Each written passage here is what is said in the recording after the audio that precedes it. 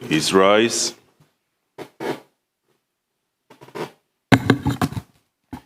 I would like to call this meeting of the Finance Committee of the Cayman Islands Parliament to order. I would like to call on the Honourable Deputy Leader of the Opposition to open us in prayer. Let us pray. Heavenly Father, we thank you for the opportunity for us to be here today as we examine the finances of this country to provide for our people with services, education, food, and opportunity.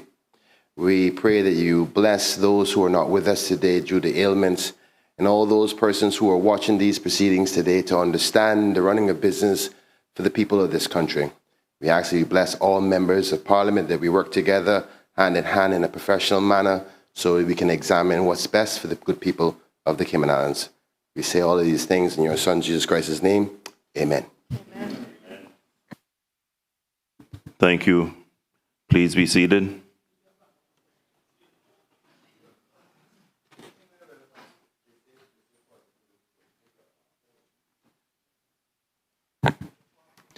Let me thank the Deputy Leader of the Opposition for that prayer. And I hope the prayer is indicative of things to come. Good morning, honourable members of the committee. We have a quorum, so the committee can commence our meeting. Quorum of Finance Committee is 10 members, excluding myself, the chairman of the committee.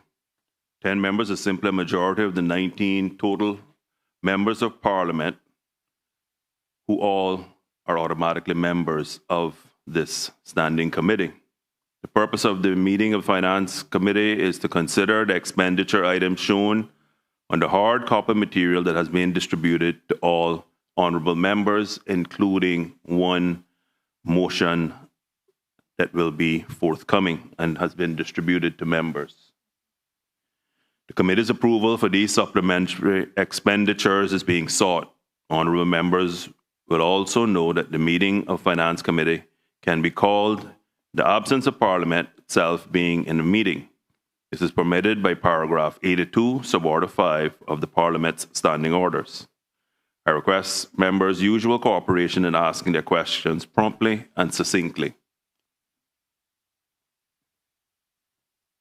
Honourable members, the supplementary appropriation requests before you reflect the needs of our community and the government's commitment to responsibly address emerging pressures while maintaining compliance with the framework for fiscal responsibility.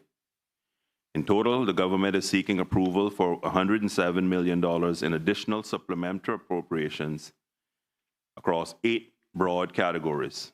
First, public communications and governance. Approximately $0.7 million is being sought to modernize Radio Cayman's equipment, add staff to strengthen public communications, and cover forecasted shortfalls for members of Parliament's salaries, severance, and administrative support.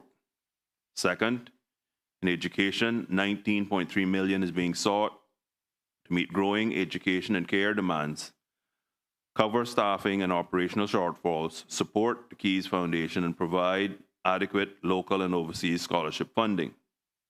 Third, in financial services and regulatory compliance, $4.1 million is being sought to strengthen Cayman's compliance framework ahead of the FATF 5th round evaluation, including legislative upgrades, additional compliance staff, IT system enhancements, new registry teams, and expanded regulatory capacity.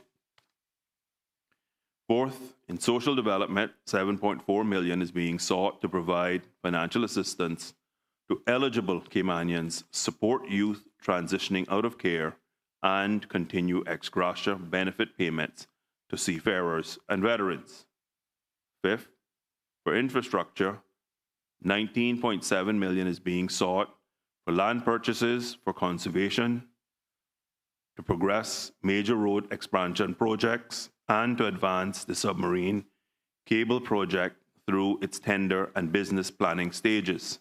Sixth, in tourism, $13.7 million is being sought to support Cayman Airways' cash flow needs and provide operating support to the Cayman Turtle Center.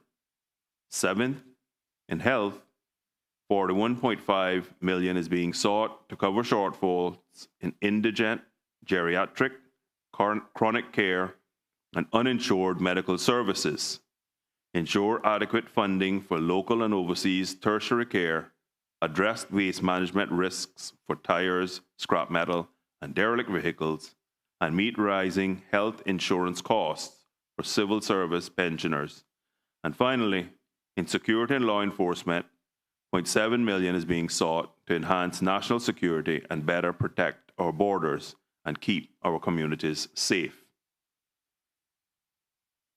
Honorable members, the unaudited financial results to August 31st, 2025 show that core government ended its first 8 months still in surplus at $144.2 million, a 45% reduction compared to $262.2 million surplus reported at the end of the first quarter in 2025. Honorable members, the decline in the surplus that was reported since the end of the first quarter of 2025 was expected. Historically, government's revenues earned between April and December do not fully cover monthly operating expenditures, resulting in monthly deficits from April to December. However, the accumulated surplus for the period 1 January to 31 March is usually so sufficiently large that it is able to withstand the monthly deficits from April to December. So, the end result of an entire year is usually a surplus. Honorable members of the committee will quite rightly ask, what are the financial impacts of these requests? Honorable members, the Section 12 supplementary expenditure requests before you today, which total $107 million, are projected to have the following impacts. Core government 2025 operating revenues are forecasted to be $1.185 billion, which is $49 million more than the $1.136 billion originally budgeted. Core government's operating expenses are forecast to be $1.174 billion, which is $92 million more than the $1.082 billion originally budgeted. Core government's 2025 operating surplus is forecast to be $10.274 million, which is $42.883 million less than the $53.157 million originally budgeted. Core government is forecasted to borrow $150 million in 2025, and core government is forecast to maintain compliance with all 6 of the principles of responsible financial management as at 31st December 2025, with cash reserve days at 93.7 days. Honorable members, let us now look at the first item on the Finance Committee's agenda schedule. That is CBO 21, broadcast of financial information and programs for the amount of $253,200. Are there any questions on this Mr. Chairman, item? sorry, I was trying to get your attention. So Oh, sorry. before we begin, thank you for that update, Mr. Chairman. We were planning to actually request an update so that we would be able to properly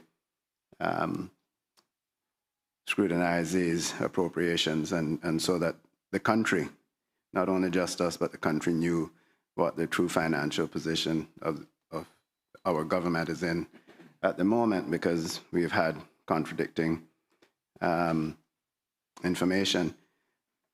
Mr. Chairman, would it be too much to ask that we get a copy of the information that you gave us and 5 minutes to huddle on it before we begin?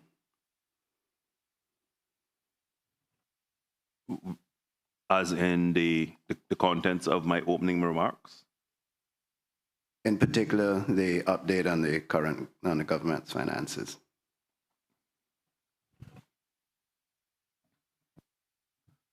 Honorable Leader of the Opposition, I have no issue with that whatsoever. So I will ask the clerk to assist us in providing that information. After all, as you quite rightly said, we couldn't consider these without knowing the context and what the overall impact would be, given the state of public finances. So I would ask if we could get these copies, and I would ask members if we would just remain in our seats for the 5 minutes. Is that agreeable?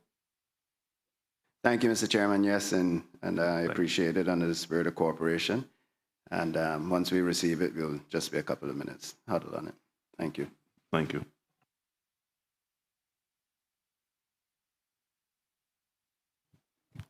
So we're officially suspended for 5 minutes.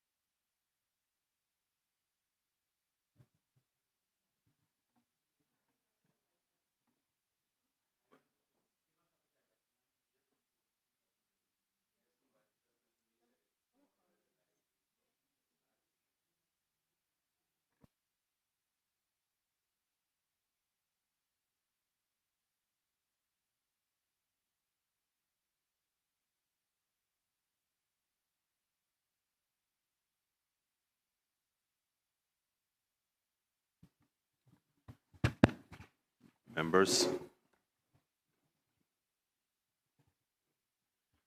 please be seated.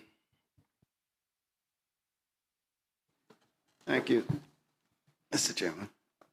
Just before we proceed, let me tender apologies for two members of the committee. Mr. Dwayne Seymour, MP, elected member for Bordentown East, is unavoidably absent as he's off island, and Mr. Roy McTaggart is unavoidably absent as he's also off island, unwell. Elected member for Georgetown East, and we certainly wish him well. Mr. Chairman, Mr. Bryan. I concede to my leader. Thank you, Mr. Chairman. I beg your indulgence for some one or two clarifications and maybe questions on the document we just received. Please proceed. Thank you. Mr. Chairman, from myself, the core government, where it says the core government is forecasted to borrow $150 million in 2025. Can you clarify, is that the $150 million that was approved in the 2023 budget, or is this new borrowing? This is the original that would have been approved in this budget, and nothing had been drawn down to date. However, we did sign the loan agreement in August, and under the terms of the agreement, we drew down $25 million in August of this year. Mr. Chairman, just for clarity, are we saying that there was two sets of 150? So the 150 million that was requested and approved for borrowing in the last administration, but was not used, you're saying that the government is now going to be using that 150 million. Thank you. Mr. Chairman, before you proceed into the line items, I am always minded of our people that we represent and trying to be in the spirit of enlightening and educating. Would you ever be so graceful to explain, as we speak about Section 11.5 and Section 12, the basic meaning of what they are, so those who are listening can understand what we so adequately do in this Parliament on their behalf? Deputy Leader of the Opposition, I understand the request. So 11.5s are a provision under the Public Management and Finance Act that allow the government to spend up to 5% of revenues for urgent and emergency purposes. Those are done via cabinet, and then an appropriation bill is brought to Parliament to regularize those spendings. What we're doing today is Section 12, where we seek approval in advance of the spending.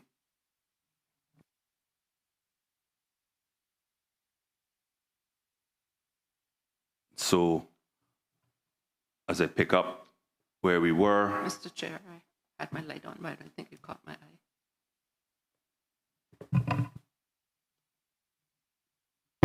Please proceed. Thank you, Mr. Chairman. Just by way of elucidation, the government is seeking an approval of $107 million in additional supplementary appropriations, and you set out the 8 broad incomes, which I won't go in at this stage. Is this purely Section 12? And if so, would that mean that the allowable Section 5, which I believe is something like 5% of the aggregate budget, would be an additional figure? And if so, could you give that aggregate amount of extra over the budget that we would have been seeking for expenditure, please? Just for clarity, so this is in addition to all the 11.5s that have been approved. If the member would permit us to proceed, and I will get the aggregated 11.5s to date and provide that in a few minutes. Okay. If you All could right. just And that would just be for 2024. And the reason why I'm asking, so that you'd have a better understanding why I'm asking the question, we were intimated, and reliably so, I believe, at the time, that we were very close to usurping the 11 fives. But as I perused there, I saw where some were done in August. So I'm just wondering where the infused elasticity mushroom from. So there wasn't any infused elasticity. We're still close, but we still have about $7 million to go to hit the buffer. Hence the reason why, well, that's not just hence the reason, but in the era of transparency, I much rather come and do 12s, which obviously is appropriating before we actually spend the monies. But we are still below the limit when it comes to 11 fives. I'm very happy to hear that. Would have been happier much earlier in Q2 if that same figure was conveyed. Madam, CBO 21, broadcasting of public information on and on-air programs for the amount of $253,200. Are there any questions on this item? If there are no. Yes, Mr. Chairman, can the minister responsible for this area just give us a basic overview as for the need and see where the reasons suggest an expansion of staff resources to meet the current and future communications needs? Maybe a further expansion as to the vision and plan here. Obviously, there must be some changes planned, even though the amount is $250,000. Honorable Premier. Through you, Mr. Chair, thank the member for the question. In a nutshell, and this also relates to the next line item, is that there needs to be a redesign and enhancement of Radio Cayman. There were supplementary funding approved in 2024, and this amount in 2025 is to complement those amounts. As an opening observation, I would like to thank the former Premier for recognizing this, because from the start of this term that I did the tour of Radio Cayman, it is woefully inadequate in relation to modern communication. Woefully inadequate in relation to modern communication. So they have several projects running. They did a business analysis of how they conduct business, which was a draft report by KPMG. That has been received with recommendations on how they can enhance their profile. In addition to that, they did a social media and podcast service research, which was conducted by Tower Media, of how they can become more digital and impact more young people. In addition to that, the reception area, all of us who walk in there to go onto the radio, is completely inadequate. The business case for that is done, and the staff knows that it's incumbent upon us to finish that work before the end of this financial year. Also, as all of us who go on the radio can see, the studio is ripe for revamping. It needs to be more modern and fit for purpose. That work also had followed a tendering process. The money is there because it was appropriated. The tendering process is complete, and now it's upon the staff to complete the execution so that we have a more modern studio Radio Cayman. In addition to that, in terms of the capital structure, there are bunkers and towers that also need to be done. So the one at Northwood, the tower has been constructed, but the bunker needs to be completed. The money is also here. It's under these appropriations, but it also is done in tandem with the Ministry of Home Affairs to help execute it. Myself and Minister DaCosta are also working feverishly for that to be completed. The same thing is in relation to the sister islands on the BRAC, the bunker, also critical infrastructure. If that goes, the sister islands are out of communication. So I'm grateful that this was identified and the monies were appropriated. Now it just comes to staff execution with vendors. Through you, Mr. Chair, I want to thank the Honorable Premier and Minister for Radio Cayman for that overview. As for the description for reason for appropriation, it says expansion of staff resourcing. We know recently there's been a call in the community for persons who ran for political office to not be blacklisted per se, or not given opportunities. We had a very strong West Bay Caymanian who ran in the last election, who was a well-liked individual who hosted at Radio Cayman, who I know is now seeking job opportunities. And I am also aware that there is a gap currently at Radio Cayman where our good, well-known host OC has to double up on resources for certain shows. Is it something that the ministry or the department is mindful of, to not allow politics to get in the way, but to give an opportunity for a Caymanian to come back to the station and have an opportunity to feed his family and still give good commentary in a professional way, as he's done for over a decade back at Radio Cayman? Or is there a policy surrounding this area? Mr. Premier.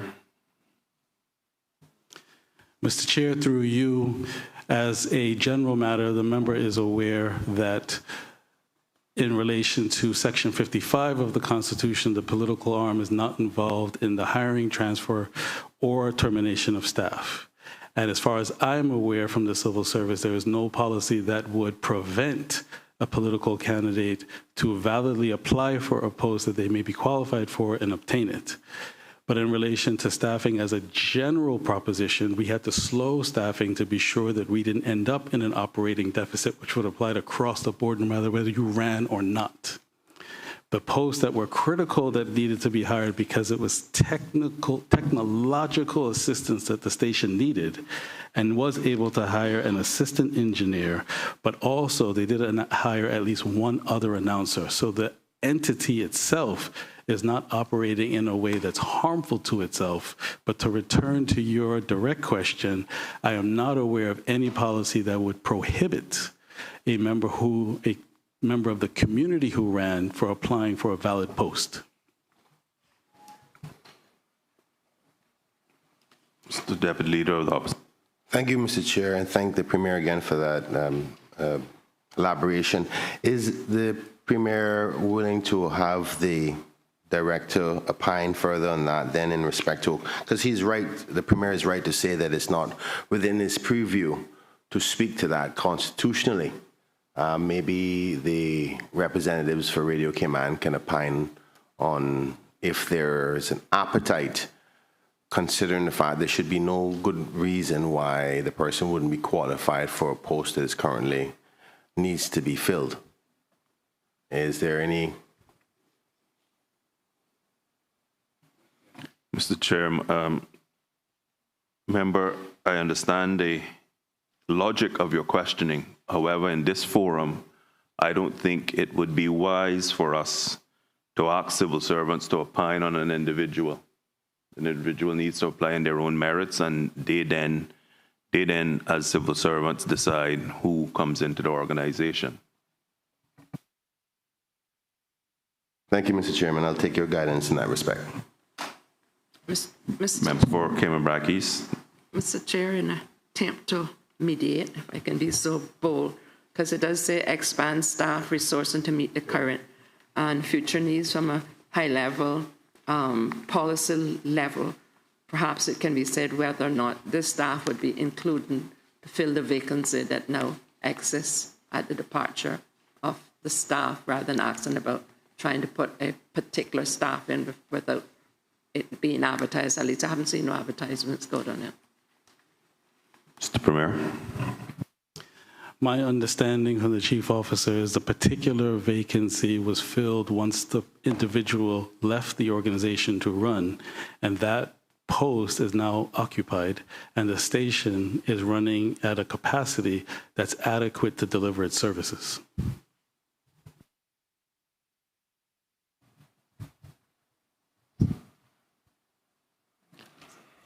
Mr. Bryan. Thank you, Mr. Chair. I'm not sure if the Premier wants to double check with his team, but I have contrary information as to the fulfillment of that post, and I think it's evident based on the fact that the current post is not filled in its totality by, one would assume, the person who was replaced to show, because I think we all know what we're talking about, but it's now filled on a more than 50% basis with another host who is also working there. So I'm not sure if, I don't want to say that the Premier is not giving us factual information, but I had contrary, and if he stands by that, then I'll take the word from that. Premier? Thank you, Mr. Chair. To you, perhaps this will then clarify. So from a capacity standpoint, to be able to deliver services, they're adequately covering without the posts. But because we had to slow staffing to be mindful of a deficit, those posts haven't been advertised. And as I mentioned earlier, the key priority posts were from a technological standpoint, so they hired an assistant engineer. As and when funds become available and they can advertise, any member of the public can so choose to submit an application. Thank you. All those in favor of supplementary expenditure with respect to CBO 21 broadcast of public information and on-air programs for the amount of $253,200 being approved, please say aye. Aye. Aye. Those against? The ayes have it. This item stands part of the schedule. Moving on, honorable members, let us now look at the next item on our committee's agenda. That is EI 36, Cabinet Office, for the amount of $200,000. Are there any questions? Yes, Mr. Chairman. Honorable Deputy Leader of the Opposition. Thank you, Mr. Chair. I'm certain that the Chief Officer would be aware that the immediate back of the Radio Cayman station, there's a piece of land that is currently up for sale. And it's been for sale now for probably about 3 years. It was something I was trying to get acquired to add on to the government spacing, gives the opportunity for Radio Cayman to expand in the future, as well as to not also make certain lands just get back into more big buildings in the area. I was just wondering if it's something that the minister and the department or the chief officer is minded or have examined a possibility of purchase. Honorable Premier. It is a proposal that has been considered, but at the moment, our focus is on the actual premises itself.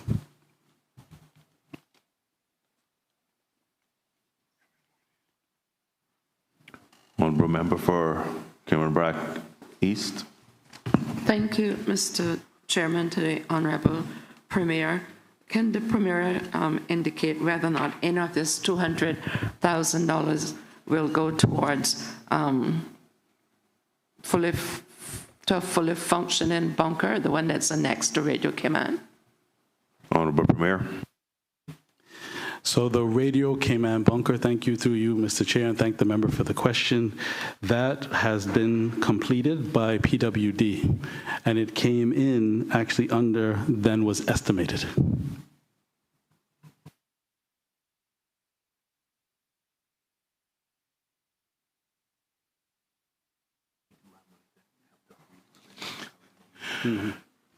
Right. If there are no further questions on this item, all those in favor of supplementary expenditure with respect to EI 36 Cabinet Office for the amount of $200,000 being approved and standing part of the schedule, please say aye. Aye. Aye. Those against? The ayes have it. Honorable members, let us now look at the next item on the committee's agenda schedule. That is EGA 5, Primary Education Services, for the amount of $2,500,000.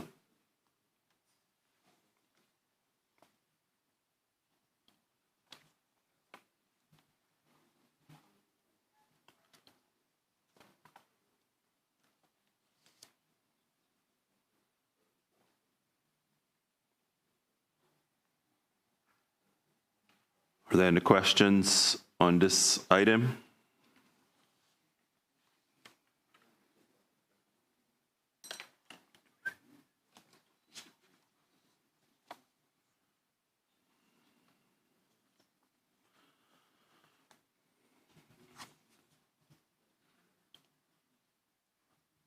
Is there no questions on this item? Aye, Mr. Chair.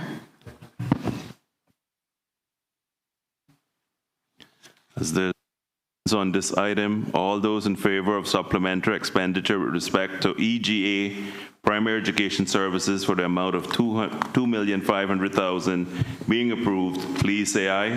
Aye. Those against, please say no. The ayes have it. The item stands part of the schedule.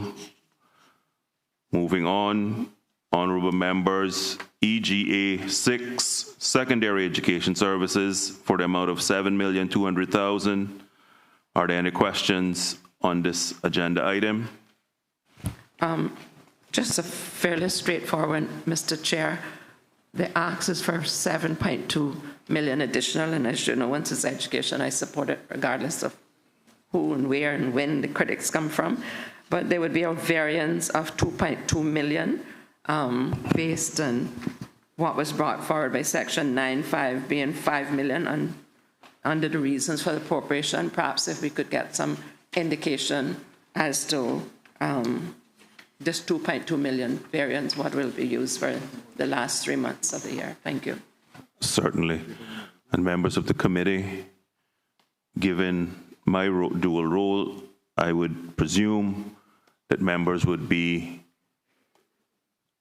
approve of the chief officer, just given that very quick answer. Thank you to members of the committee for your indulgence.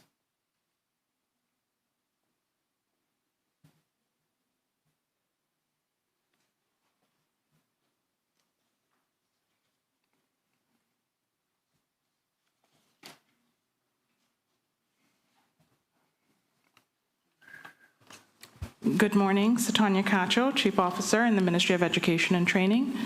Mr. Chair, through you, it's for underfunded depreciation in 2025. Thank you. Thank you very much, Chief Officer. And as members would know, there were a number of assets that were brought on board in latter 2024 and 25 that would have caused the additional depreciation. Any other questions? A follow-up, if you would permit, Mr. Chair. Members in Finance Committee would probably have a chuckle, as you know, my pet peeve is the topic of depreciation until I got Minister of Finance. Then I had to defend it. But just to ask how much, and it might have been said, but I was in discourse, I didn't hear, how much of this is to fund depreciation? And if you don't have the answer for the next part of the question, I'd be grateful to get it in writing. If we could get an indication before we go to budget, the total amount of depreciation that's reflected in the budget, whether it reflects cash or is it whether it's just a paper transfer. And if that's the case, when we can expect an amendment to the public finance law to reflect the realities of what happens in practice. Thank you very much. And so the amount that covers depreciation, I'd be happy to provide that total in writing. And you use the word paper transaction. I would rather use their journal entries and accounting transactions.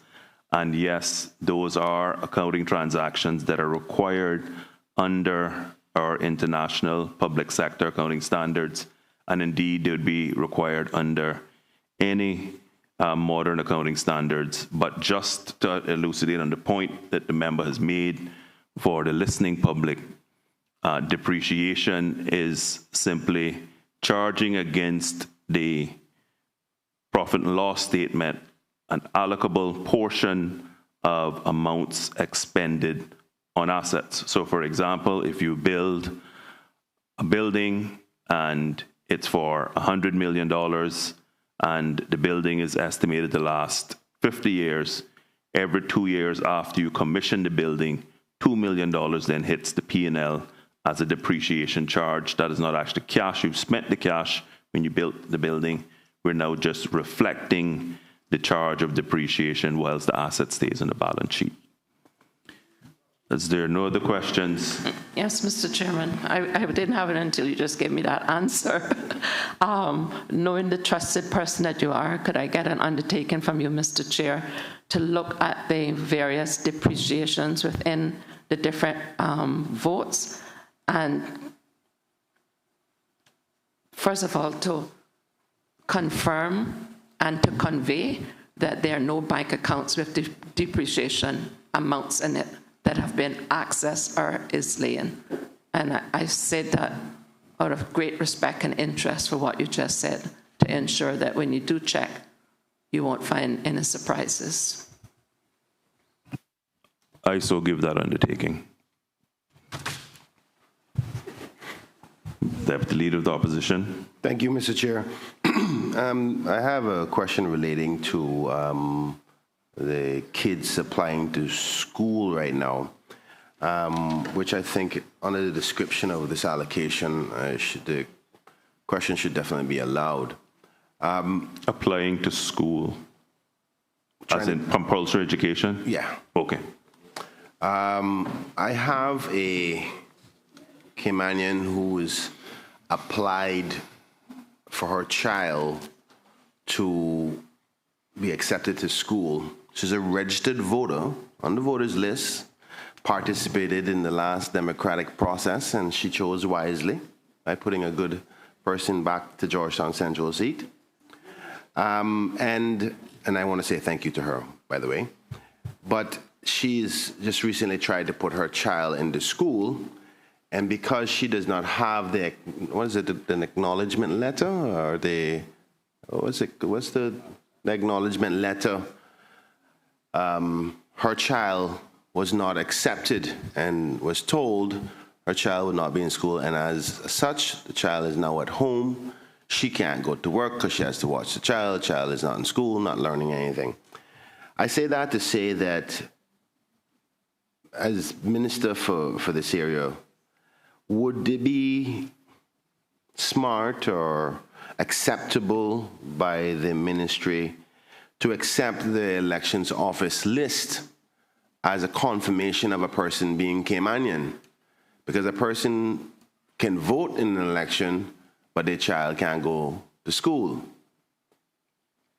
And I think that the government should possibly take a position, because we know it goes a little bit further than that, whereby employers are now no longer willing to take the risk of being exposed to violations to the immigration law. So naturally, whether they want to use as an excuse not to hire a Caymanian or not, or genuinely just afraid of being in violation of the immigration law, forces any Caymanian to go and apply for the acknowledgement letter if they don't have it already, when it could be seen as a way to encourage persons to get registered to vote, because the person in charge of immigration is also the same chief officer that's also in charge of the elections process. And we all know that the elections process for determining a person's right to vote is very, very stringent and detailed. So why can it just be a policy of the government announced nationally to say anybody who has a concern or worry or risk, if a person is Caymanian, they can accept the elections list as a way of verification that the person is Caymanian, and therefore not allow a child now sitting at home with no education from our own department. Now, I can understand if it was a father outside of wedlock, there is DNA responsibilities, but a child of a mother, there ain't no question whether the child belongs to the person or not. A simple birth certificate would suffice. Minister? Remember that raises an issue that, as you alluded to, as it cuts across employment and many, many other facets of Caymanian lives. What I can give an undertaking is that the government is looking very closely at how we can streamline this process to ensure that this vexing issue is handled much more expeditiously for Caymanians, because it goes way beyond what you're talking about. It goes when people are applying for scholarships and otherwise that the same request is made. And you quite rightly said, when it comes to a mother, the issue is very, very different, because when it comes to a father out of wedlock, a DNA test would obviously be required. But I do give that undertaking that we will look very closely at this and also be much more sensitive around the issue of getting our children into schools. If you would be so kind at the next break, if you could give me the name of the child so that we can ensure that we get this child into school, because we don't want children at home when they should be in school. And so I agree with you 110% on that. And you did reach out to me on another case as well. And so we got that one resolved. So it seems like this is an area that we need to really, really hone in and get some further work done and ensure we're really meeting the needs of our children. But I can give you that undertaking that we will.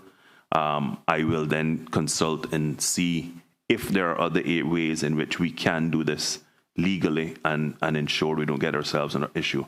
I'm sure you would appreciate the last thing we want to do something, and then at the next finance committee you come and report to me that we've let someone in schools that shouldn't be in schools. So we know this goes both ways, so we will do everything we can to alleviate the stress that and the distress that you've reported to the committee. Thank you, Mr. Chairman. I appreciate that commitment, and in particular, the incident I'm talking about now, and I'm hoping that we could get that resolved and tell that lovely parent that her child can go to school. Interestingly enough, I tried to not always call on the minister, because I know he's very busy trying to get the country's monies together, and tried to talk to somebody at the head of the department, explaining exactly what I just explained to this committee, and without any return phone call whatsoever about the matter, because it should be very easy, particularly when a person is a registered voter, to verify. And all I'm asking for, outside of the other employment, other things, from the education department, internal policy can change. You can do that as minister yourself, to say a way to verify a child if their parent, particularly mothers, are on the voters list, should be sufficient enough and no other requests necessary. Now, I know we're trying to transition everybody to get this acknowledgement letter, but for some people, that's a level of sensitivity to be told that you need to go regularize, acknowledge yourself, and you know it's a very sensitive area for many Caymanians. So at the very least, we shouldn't be preventing our children. So, but I'll take your commitment to that, and we'll talk off the air. Thank you, ma'am, because I'm sure you know that, not to belabor the point, we have so many complex variables, including when a child is born, where's the parent Caymanian at the date of the child's birth. There's so many complexities to this given our construct, and that's why I don't want to say that there would be a blanket policy, but certainly that could be another tool we use to speed the process up and get children into school. So I give that commitment and undertaking. As there are no further questions, all those in favor of supplementary expenditure with respect to EGA 6 secondary education services for the amount of $7,200,000 being approved, please say aye. Aye. Those against, no. The ayes have it. The item stands part of the schedule as we move on to EGA 7 education services for students with special needs for the amount of $120,000. Are there any questions on this item? As there are no further questions, no questions on this item, all those in favor of supplementary expenditure with respect to EGA 7 education services for students with special needs for an amount of $120,000 being approved, please say aye. Aye. Those against? The ayes have it. This item stands part of the schedule. Honorable members, the next item is EGA 8, Facilities Maintenance and Operational School Support Services, for an amount of $2,500,000. Are there any questions on this item? Member for Bordentown West.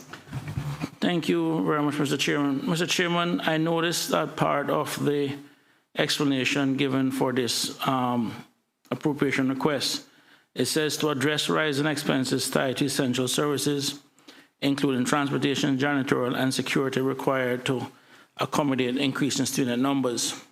I was just curious, Mr. Chairman, I guess to you, in light of the government's recent changes to the minimum wage amount, and recognizing that some of these contracts that are for janitorial and security are normally multi-years, and those contracts and the bids and everything else would have been done using the old rate of $6 per hour.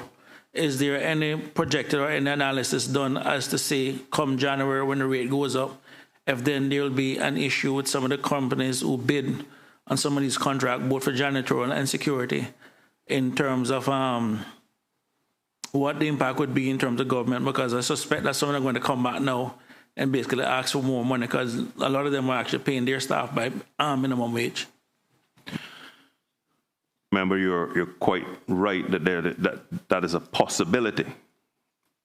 The ministry's approach has been that anyone that has made any such requests have to prove that they were paying at minimum wage. I'm happy to report that there are a number of vendors that were not paying their staff at minimum wage, and therefore increasing minimum wage has not impacted them because they were already at or above those types of levels in terms of their staff compensation. But any entity that has come forward, we have simply said they have to prove that that's the rate that they were paying those staff members, and then we would have to, as you said, have a look at it and ensure that we're being fair to the company. All right, thanks much. Deputy Leader of the Opposition. Thank you, Mr. Chairman. In the reasons for the appropriation, and the latter part of the sentence, it says to accommodate increasing student numbers. Can yourself say what numbers of students go to the government schools that are non-Caymanian by way of percentage? 16%. Thank you, Mr. Chairman. Would you have access to say what that 16% represents by way of numbers? Let me get the exact number.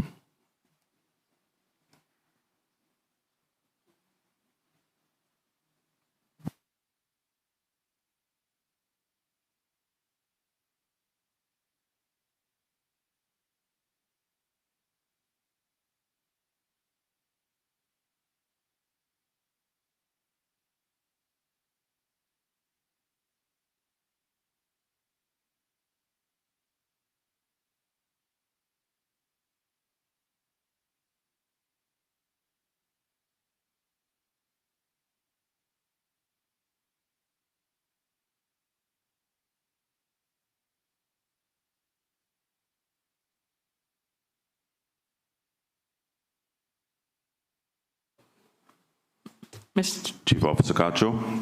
Mr. Chair, through you, the number is 123 of the new enrollment. Thank you, Mr. Chairman, for Mr. You're looking for the total? For the total, not for the new enrollment. Chief Officer, the member is looking for the total number of non-Caymanians across the system. Mr. Chair, through you, can we provide that information in writing shortly? Yeah, I think it's important that the public hears it as well.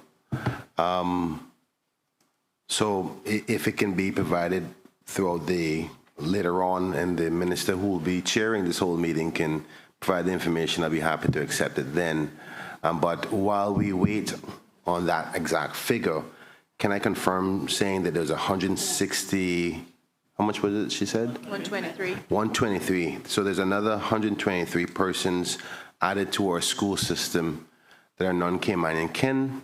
Minister, can you say what provisions would they be allowed to go to school? I know that we have, and I'm not being facetious here, I know we do have some allocations for civil servants who are non-Caymanian and their children, which highlights the need for the policy before about when we hire civil servants who are non-Caymanian, the added cost that comes with it.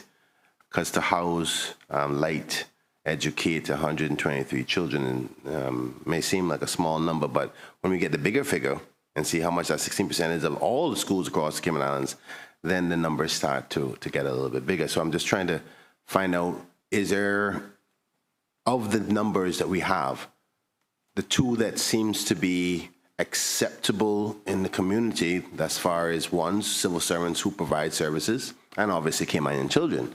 Are there any other categories outside of those two? So this item has been one that all members know have been talked about for a long, long time in these chambers. The first category of priority are teachers and the children of teachers. The next category of priority would be those civil servants, but in particular those who had a contractual commitment. And I'm sure members will know and recall in the past there were certain departments and even SAGCs who wrote in their contracts a commitment that persons who were coming from overseas would get a place in government schools. One of the things that has happened in the last few months is we've tried to ensure that no such commitments going forward are made to persons who are being hired into the civil service as a guarantee of a spot for their child in a public school. Because as we know, when in public school, they get access to all services at present that all children receive. Free lunches, one-to-one laptop or iPad/device policies, transportation, etc. But I do give an undertaking to get the precise net new number of non-Caymanians that are in the system. Let me also just say to the member that as we speak, we are actually undertaking a piece of work at the department because I requested this information about the breakdown. So let me preempt your question. If you're going to ask for a breakdown, I myself as minister is awaiting the actual breakdown of non-Caymanians between children of teachers, children of core government workers, children of SAGCs, and then others. Thank you, Mr. Chairman, and I accept your commitment to provide that to all the members of the opposition. I think you just announced a policy decision. Did I hear that correctly? That the policy, and if you're going to make an official statement on this or not, but what I heard is that moving forward, there will be no guarantees to civil servants or teachers of a guaranteed spot in the school by way of their contract. Is that a policy decision within your ministry that we can? It's not a policy position. What had been happening for a long time is there were agencies that created their own policy and simply wrote it into contracts, and the education system didn't even know that these things were happening. Thank you, sir, and I look forward to hearing before the end of finance, the overall number. Thank you.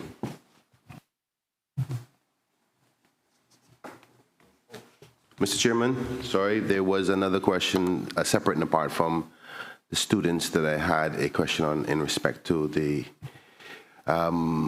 school services.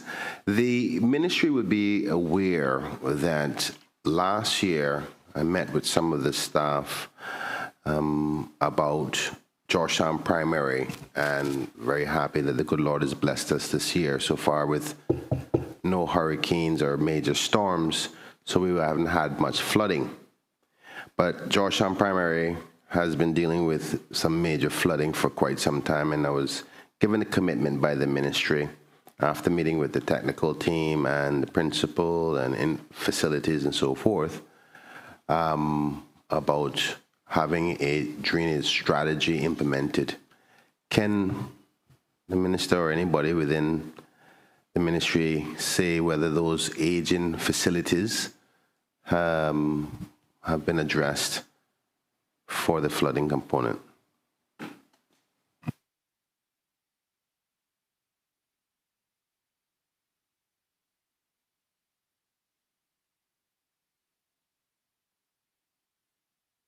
Ms. Cacho. Mr. Chair, through you, I've been informed that that work is underway. They've scoped it out, and it's due to be completed before the end of October.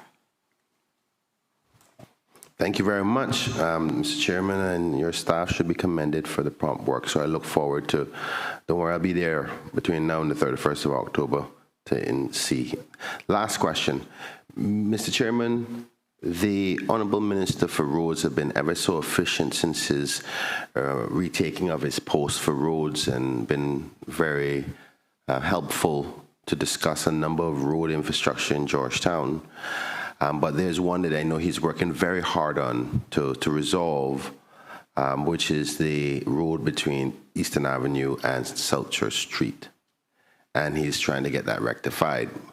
As a result of the gazettal for that road, it's the land on the back end of the school will eventually become Crown, because the government will compulsory acquire those. I know that the minister is doing his very best to reallocate those persons who will own the land or will eventually be moved from there.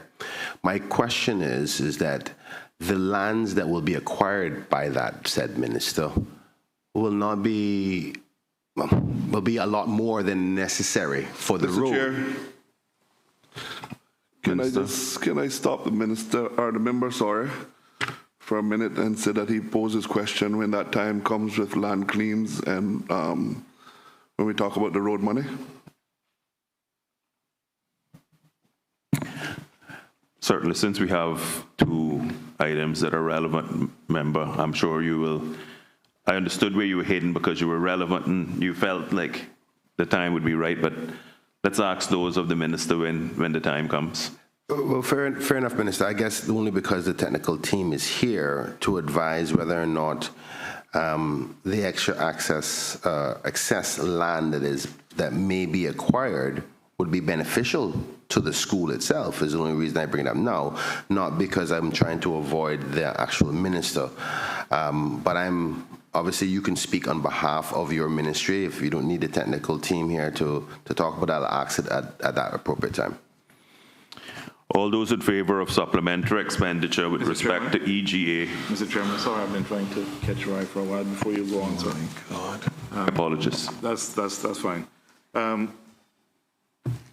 Given the note here with regards to accommodating increasing student numbers, could you give us or give me some understanding as to exactly what the government is doing at the moment in terms of forecasting future needs and planning for accommodation? And there was some time back there was news with regards to spaces being limited and like, so if we have some understanding as to what's happening in that regard, I'd be grateful. Thank you very much, member. Member, this is one of the key risks to not just the ministry, but the country as a whole. As we know, we have a very transient population, and every day there's potentially a new Caymanian being added to our list of persons holding Caymanian status. Along with that, oftentimes come children. And so the member will quickly realize just from that category alone, the difficulty we have with a normal country which don't have the type of percentage of non-nationals living within the country. And so we're doing our best to try to project out for the next decade, given the new immigration regime that is going to be put in place as to what that potential impact could look like. In addition, the big unknown variable in all of this are Caymanians marrying non-Caymanians and then bringing the children, the dependent children of those persons, to the Cayman Islands. I would dare say there's not a member of this committee that don't have a situation like that in their own families. And so again, projecting out numbers in schools become extremely difficult when, for example, a Caymanian man marries a non-Caymanian woman. That non-Caymanian woman spouse has 2, 3 dependent children who the Caymanian man then takes on responsibility for and bring them to the Cayman Islands, and then they're in our midst. And so how we go about projecting is very unscientific. Let's be very, very frank about it. We don't need to try to cover this up and sugarcoat this.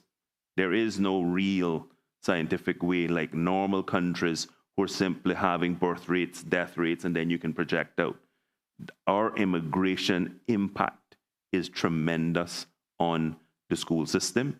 I can say to the member that the amounts of requests that the ministry got and the department got in regards to non-Caymanian children being allowed into government schools this year, a significant proportion were actually dependents of a Caymanian who'd married a non-Caymanian. Now, what will complicate that even more going forward is that more and more people are formally adopting non-Caymanian stepchildren. Of course, once adopted, that child then becomes a Caymanian child. So I hope that paints a picture, member, as it relates to the complexities around this, but we are looking to try to do a piece of work to see if we can actually come up with some projections. Mr. Chairman, I appreciate that. I appreciate that response. I certainly understand the complexity. Well, I may not understand it as well as yourselves, but I have a very good idea what the complexity is. That's the reason for the question. So if I'm understanding you, there is work ongoing now that is looking at the future needs in terms of education, so the numbers of students and facilities and teachers that we will need to have for that. There's work undergoing now in that regard. Yes, given the amount of requests that I got, and to be quite blunt, was bombarded with, not just got, and I'm sure the member from Cayman Brac East will have lived this now for the last 8 years. It is a massive amount of commitment that we have to make going forward as it relates to the numbers of children who potentially will be Caymanian children, who, as we speak right now, are not Caymanian children, but are born. When we deal with birth rates, death rates, birth rates rather in this instance, that is much easier to project out. But yes, we are looking to see the best we can to see what that will look like. What's even more complicated is how this impacts individual catchment areas. Because there is, obviously, these families can live in any area of Cayman. I was about to say Westway, but, in any area of Cayman. And so it could be in Red Bay for Red Bay Primary, it could be in the Prospect Primary, and that then complicates the matter even more. And so in those instances, what the department tries to do is to ensure that any of those children who are entitled to a placement is placed in a school that can accommodate them best. And sometimes, unfortunately, that's out of their catchment area. Thank you for that answer. I'll wait to see what comes forward with the SPS and after that the budget. And before I close, I just want to say it's very good to see Ms. Cacho here and the team. So, Mr. Chairman, with that, I will close. Thank you. Mr. Chairman, I was hoping to be able to access internet, but I don't have access to follow up on a question that I'm about to ask, but I can't get access to it, which is making this process of going fully electronic difficult. But my question has to do with because you are the Minister of Finance, and I don't think that there's another line item for yourself upon which you would opine on, because it has to do with I should have asked it in the earlier part with your opening statement as to projections. I don't know if you want me to ask you that now, even sadly it's on the education, but I want to make sure that the line of questioning I'm going to ask, which has to do with all the appropriations, is done when you are addressing. So I don't know if you want to give me guidance into that, or because technically it could be asked anywhere. It has to do with the appropriation itself. I would suspect we should leave that toward the end. All right. All those in favor of supplementary expenditure with respect to EGA 8, facilities, maintenance, and operational school support services for an amount of $2,500,000 being approved, please say aye. Aye. Those against, no. The ayes have it. EGA 8 stands part of the schedule. The next item is TP 30, local overseas scholarships and bursaries for an amount of $5,850,000. Are there any questions on this item? Member from Bordentown West. Mr. Chairman, just an observation to all members. I'm looking at the amount of $34.5 million. I think that's actually a record since I've been elected for the amount of money that we've been investing in our children's future in terms of education. And I just want to personally, on record, thank you and the former minister from Cayman Brac East for this investment in our children. And I want to also, for the record, Mr. Chairman, thank you and the member for Cayman Brac East for exercising your discretion as ministers, because I had a couple of my constituents that did not meet the minimum requirement, and they basically had to apply to yourself and the member for Cayman Brac East for the exercise of the minister's discretion to go off to school, because some of those families couldn't have afforded it. So I just want to publicly thank you on their behalf.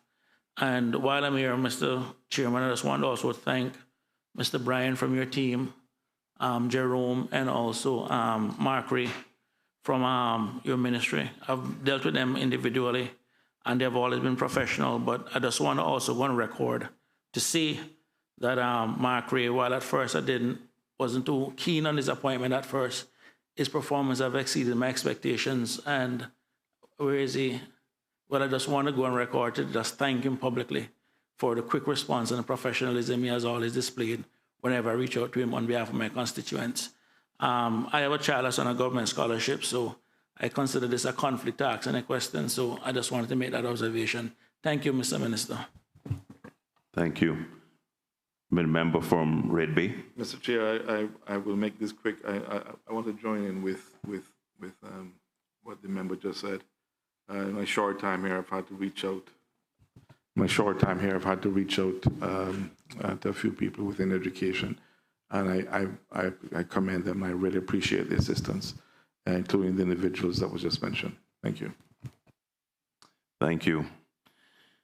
There are no further questions. All those in favor of supplementary expenditure with respect to TP 30 local overseas scholarships and bursaries for an amount of $5,850,000 being approved, please say aye.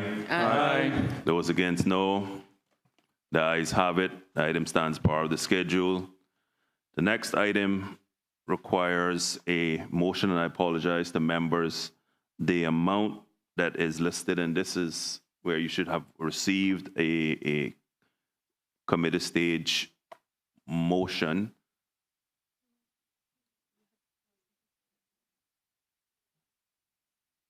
Oh, my apologies. My apologies. Whilst this is distributed, I apologize to members. The amount in the schedule should actually read $1,522,620. My apologies, members. I had told a number of you this orally. This is the motion now that would give effect. So I would call in the Premier to move the motion to increase this amount on the schedule. Honorable Premier. Thank you, Mr. Chair. In accordance with the provisions of Standing Order 84-1, I, the Honorable Premier, do hereby give notice to move the following amendment to the schedule with respect to appropriation to the Minister for Education and Training, TP 82 scholarships, special educational needs, to be increased by an amount of $1,075,000, so that the resulting total supplementary requested is $1,522,620.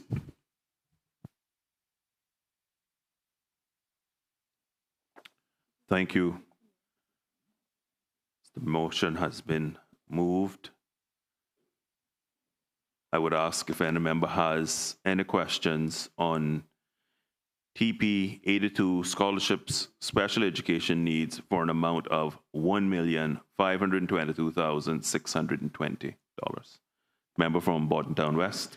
Thank you, Mr. Chairman. Well, I guess to you also again. One of the things that keeps popping up each year is the children in this program when they basically age out in terms of what happens to them at that point. I know we have some organizations on Ireland that try their best like to find placements and so forth for them, but has there been any change or an update in terms of policy or any initiatives to basically deal, especially with adult children that requires special needs adult children?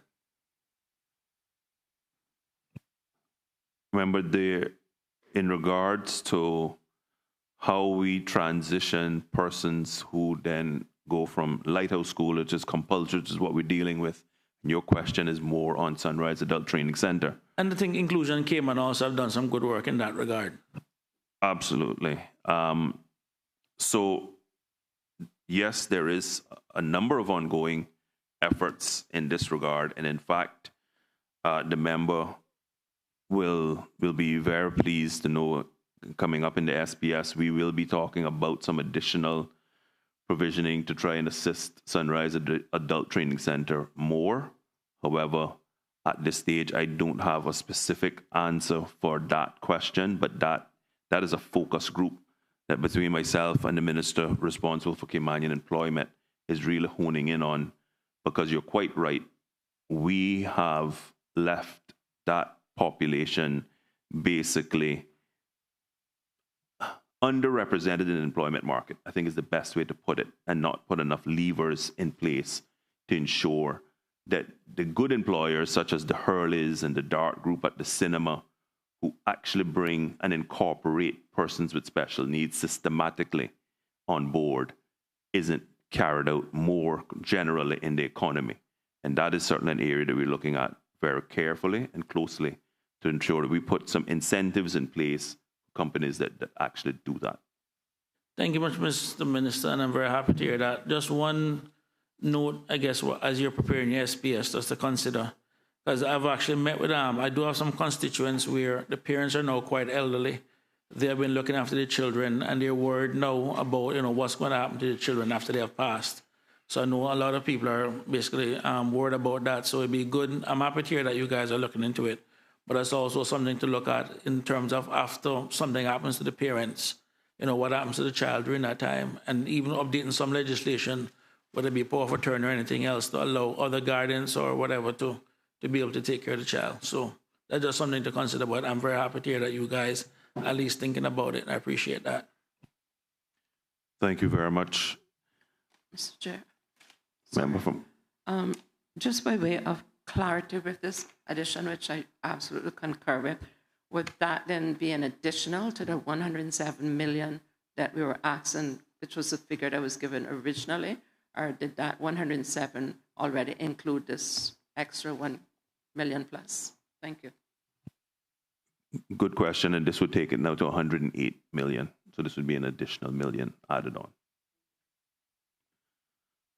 Since there are no further questions, all those in favor of supplementary expenditure with respect to TP 82 scholarships, special educational needs for the amount of $1,522,620 being approved, please say aye. Aye. All those against? No. The ayes have it. TP 82 stands part of the schedule. Honorable members, we now turn our attention to FSC 20 framework for the functioning of financial services industry for an amount of $751,500.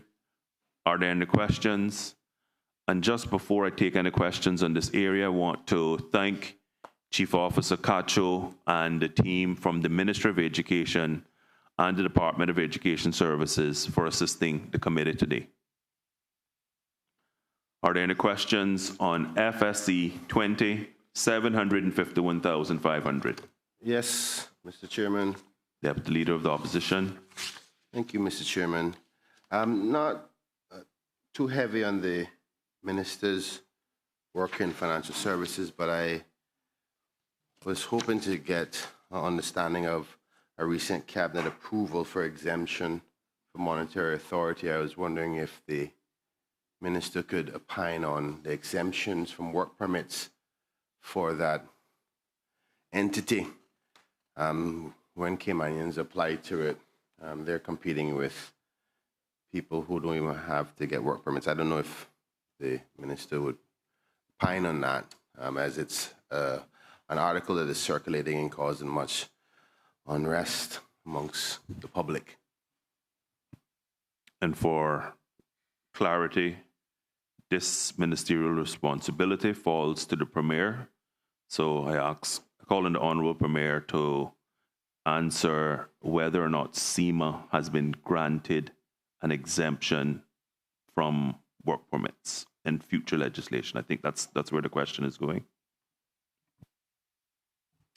Thank you, Mr. Chair. Through you, happy to answer the question, but SEMA has its own appropriation that features in the schedule of MOA 12. So just to keep the line straight, can we take it under that?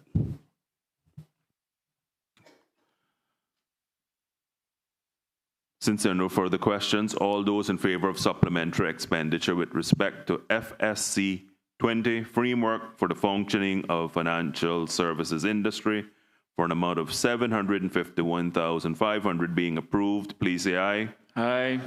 Those against, no. The ayes have it. FSC 20, $751,500 stands part of the schedule. Members, we turn our attention to FSC 22, Register of Corporate Intellectual Property and Vital Information for an amount of $964,000. Are there any questions on this item? Member from Bordentown West. Thank you, Mr. Saunders. Chairman. Through you to the Honourable Premier. Well, everyone knows where I stand in this whole beneficial ownership issue, but I noticed that taxpolicy.org back in March 2025 did an analysis of UK companies that had entities or inadequate reporting of beneficial ownership of UK entities. They listed roughly 50,000 UK companies that basically did not comply with their own UK beneficial ownership registration. Now, when I think of that 50,000, I recognize that 10% is 5,000 and 1% is 500.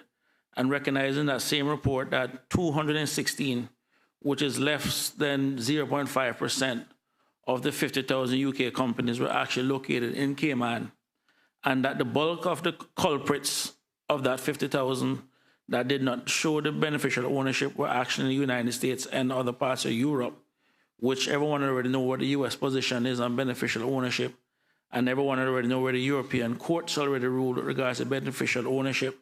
I am just curious in terms of recognizing that is only 216 of 50,000 is actually in the Cayman Islands. And again, this does not to say, the article did say it doesn't mean that they're being illegal. It does say that they did not disclose who their beneficial owners were. I am just curious in terms of the ACE or the post-ACE in which we're basically pushing beneficial ownership in Cayman, if this is something that at least we're recognizing that we are ahead of the curve, I think as the Premier said already, in that regard, and that the Cayman is pretty much not the place where this activity is taking, actually taking place. So, I mean, with that said, I mean, the question is how much further are we looking to go now with beneficial ownership in light of these stats? Honorable Premier. Through you, Mr. Chair, excellent question. Thank you, member. As some of you may have seen in the press, the minister responsible for the overseas territories visited Cayman for the first time this week. And we set out very clearly to the minister our position as it relates to beneficial ownership. We are aware that there are emerging global standards, particularly in the EU, where they're moving towards a legitimate interest. We have had constitutional advice, which has been brought up in the past before, that that is the closest that we can come within our constitutional framework and are not able to go any further. There are some small system changes in terms of technologies and fees that we'll bring later, but we very clearly set out to the minister that our position is that, as you say, we are ahead of the curve in many respects, particularly this one, but we still have to respect that we have a constitution, people have the right to privacy and data protection. So as we continue to see the emerging trend of legitimate interest, we have decided to define it in our own right to fit within our constitutional obligations and framework. Thank you, Honorable Premier. Honorable Leader of the Opposition. Mr. Chairman, through you, I just asked Honorable Premier, the member, if he could just walk us through this, as we see that there was an original appropriation of just over $7 million, and then a Section 11.5 in August with a reduction of $300,000. Is that correct? And then now a Section 12 for $964,000. And I just, in going through this, Mr. Chairman, if I could ask the member, perhaps he could opine a bit on what the increases are for, if there's been changes, and provide some elucidation on the $300,000. Honorable Premier. Thank you, Mr. Chair, through you. So to give the comprehensive overview, in 2024, as we anticipated enhancing the registry services, we had approval for, I think, 4 new posts, or 4 to 5 new posts. So we always knew that when it hit in 2025, we were going to have a corresponding amount to continue to fund those posts in 2025. As a result, we have completed a greater enforcement and compliance team within the registry, and then in addition to that, created assistant general registry post. Honorable Premier, Honorable Leader of the Opposition. I thank you for that. Thank the member for that response. And the $300,000 from the 11.5 in August of 2025. Honorable Premier. Through you, thank the member for the question. So that amount and the appropriation that was voted on that had reductions, there was a need by the Commissioner of Police to have to fund additional posts.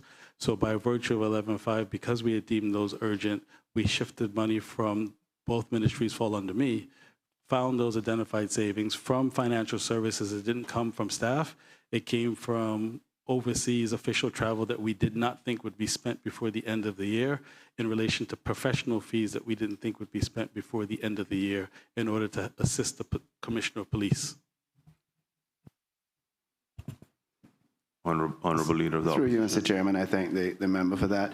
Mr. Chairman, I beg your indulgence for perhaps the member, the Honorable Premier, may wish to take this opportunity, since he brought it up, to talk about funding for the police, because we certainly anticipated seeing something in this Finance Committee meeting based on what we're hearing from the police, that their levels of staffing are way below where there should be. We are all aware, I'm sure, that we have lost our community beat officers.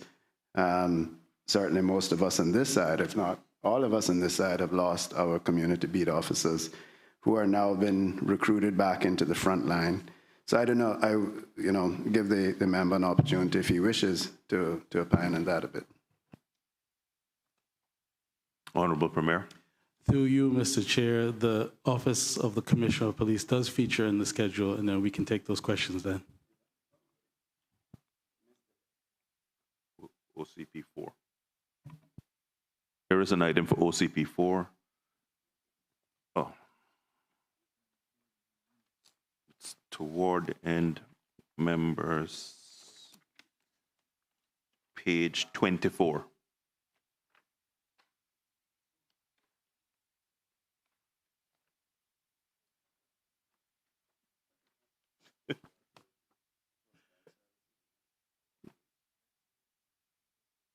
OCP stands for Office of the Commissioner of Police, Coast Guards. Budget falls under the police, so yes.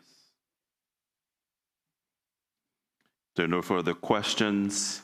Mr. Chairman, I'll ask on the next line item. There are no further questions. All those in favor of supplementary expenditure with respect to FSC 22, registers of corporate intellectual property and vital information for an amount of $964,000 being approved, please say aye. Aye. Aye. And those against, no. The ayes have it. FSC 22, $964,000 stands part of the schedule. Colleagues, the next item is FSC 23, International Cooperation in Tax Matters for an amount of $319,000. Are there any questions on this item? Member from Bordentown West. Thank you, Mr. Chairman. Mr. Chairman, through you to the Honourable Premier, of these positions that are being recruited, how much of them do we expect to be Caymanians, and where will they be based? Thank you. Honourable Premier. Thank you, member, for the question. Through you, Mr. Chair, they will be based in the Cayman Islands, and we strive as much as possible to hire all Caymanians. But we do recognize that there are overseas expertise because this relates to international tax cooperation. So we do, from time to time, have to incorporate overseas talent. Deputy Leader of the Opposition. Thank you, Mr. Chairman. Can the minister say if the Ministry of Finance has been exempted from the recent memo for hiring freeze, or am I missing something? Financial services. My apologies. Just before the Premier answers that, just so that we're clear, that memo, there wasn't a for hiring freeze. There was a soft freeze where we said any necessary and critical posts had to be advocated for, not that there was an absolute hard freeze. Just so that that's clear. I think that answers my question. Okay, thank you. All those in favor of supplementary expenditure with respect to FSC 23 International Cooperation and Tax Matters for an amount of $319,000 being approved, please say aye. Aye. Those against, no. The ayes have it. FSC 23, $319,000 has been approved. FSC 36, Trade and Commerce Licensing and Supervision for an amount of $766,500. Are there any questions on this item? Mr. Chairman. Deputy Leader of the Opposition. This is just a question for clarity. I wish something been bothering me for a while as I look at the organizational chart where the Honorable Deputy Premier is the Minister for Tourism and Trade Development. And this line item has to do with trade and commerce licensing supervision. And I've been trying to find entities that fall under his remit that deals with trade development. And then I naturally see this and I think, wouldn't trade and commerce licensing come under the Minister for Trade and Development? Considering the fact there's not much I see under his remit that deals with trade and development. Maybe the thinking behind the allocation or the structure could be opined, right? Because I thought this would naturally fall under the Minister for Trade and Development. Just to say before the Premier speaks, the trade you're talking about, referring to, that falls under the Deputy Premier is to do with international trade and developing international trade and international trade relations and routes and that sort of thing. Premier? Through you, Mr. Chair, you've answered the question, and this relates to the Department of Commerce in terms of local trade with local vendors and their compliance, therefore. therewith. Thank you, Mr. Chair, and thank Deputy the Premier Opposition. for answering that. Maybe the post should be then tourism and international trade development. They could, because I mean, the question has come to me by various people to say, well, if he's responsible for trade, what trade stuff, when the organizational chart doesn't show any areas of responsibility to deal with trade or international trade for that fact. But I'll leave it there. Sorry, just my clarification. The votes that we're doing is still based on the 2025 structure. Because like FSC 36 that we're looking at will still be based on the current structure until the new budget is approved. Am I missing something? Or like in this situation, because if we look at the original FSC 36, when this budget, because we're still in the 2025 financial year. So it will only when we move over to the 26th financial year with the new budget and new votes, then I think we'll see the changing of the description and the codes. We would see some change, but I wanted to clarify the whole question around trade because that might avoid future questions. But, Premier? I think the member, through you, Mr. Chair, the member for Bodden Town West has described it accurately. Budget time's a different story now. All those in favor of supplementary expenditure with respect to FSC 36, Trade and Commerce Licensing and Supervision for an amount of $766,500 being approved, please say aye. Aye. Those against, no. The ayes have it. FSC 36, Trade and Commerce Licensing and Supervision, $766,500 has been approved. Moving on to MOA 12, Regulation of Financial Services Industry for an amount of $1,150,000. Are there any questions on those items?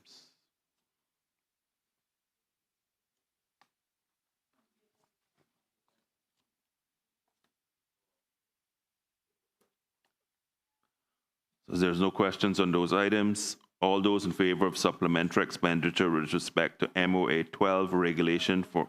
No, I got a question. Sorry, back up. You got me distracted there, right there. Back up. Sorry, Mr. Chairman. My apologies, member from Bodden Town West. I didn't see the light come on. No, man, that's fine. I had to do the same thing if I was sitting where you're sitting too. Mr. Chairman, I am looking at the description of MOA 12, which it goes through to basically list all the legislation from the Bank and Trust Companies Act, the Companies Management Act, the Insurance Act, the Money Services Act, the Mutual Funds Act, the Private Funds Act, the Securities and Investment Business Act, Development Banking Act, Building Societies Act, Cooperative Societies Act, and also the Virtual Asset Service Providers Act. Now, one of the things, Mr. Chairman, is that in the actual Monetary Authority law or Monetary Authority Act, on page 13 that deals under section 6 that deals with the principal functions of the authority. In subsection 3 and in particular 3A and 3C, the law speaks about consumer protection. But then there's nowhere else inside the law that actually deals anywhere with consumer protection. And just curious, Mr. Chairman, through you to the Honorable Premier, is there any intention to bring any form of consumer protection with regards to financial services? And I ask that question in the background where I see that both the US and the UK government have taken a very hardline position on the junk fees and all of these different fees that are being charged by the banks that for some strange reason we're still allowing them to get away with here. So I'm just curious as to see if there's anything now in terms of consumer protection that is in the pipeline that the Law Reform Commission or anyone is looking at with regards to these banks ripping people off.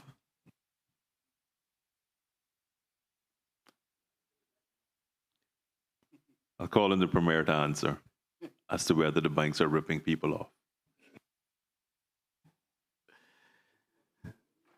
I don't know whether to thank you or not, Mr. Chair. But I do, through you, Mr. Chair, do take the member's question. He is right in terms of the statutory framework of the Monetary Authority. They're set up under their act to do mainly prudential regulation as in terms of consumer or retail protection. If we are inclined to move in that direction, it would require an amendment to the act, and we've studied this issue, and it also require additional funding for staff to actually review that. So that is a direction that we can certainly take with legislative amendment and additional staff requirements. In the meantime, because while those decisions are then being taken, what they have done is had consultation with the banks and have them adopt at least the UK code in which where fees can be increased or fluctuated from time to time. Based on SEMA's study, it's I think maybe one or two banks in particular that they're honing in on and asking them to come in conformance with that code. As far as I know, the Bankers Association is moving towards adopting that code in the meantime on a voluntary basis. Thank you very much for that, Honorable Premier. Mr. Chairman, through you, I mean, some members may recall that in the last session of Parliament, I actually did file or gazetted a consumer protection bill. Now, one of the reasons why we never brought that to Parliament for debate is that the feedback that I received from the public and even others within the business community is that we can't talk about consumer protection without looking at the banks and insurance companies. And as the Premier rightfully said, that will require a separate piece of legislation. But the thing about it is, Mr. Chairman, is that when you look on the actual return, and the last time we did this analysis for SEMA, and you look at the actual return on equity for Class A banks on average was 26%. Now compare that at the time when we did the analysis, the top 100 banks in the US, their return for their shareholders was 11%. In Canada, the best bank did 14%. And in the UK, the best bank did 18%. But we're averaging 26% return on banks' profit in Cayman. And I think that is utterly ridiculous. Compare that nowhere else in the world. These banks who are global are making the same amount of profit. And a lot of the fees that the banks are charging is just almost criminal. And I think at some point now, we have seen every country around the globe, even some of our colleagues in the Caribbean, are now taking an hardline position with these banks. And I think this is something that we need to start looking at now, because the banks are literally just taking too much of people's hard-earned money. And I think it's time now we start looking at these junk fees as they have come to be known in other countries, and start looking at our own consumer protection laws with regards to the banks and the insurance companies. But that is something that we can follow through more during the SPS time. Thank you, Member. Mr. Chairman, I just thought it'd be an opportunity now for the Premier to address the previous question that I had in respect to the recent article about work permit exemptions.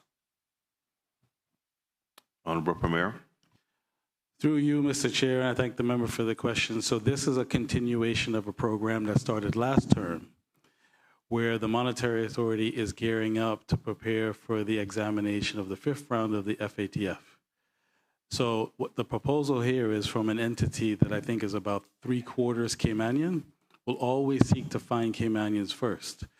But given the time frame in which the evaluation is going to start, in the event that they're unable to find a Caymanian for a compliance post, which is a specialized subject area, they need the ability to be able to expedite the process so they can have people in post so they can gear up properly for the evaluation. Mr. Honorable Deputy Leader of the Opposition. Thank you, Mr. Chairman. Before I ask my next question, I want to premise the fact that obviously financial services are #1 provider for revenue in this country, and the industry must be given every bit of latitude possible to be effective, particularly with the monitoring component from the Monetary Authority. But what I am understanding the minister to say is, because of the significance of the FATF process and monitoring, that we're allowing the regime of exemptions from work permits, which is in place for a particular reason, to ensure that Caymanians are given their rightful opportunity as well as revenue. And I do recall the conversations from the previous administration by way of, it seemed to be that there were conflicts with the work permit process, not want to grant approvals to the Monetary Authority, and there was conflicts with the Monetary Authority saying, listen, we can't accept what they're saying when they don't want to grant. But are we circumventing the process upon which the immigration system is created to filter and check that you're ensuring that a Caymanian is not being left out under by way of saying you don't need to get a work permit process?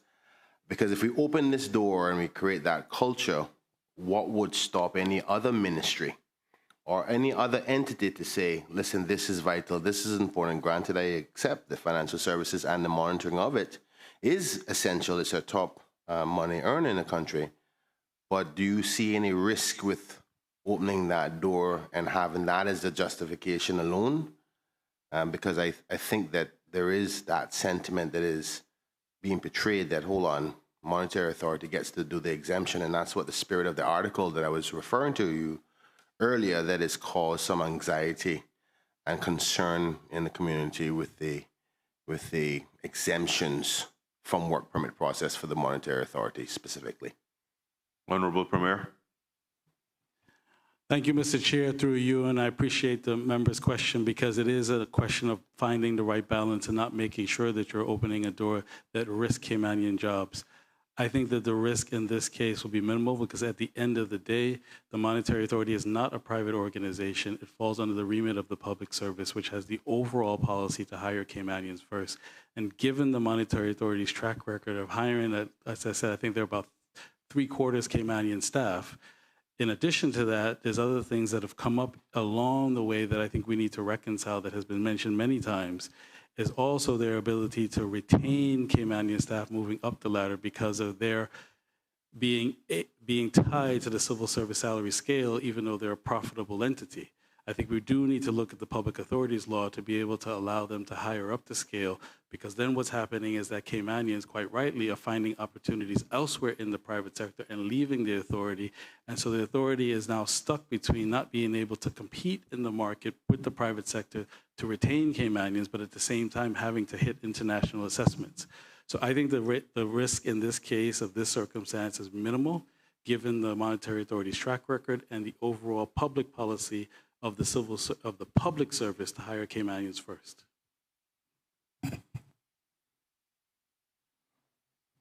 Member for Bordentown West. Thank you very much, Mr. Chairman. I'm actually glad to hear what the Premier said a while ago. I can say, for the record, I guess in a previous life, I can speak to the Managing Director for the Monetary Authority, Ms. Cindy Scotland, that she's very pro-Caymanian in terms of getting Caymanians hired, so I'm not worried about that. But what I am worried about, Mr. Chairman, and through you to the Honorable Premier, is with regards to being able to retain Caymanians. Let us be honest for what it is. The financial services industry is an industry that pays very well in the Cayman Islands. And in order for us to attract and retain good Caymanian talent, we'll have to pay top dollar in some situations to compete with the law firms, accounting firms, and everything else.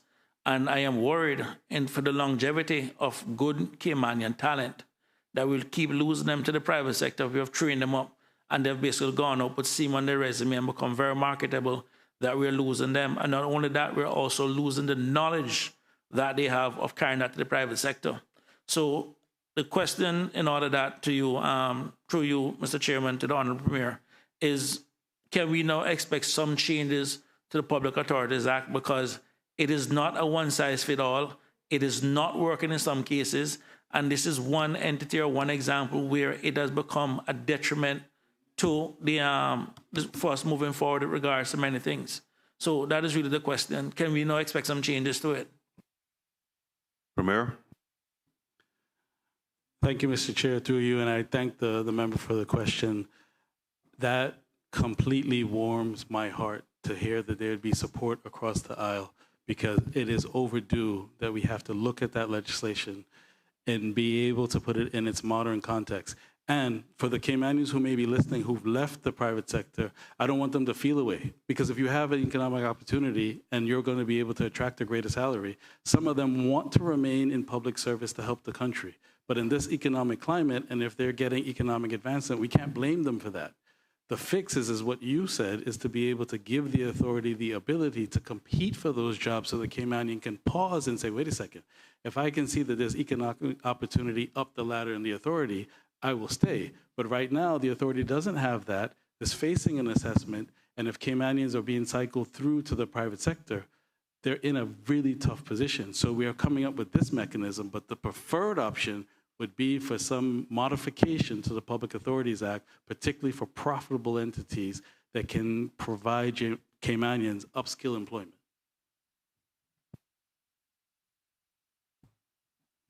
Member from Red Bay, Mr. Tatum. Thank you, Mr. Chairman. Mr. Chairman, I was pondering this when we were discussing FCS 36.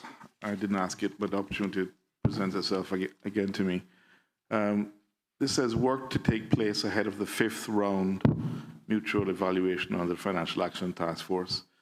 I'd be grateful if I could understand what this work is exactly, because there's 3 months left in this financial year. 3 months, yeah. And this is 1,150,000. There's another almost 1 million, or sorry, 766,000 in the previous item. So I'd be grateful to understand what this work is and how we're going to spend that 1.2 million almost with the remainder of this year, given the short time we have. Honorable Premier. Thank you, Mr. Chair, and I appreciate the question. The work has several components. One is in relation to matters that we know that the FATF are going to focus on in the 5th round, because every round gets more and more strict. For example, in the case of where you wanted to raise the question under DCI's appropriation of FSC 36, they now have in the 5th round of assessment a whole new standard that didn't exist in the 4th round. Previously, DCI was assessed with the Monetary Authority. This isn't unique to Cayman. All over the world, the commerce departments are now being broken out to have their own assessment of how they enforce compliance. So with that, they're going to need additional staff. Because the FATF has also enhanced the rules, previously used to be able to staff up, pass legislation just before the assessors land, which in this case would be December 2027. Now the cutoff is 6 months before that. So everything now is in advance. And when you sit at the table as part of the assessment, you have to be able to prove the steps you have taken between the 4th round and the 5th round. So it's not acceptable for us, we'll put ourselves at risk if we only start a year before the assessment happens and aren't able to build up the legislation and the statistics to show the effectiveness of the system. So it has to start now. Mr. Chairman, I really appreciate it. Thank you very much for that response. I'm still puzzled, though, as to exactly what is the work. And we aren't too far from the end of this year. We're talking about $1,150,000. Is that going to be spent on consultants? What is that being spent on? Rather than just, this is rather vague, cover the costs associated with work to take place. But how are we spending $1.15 million? Premier. So the money is spent across the hiring of new staff, for new software to support technical assistance, and also the creation of units that didn't exist previously to enforce.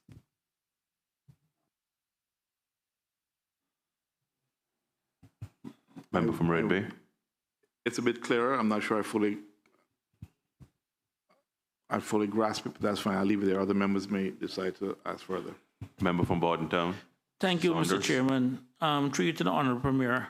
I noticed one of the reasons given for the increase is to provide greater support for the reinsurance sector. May I ask, one, what is that support? And two, are we doing anything to get more reinsurance in Cayman? Because one of the things that's been killing a lot of homeowners is a lack of reinsurance. So is this giving us an opportunity to get more capacity within the Cayman market that can probably help people with house insurance rates?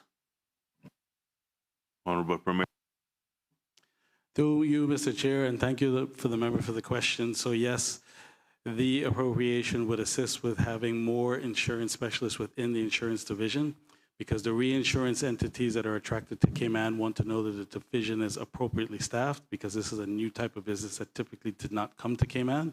It's continuing to come. I think by the end of the year, there are going to be even more. B3 is the category that's happening now, and Ds that have existed in 2024 and also over 2023. So the business is continuing. In fact, next week, I travel with the Reinsurance Association and the Monetary Authority to New York to make a pitch again for even more reinsurance companies that are coming here. To the second part of your question, I've also challenged the ones who are already here. How can you assist us, since this business is coming here and you're now being able to utilize the advantages that you see in the Cayman Islands? How can you assist us with a local issue, which is the cost of home insurance? So right now, they're undertaking a piece of work to study how they can bring that down. Thank you very much, Mr. Premier, for that answer. And I'm actually quite happy to hear that. And the reason being is that when we were doing an analysis once on government's own insurance rate, we realized that retail customers in Bermuda, where there's a lot of reinsurance business, was actually getting a better per unit rate than the Cayman Islands government was buying in bulk. So I'm hoping that with more reinsurance companies coming here, we can probably start getting some of them Bermuda house insurance rates that they're getting. They're granted that Bermuda is in a different geographic location and there are other factors, but I could not help but notice the cheap house insurance rate that Bermudans were getting because of the reinsurance business. So I look forward to hopefully those some of those benefits start accruing to our consumers here. Honorable Premier. Through you, Mr. Chair, that's that's one of the benefits. In addition to why we feel quite strongly and assertive to try to attract this business, is that it's also bringing jobs. We now have Caymanians who have studied and become actuaries. So if this type of business isn't also incorporated into our overall framework, we're going to miss opportunities for Caymanians that didn't even exist. So it's an exciting time to incorporate this new line of business within our financial services framework. We have the Leader of the Opposition. Thank you, Mr. Chairman. I want to go back to the monitoring of monetary authority, particularly when it comes to obligations of the banks. There's been much talk recently about the banks outsourcing services, and this is going to go down to the immigration component of things, where they're strategically circumventing, not illegally, but through loopholes of persons being able to do services from their laptops overseas. They leave for the 1 year and they just work back home in Canada, South Africa, or wherever, and then come back with the guarantee of that job. Employers are making them redundant.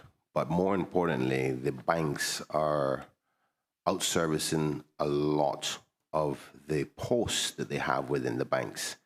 Is the Minister and Premier heard of any concerns in this area?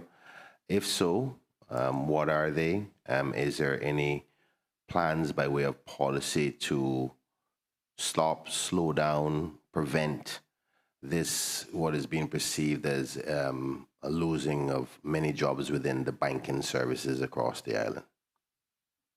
Honorable Premier. Thank you, Mr. Chair, and through you, and thank the member for the question. I think outsourcing is something that's not just unique to the banks, it's also part of financial services.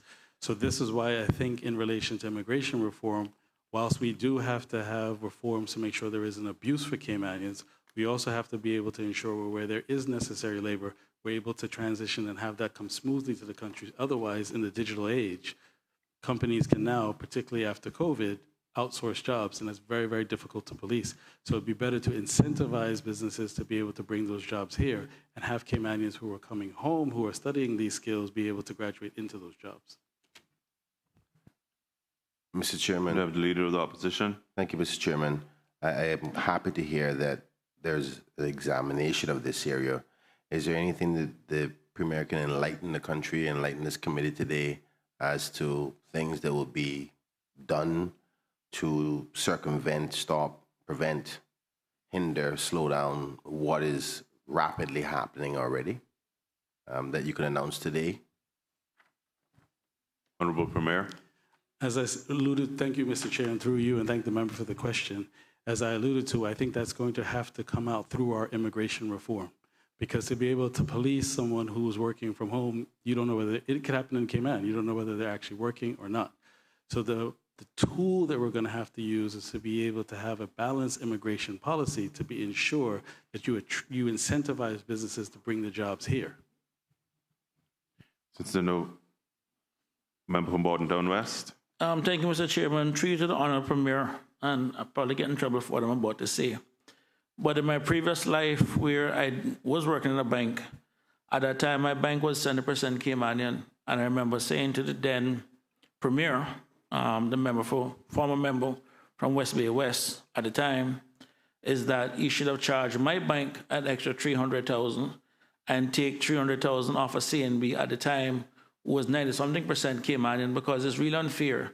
If you have a bank that's 90-something% Caymanian staff versus a bank that's 70% Caymanian staff, that you basically charge them the same $1 million. And I think this is the time now when we start looking at fees in the sense of really kind of giving a kind of carrot to the banks who are actually doing well for Caymanians, or companies that are doing well to Caymanians, but to charge the same fees to companies in the same industry where one is doing well for Caymanians and one is doing that is almost madness. We don't have a tax system in here where we have credits for doing all of this kind of stuff, but we do have the power of fees. All of these entities that we're talking about are audited. Their staff cost is audited, and we can look to see of the staff costs that they're incurring, what percentage is earned by Caymanians, by people in the Cayman Islands versus what percentage being earned by people outside of the Cayman Islands, because they all include their financial statements, whether at a local level or a consolidated level, and then start looking at the fee structure in that regard. But we need some carrots and some stick, because these are good paying jobs that are leaving our shores, and one bank in particular who makes a ton load of profit in Cayman, but yet for whatever reason do not want to hire Caymanians, and whenever there's any amount of shutdown or any of the things, Caymanians are the first. And the worst part about it is, in other jurisdictions that they operate, they can't do it. This is like the only place that they can do it. So it's time now for us to start using some carrots and some sticks for some of these entities. If you don't want to hire Caymanians, leave. It's as simple as that. I take that as a statement, not a question. Members, we do have a long agenda. There is a question in the sense of incentive in terms of the fees. Sorry, there is a question like, can we look at the fee structure? Because if we're going to go out and look to raise revenues, I mean, at the same time, I recognize that when the sun shines on the righteous, it's shining on the righteous too. But we can't be going around giving the same unrighteous behaviors the same amount of stuff that we give to people who are righteous. So that is the question. Premier. Thank you, Mr. Chair. I do think it's a question. And I was going to comment either way, even if it was a statement, that it goes back to the member for Georgetown Central's the exchange that we just had. At some point, it can't all be about enforcement. There has to be incentives. So if you see a set of good, quote unquote, the terms good corporate citizen, should then be able to get a set of incentives that can prove how well they have staffed Caymanians, and not just staff at the lower level, have shown pathways to what they call the C-suite, the top jobs. They should then get breaks, because some of these businesses beyond banks, some of these businesses hold 5 licenses. And if the owners have said to me, I'm juggling 5 licenses, I have all these different regulatory requirements, I'm 70% Caymanian, but my fee is the same as someone who's basically 2 persons at a laptop at home who aren't hiring anybody. At some point, it can't just all be enforcement, it also has to be a set of incentives. Thank you very much, Mr. Premier. I'm pleased to hear that. And while you're taking a look at that, take a look at these companies that run into those economic zones when they can't get what they want outside here. There's a next bit of abuse that's going on there too. So while you guys are taking a look at it, I just implore you to take a look at that also. Honorable Premier. It was a statement, but I'm happy to take it, because you were to reformulate the question, are you looking into the special economic zones and other arrangement? Yes, we are. Thank you very much. As there are no further questions, all those in favor of supplementary expenditure with respect to MOA 12, Regulation of Financial Services Industry, for an amount of $1,150,000 being approved, please say aye. Aye. Aye. Those against, no. The ayes have it. MOA 12, 1,150,000 stands part of the schedule. Members, we turn our attentions to EI 67, Ministry of Financial Services and Commerce, for an amount of 185,000. Are there any questions? Says there's no questions. All those in favor of supplementary expenditure with respect to EI 67, Ministry of Financial Services and Commerce, for an amount of 185,000 being approved, please say aye. Aye. Those against, no. EI 67, 185,000 stands part of the schedule. Mr. Chair, if I could just briefly thank members for all their support, particularly those in the opposition, recognizing the importance of financial services, but also I'm heartened to see agreement on things that I think that we can work on to enhance altogether that will benefit Caymanians. Thank you, and I would like to thank all of the staff from the Ministry of Financial Services, responsible for financial services, and those from staff members from SEMA who attended the committee today. Thank you for your attendance.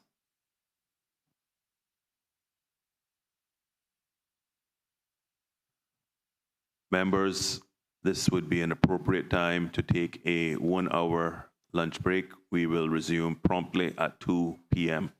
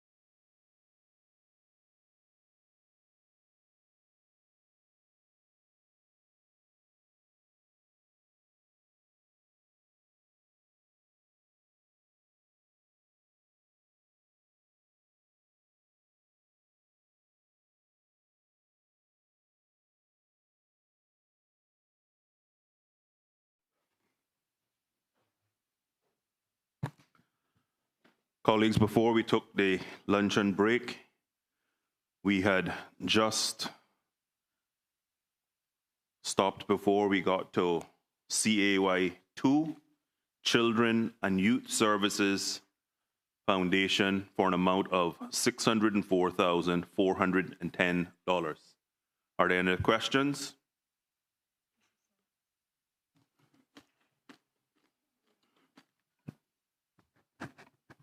And we're on page 21 of the agenda, just so everyone. Page 11.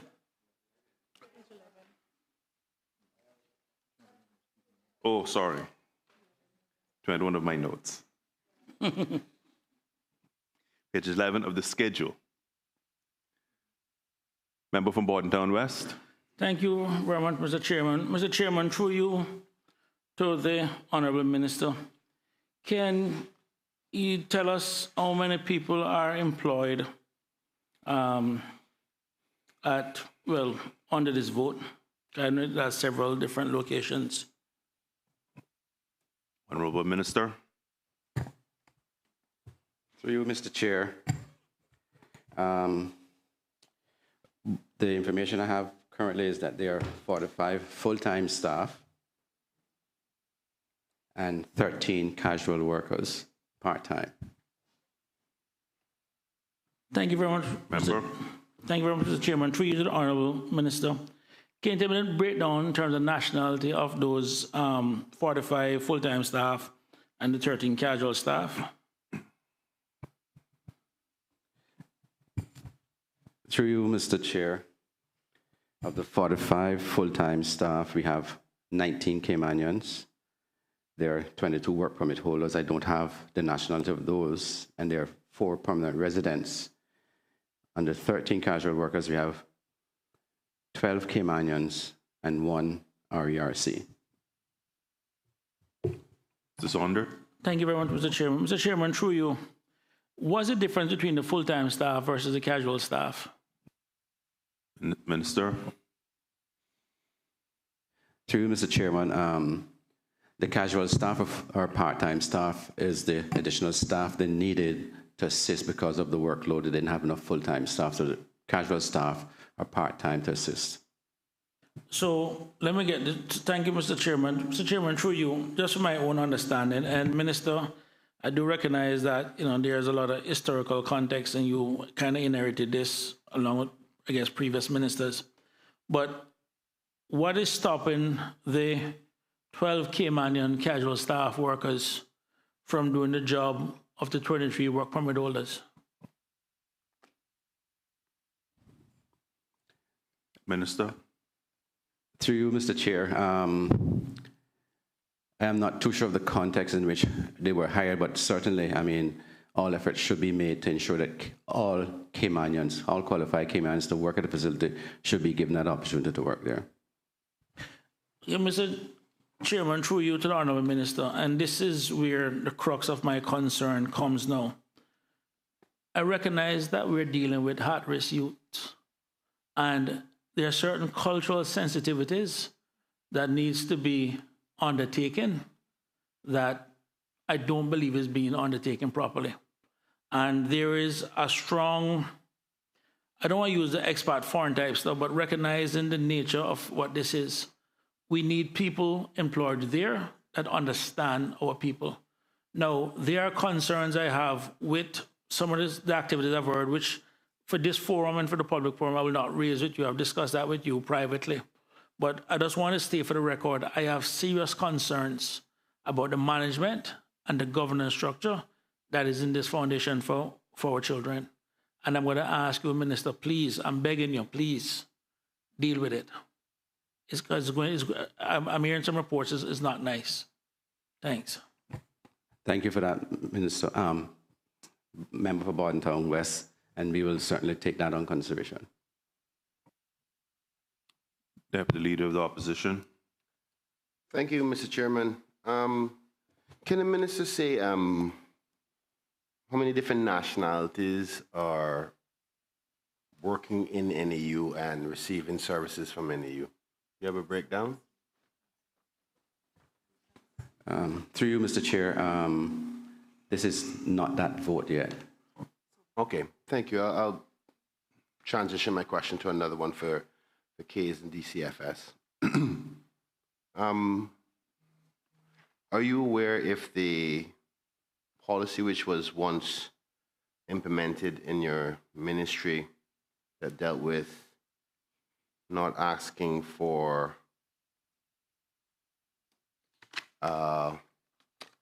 court order for, what do you call it again, from fathers, the payment for child support? That's what I'm looking for, child support, as a means to getting any support from DCFS or NAU, which is on the next line, but I think they're interlinked and you cover both of them. So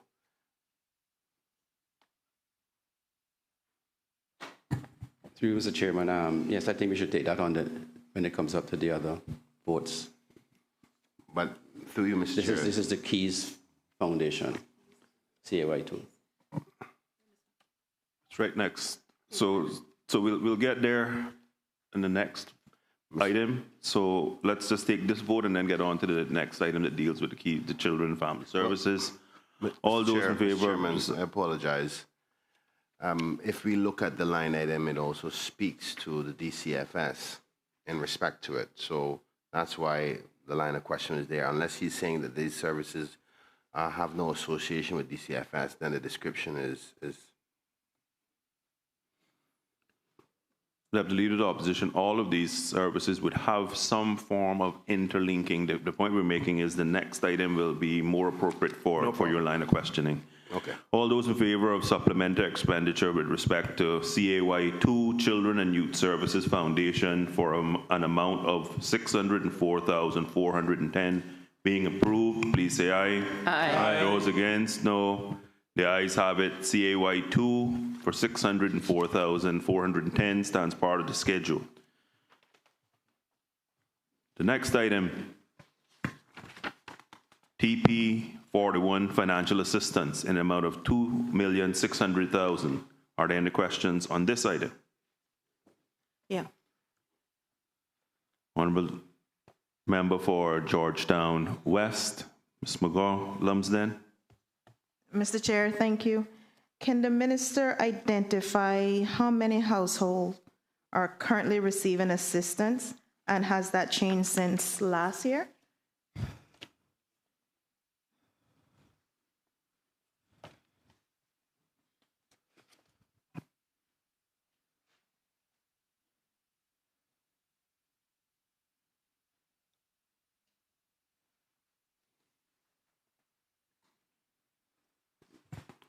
Through you, Mr. Chair, the number of households currently receiving financial assistance totals the amount of 1,765 persons, 65 households. 1,765 households. Ms. McGaw-Lumsden. Thank you, Mr. Chair. Can the minister identify what proportion of beneficiaries are long-term assistance versus short-term for me? Minister.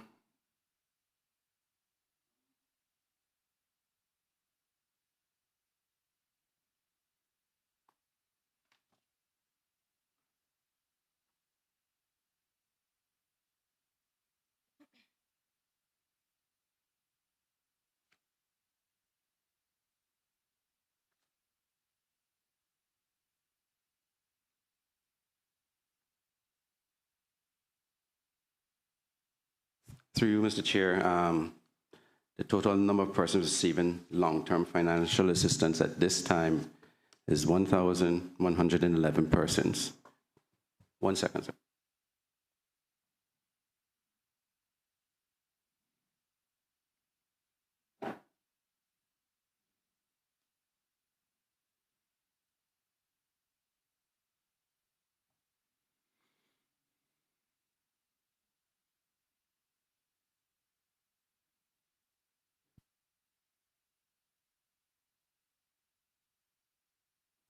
So, Mr. Chair, just to clarify, there are 3,024 persons receiving assistance, and of that, 1,111 is long-term financial assistance.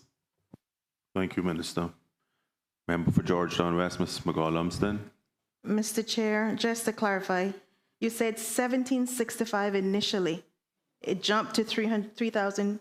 Was it 1765? You asked how many households. That's different from persons, ma'am. Okay, sorry. Okay, follow on from that. With regards to, has that number increased since last year? The first question that I posed with regards to households. For you, Mr. Chair, so you asked a new question if that number, 1765, was has it increased since last year? Increased. Okay, 1 sec. I'm sure it has, but 1 second.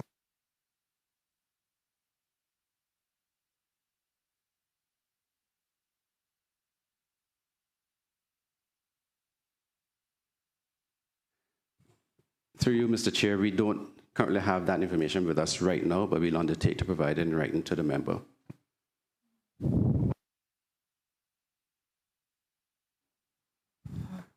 Member from Bordentown. Oh, McGaul-Lumsden.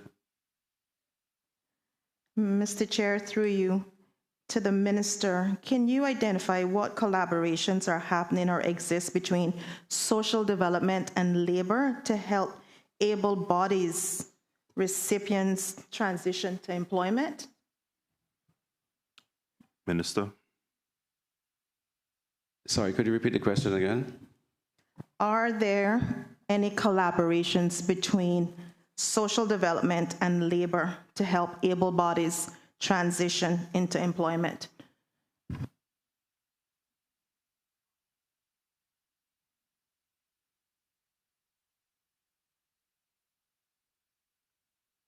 Through you, Mr. Chair, currently those that receive financial assistance and are able-bodied are required to register at work in order to seek jobs.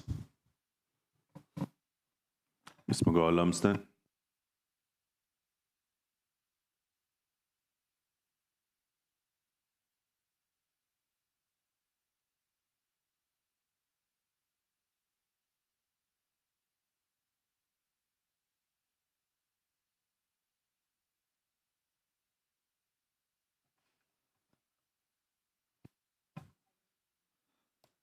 Do we have a number for those able bodies, please?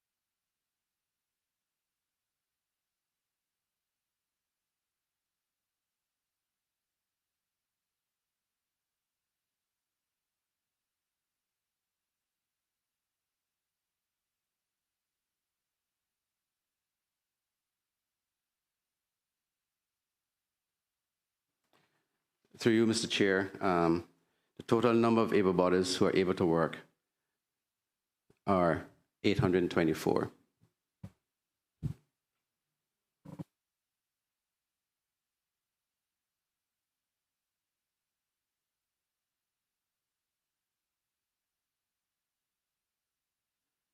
Mr. Chairman.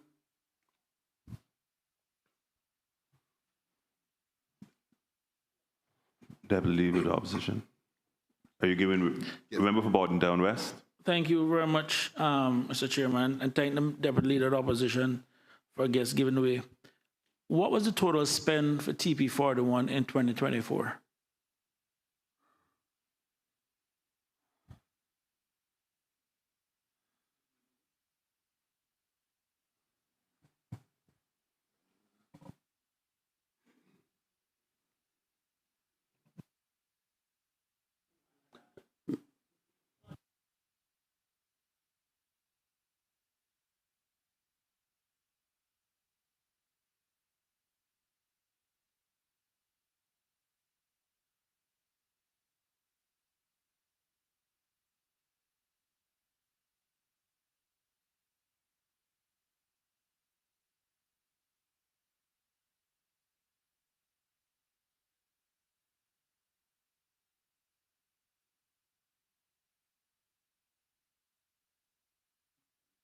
Minister?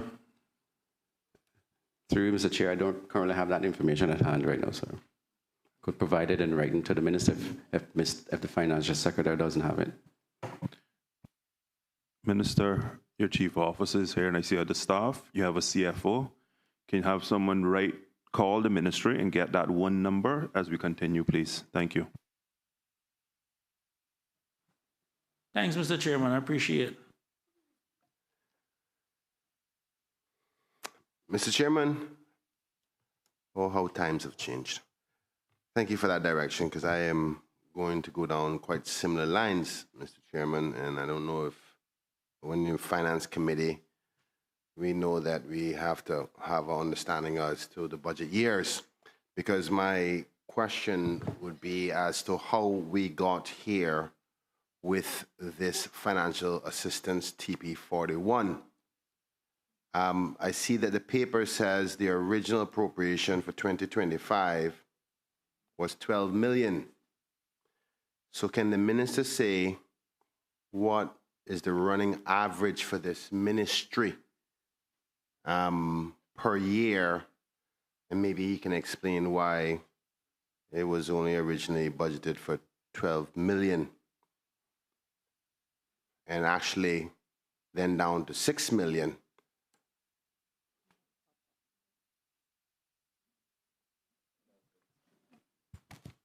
Through you, Mr. Chair, while the original appropriation for 25 was at 12 million, as the member rightly said, the revised appropriation that's listed here is that we currently on the road to spend 32,358,250.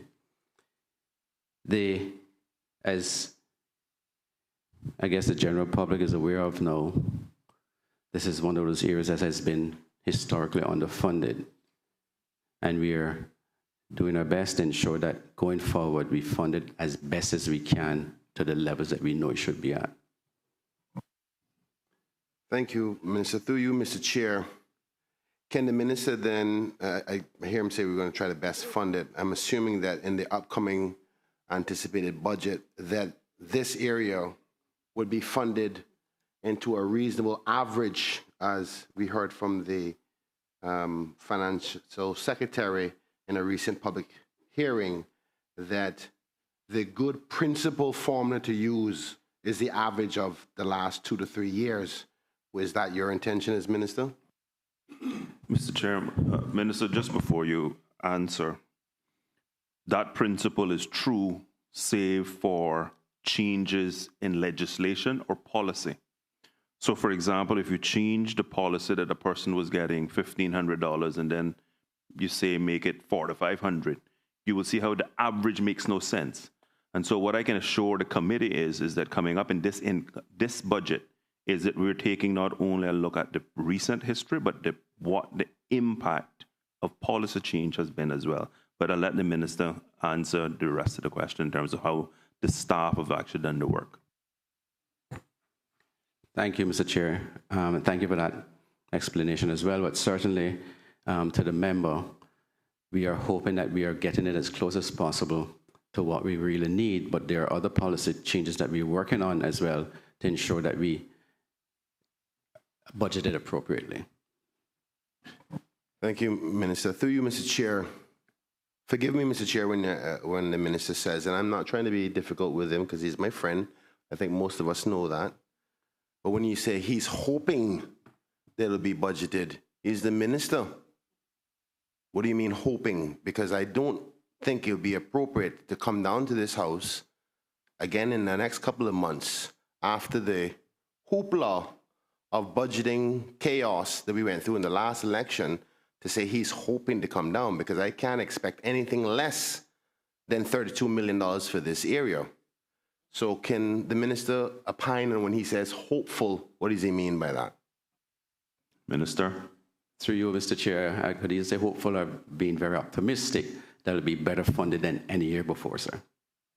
Thank you, Mr. Chair. Mr. Chair, I just wanted to let the minister know he has my full support to fund this area very appropriately, and thank the staff that work in this area who work so hard to help those who are disenfranchised by the lack of opportunity we have in this country, one way or the other, and the team should be given so much credit.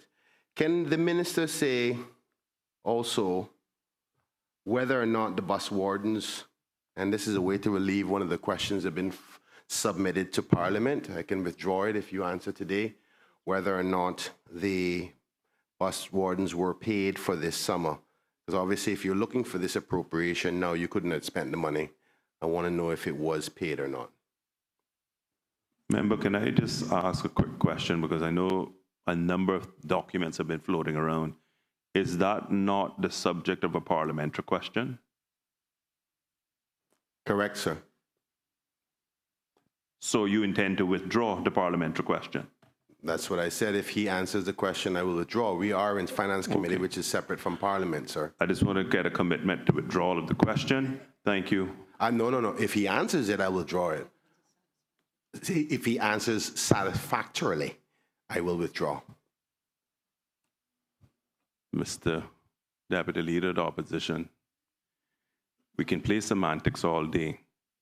I will disallow the question if I don't get a commitment to withdraw the parliamentary question. And you will have to wait. It's Mr. Chairman, I'm quite fine. He chooses not to answer while the Minister, people listen. can you please That's up answer to the him. question? Through you, Mr. Chair, all bus wardens were paid a stipend for 2025. See how easy that was? Thank you so much, Mr. Chair. And I promise to give you the commitment I will withdraw because those bus wardens and the drivers, confirm it was the drivers as well, please. That is correct. Thank you. And I'd be happy to withdraw that question. Thank you, Deputy Leader of the Opposition. This is how we should, all the organs of Parliament should work in harmony. Thank you, Mr. Chair. One last question from me in respect to this subject area.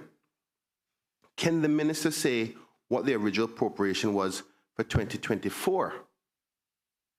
Because I see the paper does outline the original appropriation for 2025, but it does not say what 2024. Minister? I currently don't have that number at hand, but I'd get it in a few minutes. But certainly the total spend, if I can answer that question now for the member, the total spend for 24 was $26,238,553.35. So, Minister, through you, Mr. Chairman, would it be fair to say that at the current 2025, because we don't have the original for, appropriation amount for 2024, but we do have the original appropriation for 2025 and what the... Deputy Leader of the Opposition, if I might just give you the information, it's 15.2 million. That is the information I have at hand right now, sir. For 2024, the original appropriation. Thank you, Mr. Chair. And if I was correct by the minister, the end result was that the ministry spent 26 million. So 26.2 million. Thank you, Minister.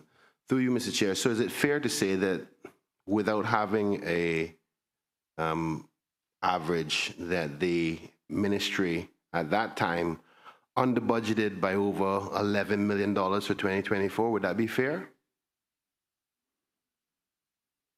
Minister? Through you, Mr. Chair, the government budget for TP Fodone was, yes, under budgeted at the time. Thank you.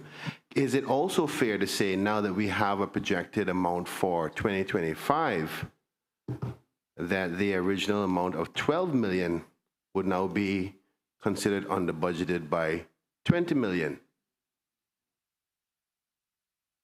Based on the budgeted amount and what we are expecting to spend, that is correct. Thank you, Mr. Chair.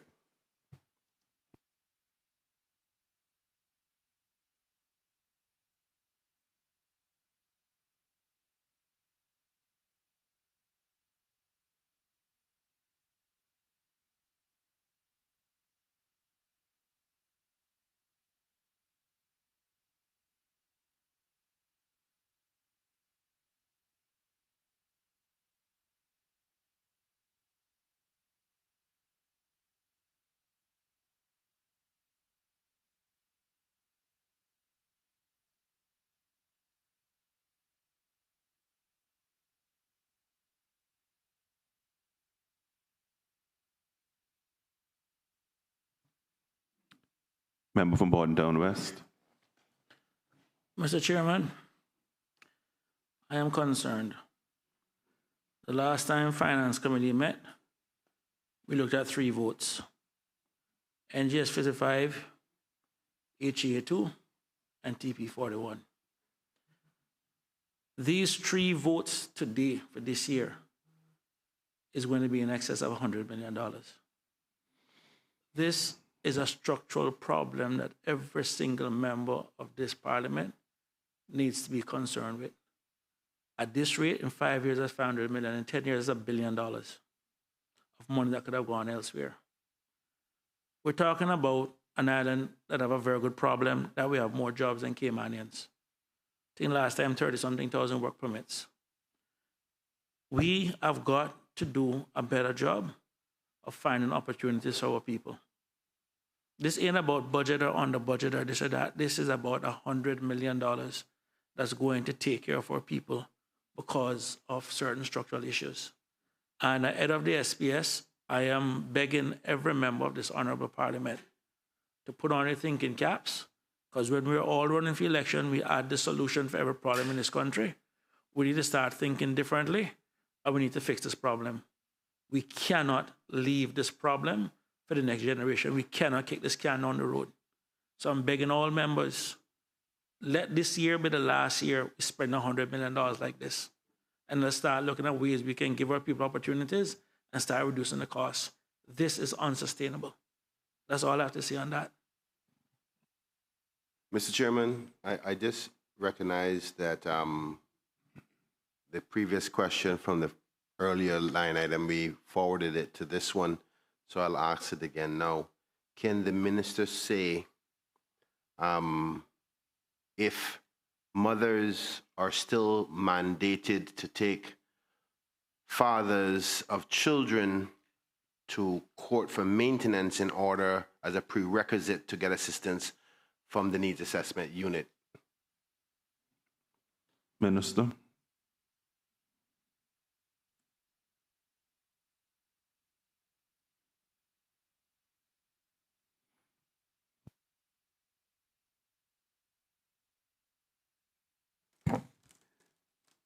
Through you, Mr. Chair, since this new term for this new government, we have not had any positive changes from what was there before.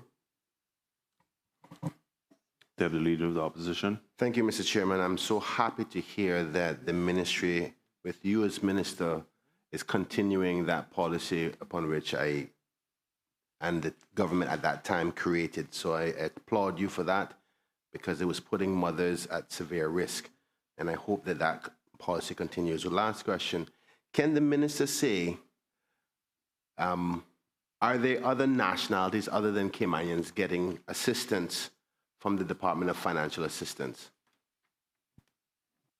Honorable Minister. 1 sec while I check my notes, Mr. Chair.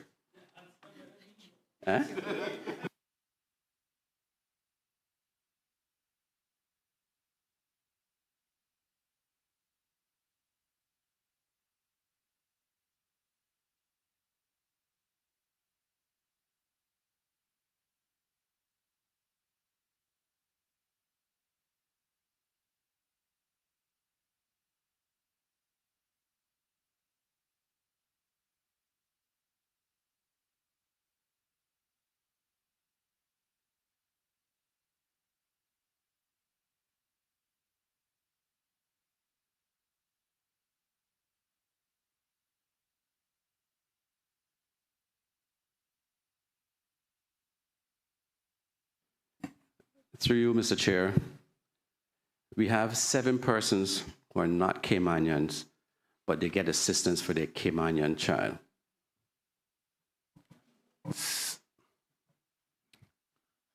Deputy Leader of the Opposition, you did say final question, but I'll allow one more.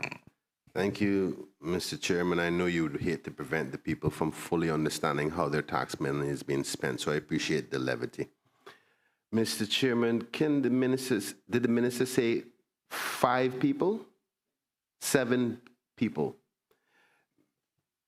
Can the minister give a breakdown of what nationalities, if you have it by category, because I'm almost certain that there's more than 7 people who are getting assistance from the Department of Financial Assistance. So I would encourage the minister to maybe double check with his team, because I would hate to do a FOI and then show that that information is incorrect. And for clarity, Deputy Leader of the Opposition, you just said more than 7 people getting assistance. You meant 7 non-Caymanians getting assistance.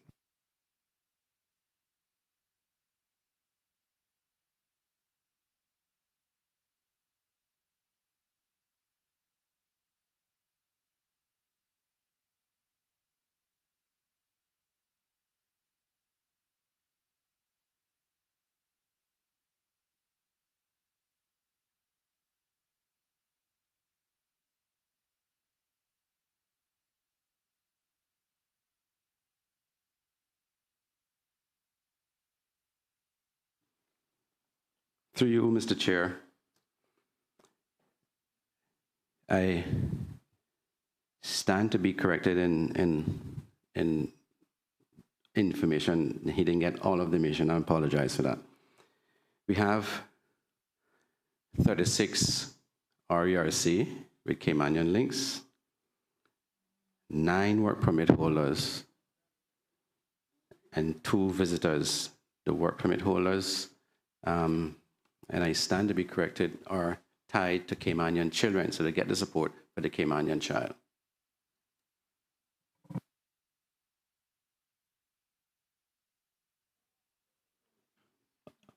Just for clarity, RERC would be Residence and Employment Rights Certificate, i.e. persons married to Caymanians. And that is correct, sir. Thank you, Mr. Chairman. That does add clarity to it. Can we, because I don't want to leave the public with a perception of us spending money on foreigners as people would see it, I want to give the minister an opportunity to opine on that further, on why there would be a justification to give a work permit holder financial assistance, particularly when their children are involved, because and you also said 2 visitors, which is, I think we need better clarity of what do you mean by visitors? You're talking about people on vacation? What does that mean? While we wait, let's do add the flavor that, because this, let's not pretend like this has not been a long standing issue. I have not been a member of this parliament for 12 years, and when I was here prior, the policy position was if you married a Caymanian, and if something happened during that marriage that caused you, the person married to Caymanian, to become destitute, you were able to apply. We had cases of abuse, domestic abuse, where a Caymanian was married to a non-Caymanian, and that person then had to be taken care of in safe homes, etc. And yes, they did get assistance. We also have had this policy from way before preceding any of us in this parliament, where if you then had if you were a non-Caymanian on a work permit who had a Caymanian child for a Caymanian, and that Caymanian was not supporting their child, that parent who was on a work permit could apply for assistance to support a Caymanian child. So I think all of us are very clear that that's been a long-standing public policy that we've had, and I don't think any of us in here would argue about that. But I know the minister was getting additional information in regards to the whole issue, but I wanted to make sure that as a committee we took a step back and painted the picture thoroughly.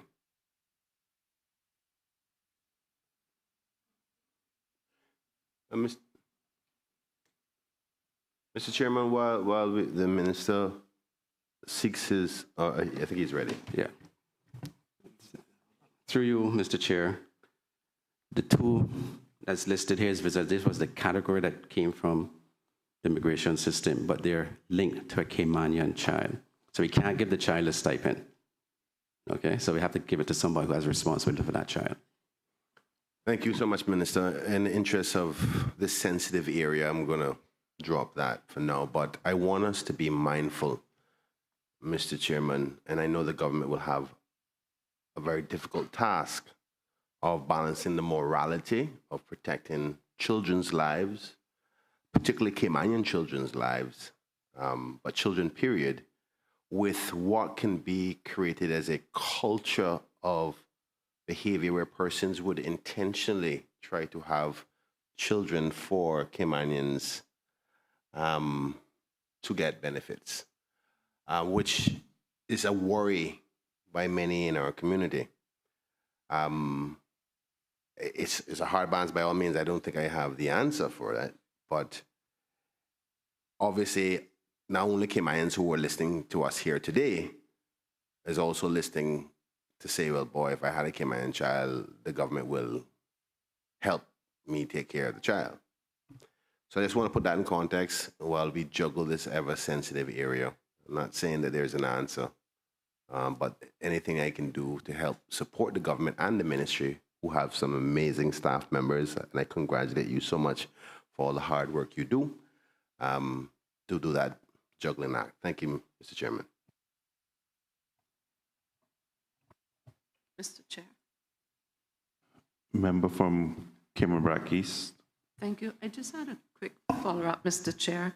When the Honourable Minister referred earlier on to the remuneration of the bus wardens, and my constituency office, and as recent as last week, got inquiries as to the payment. So can he confirm whether the bus wardens and drivers were on Cameron were paid, and if not, give a commitment to or undertaken to see why they were not, and to rectify it if they were in fact not paid? Thank Minister. you. Through you, Mr. Chair, based on the information I have, all of the bus companies were paid to pay the employees.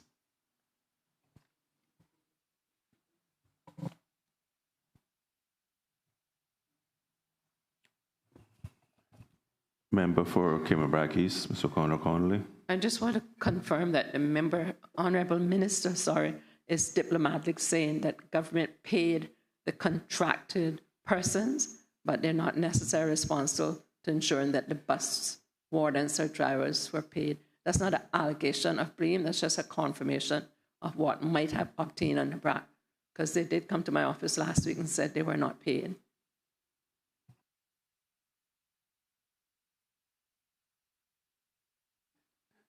Through you, Mr. Chair, as far as I am aware, yes, they were all done, but we can give you that confirmation back. Member for Red Bay, Mr. Tatum. Thank you, Mr. Chairman. Through you, sir, if the Honourable Minister could advise with regards to the, I'm not sure what it's called, I just refer to it as the DFA Customer Service Portal that was introduced. If you could advise me how well that is working, if there's been any challenges with it at all. And also, there were a number of metrics, customer service metrics introduced when the new system was rolled out, to give me some ideas as if metrics are being met, and if you have any recent statistics on it, or if not, that could be provided to me in terms of whether the metrics are being met. Honourable Minister. Can you give me a second, through Mr. Chair, so I can just consult with my team.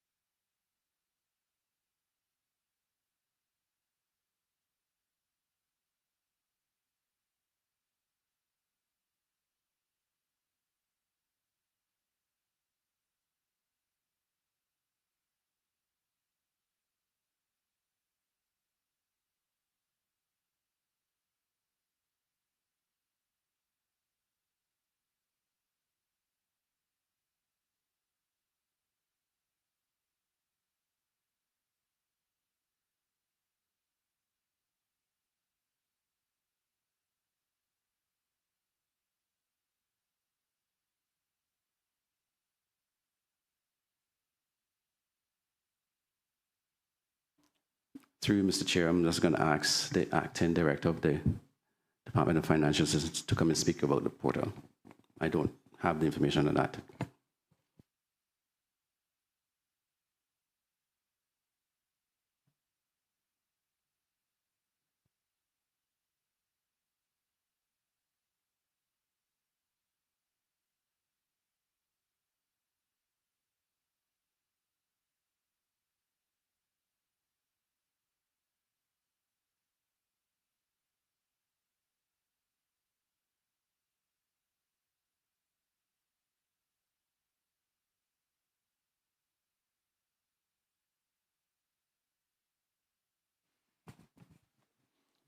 Good afternoon. Justin D. Banks of the Department of Financial Assistance, Deputy Director of Operations. In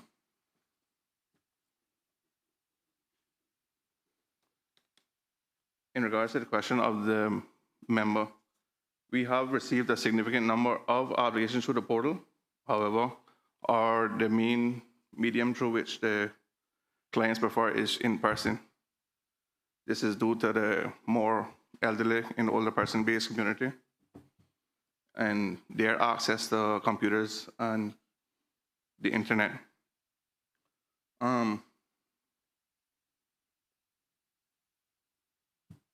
We've also been receiving some through the district visits that we conduct, and also, but more, it's through the office and the email.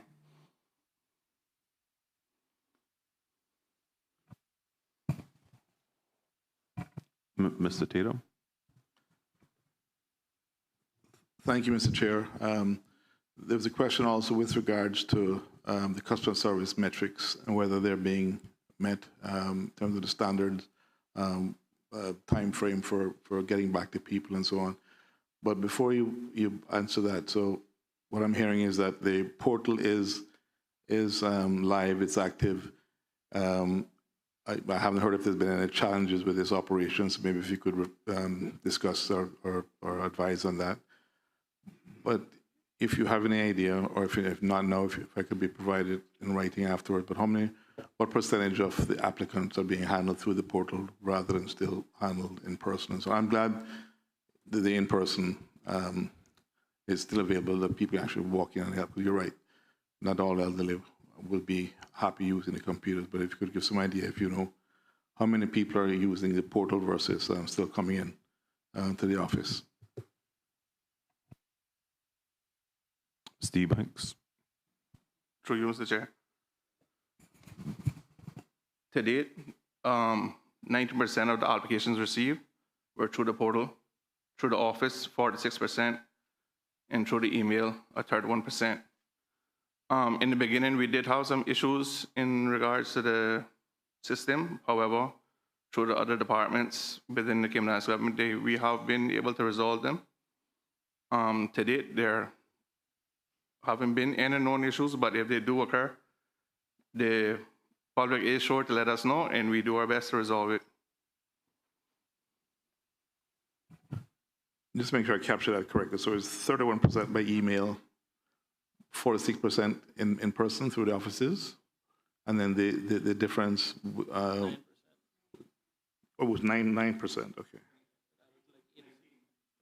19%. 19%. Okay. Yeah. Thank you. And then we have a 2% through district visits and another 2% through our Cayman Brac office. Okay. Very good.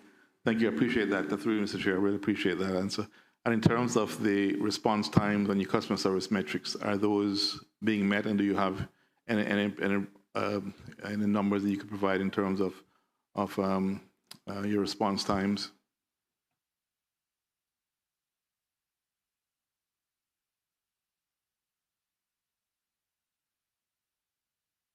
Through you, Mr. Chair, we currently don't have that information with us, but we'll undertake to provide it to the member in writing. Thank you, Mr. Chair. I do look forward to receiving that, because that's actually important for us to know how quickly we're responding to these individuals. Thank you. Member from Borden Down West. Mr. Chairman, I just want to thank Mr. Justin. 2 days ago on Tuesday, I called him for the very first time because Mr. Mara, who's a rock star, was off island, even though she got back to me. And she gave me his details. And he was very professional, very quick. And I'm feeling, well, seeing you for the first time down there. So I just want to publicly thank you for the assistance that you rendered to my constituents. I greatly appreciate it. And just to follow on from that, Mr. Chairman, we have a lot of rock stars at DFA, and they all Caymanian, sir. Mr. Chairman. Excellent. So I take it this is a good time to... No, sir, it's not a good time yet, Mr. Chairman. Mr. Deputy Leader of the Opposition, we have 2 more questions. We've really beaten this to death. Thank you, Mr. Chairman. Can the minister say if there is any expectation of increase in need due to the announcement that the government will not have the NICE program, or better known as the Christmas cleanup, going forward?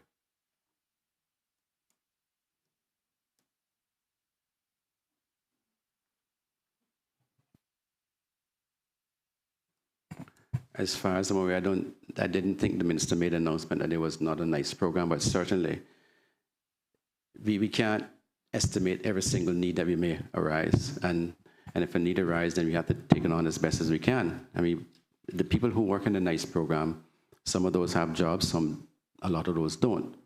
And some of those may have been already getting a stipend from DFA, or some sort of assistance from them. But like I said, we can't project the needs like that, because if we was to project the needs, the program, the NICE program is what, about 400 persons. I mean, I'm sure the department hasn't projected an increase of 400 persons on their books. Thank you. Through you, Mr. Chairman. Well, maybe I'm inferring it in the opposite, because we can see that there may be a dip during Christmas on NICE program for requests.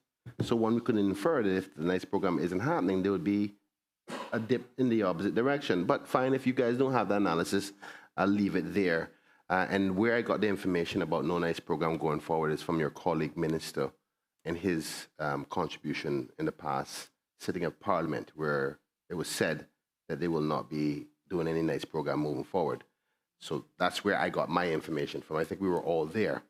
The last question for me, can the minister say how they plan to address the transition, which I am support of, by the Minister of Finance, moving from outputs to outcomes? Because it's going to be a little bit different for this ministry to assess that. Moving from outputs to outcome-based budgeting. Do you understand what I mean, Minister? Minister. Sorry, can you expound on that a bit for me, please? Well, if you could repeat the question again, sorry. The question is, do you foresee any challenges, any difficulties with the way you deliver services when they transition from outputs to outcome budgeting?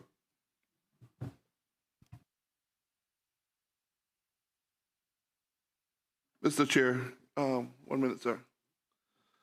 I just want to just to clarify what the member for Georgetown Central mentioned just now, that the member from Prospect had mentioned that there wasn't going to be any NICE program.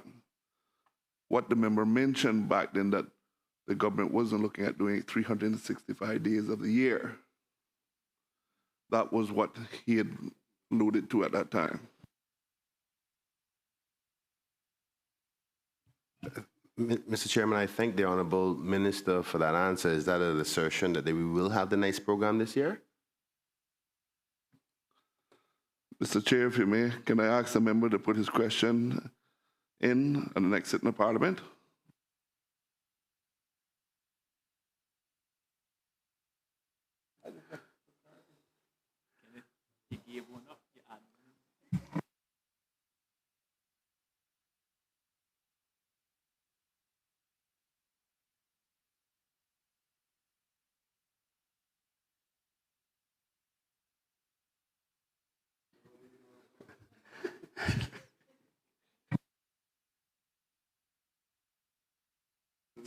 Through you, Mr. Chair, on the member's original question of output versus outcomes, we don't have any directive on that yet, but I'm sure that if it was to happen, there have to be adjustments made.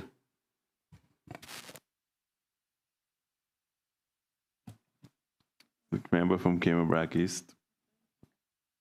Trying my best, but that one was too inviting. Can the minister please explain to this honorable house what does it mean that they do not have any directive on that yet when it's public knowledge? Even me that live in Canberra heard what the news was in Grand Cayman about the intention and monies that were already paid to Ernst & Young for the change of the direction of how budgets are done as a circular. Since we're in the days of circulation of circulars, pardon the pun, that circular not reached yet? Honorable Minister. Through you, Mr. Chair, I'm not saying that it won't happen. I'm just saying I have not been advised and my staff has not been advised of that as yet. Member from Cayman East. The entire government will be moving to outcomes-based budgeting.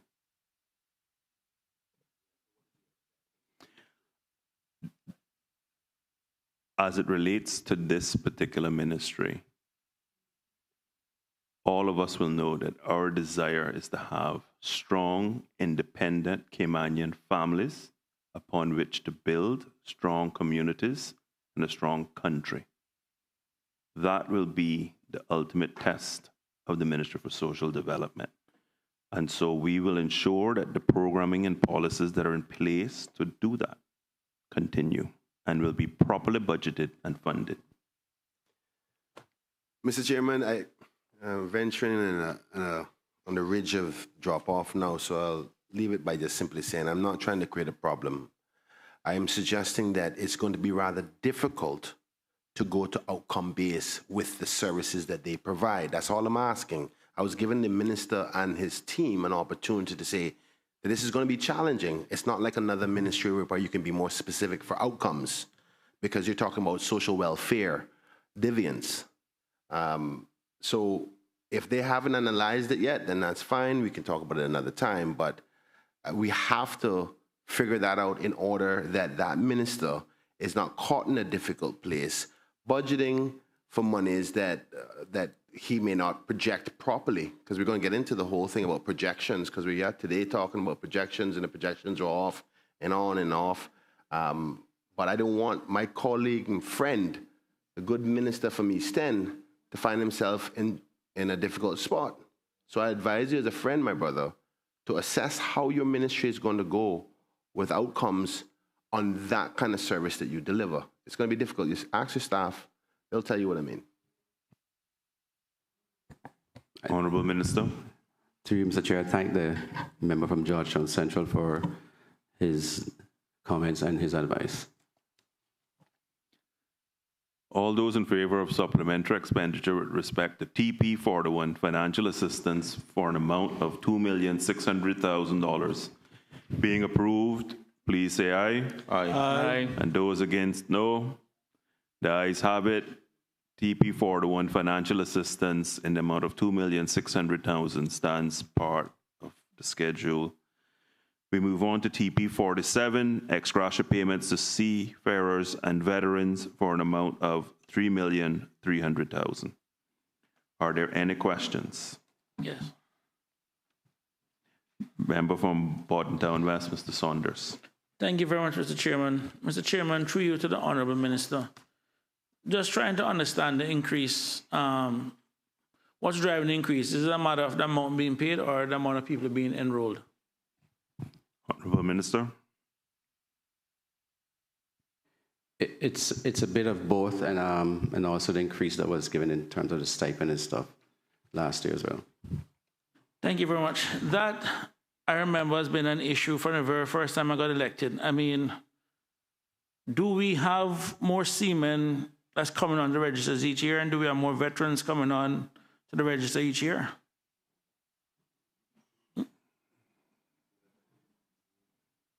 Honorable Minister.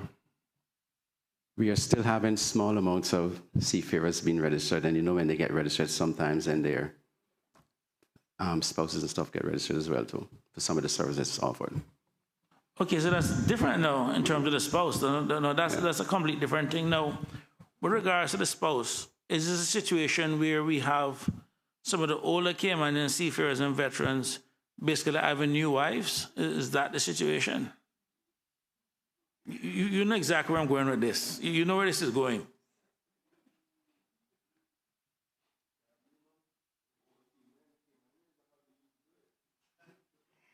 Honorable members will know that this has been an age-old story. But I will ask the Honorable Minister to answer this so we can wrap up this line of questioning. Through you, Mr. Chair. Yes, it's been an age-old problem, and it's something that we'll be taking a look at in the ministry. Okay, which then leads me to the real question I want to ask.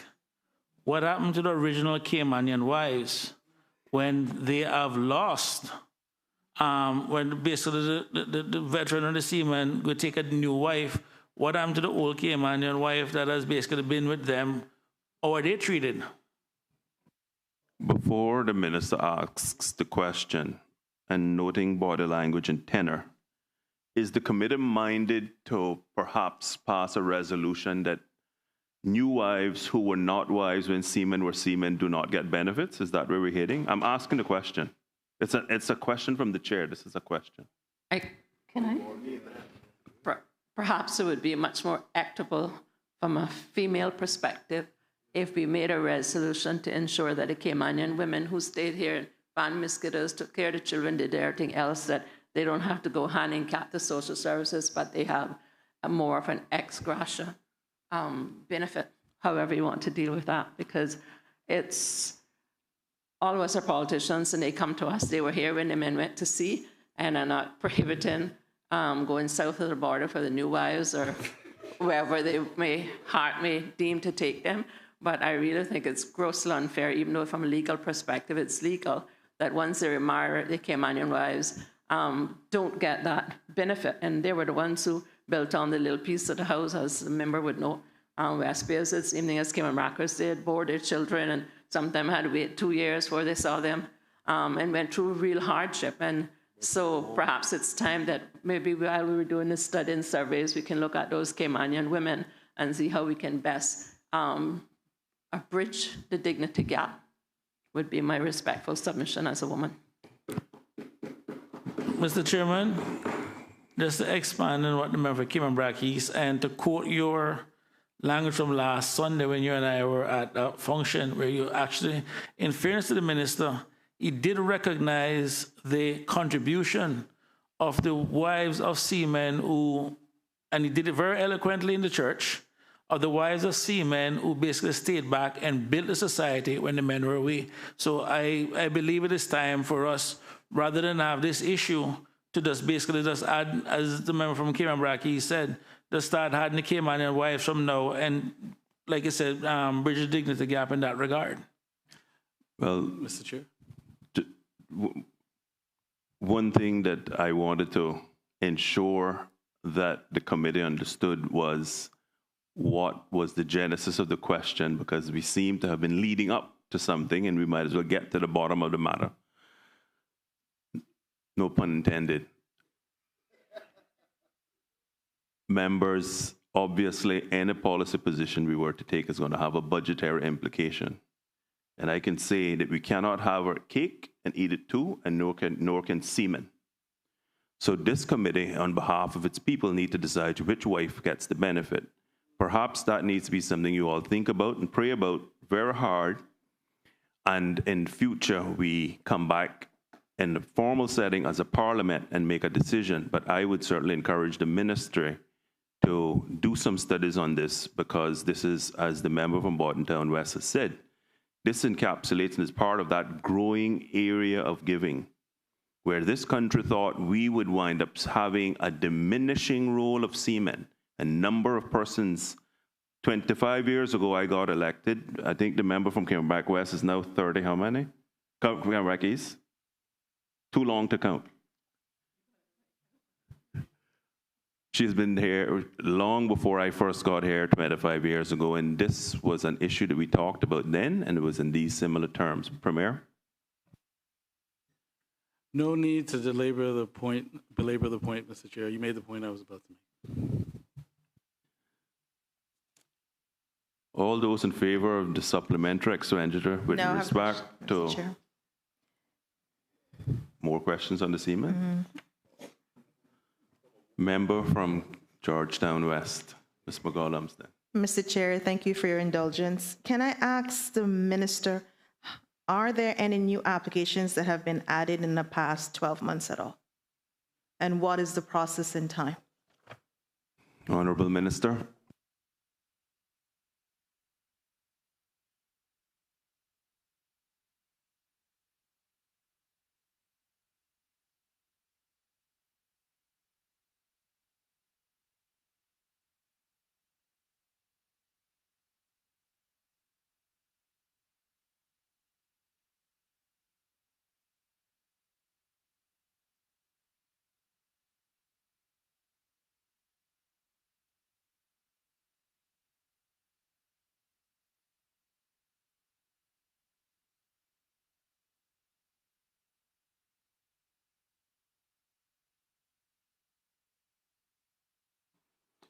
In the period, through you, Mr. Chair, in the period from January 2025 to August 2025, there's been an average of 0.58% increase in the number of seamen that gets the benefits and applications.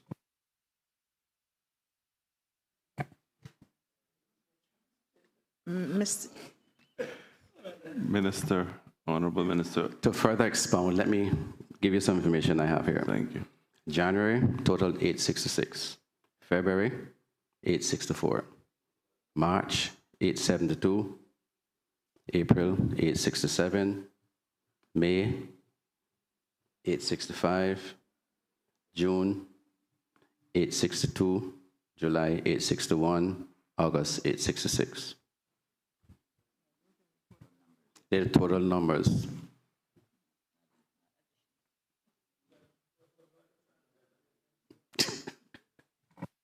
Minister, are you able to say, because clearly from some of the decreases, those would be from people sojourning on to the other side of eternity, but there were some increases in there, which I presume would be for persons who might have been spouses.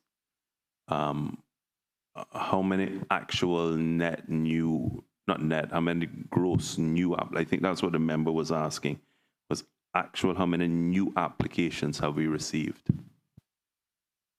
I don't have that information, but again, I can commit to giving that to the member in writing. Mr. Chairman, if I can, as... 1 second, Mr. Chairman.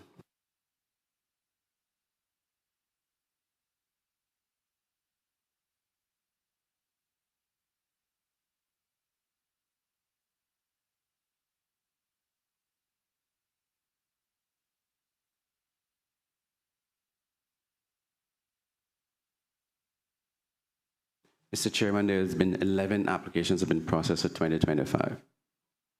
Mr. Chairman, 11.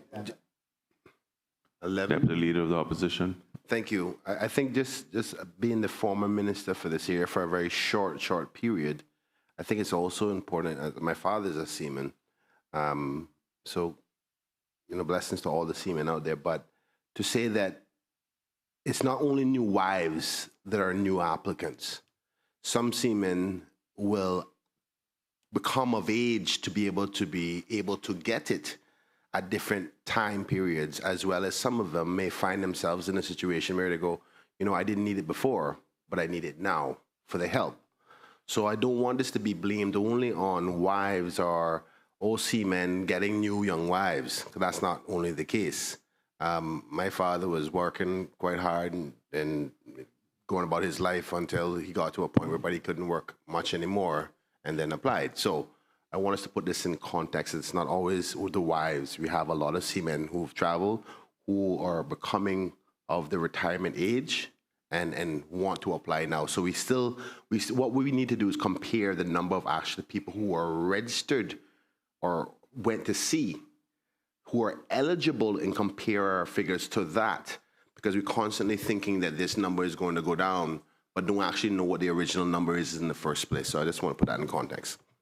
And also as well to Mr. Chair, we have some of those same seamen who are living overseas and then they move back home. And then once they get a chance, they apply for that benefit as well once they qualify when they're back home for a certain period of time.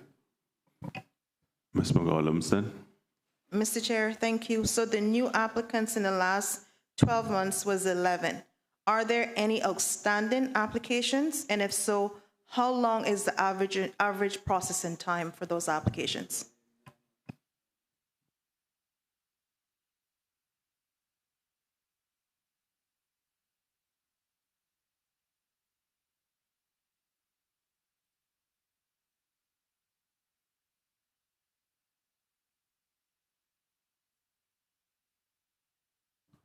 There are currently 2 applications pending, and usually the processing time is approximately 1 week.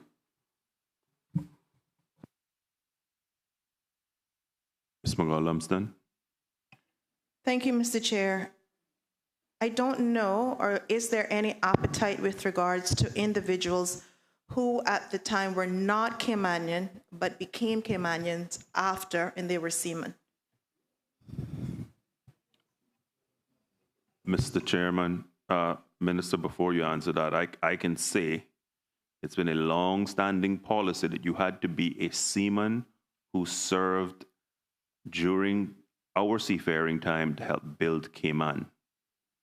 And I can remember this being subject to many audits when I served and passed with the lady member from Cayman Brac East. You had to be Caymanian at the time. Thank you, Mr. Chair.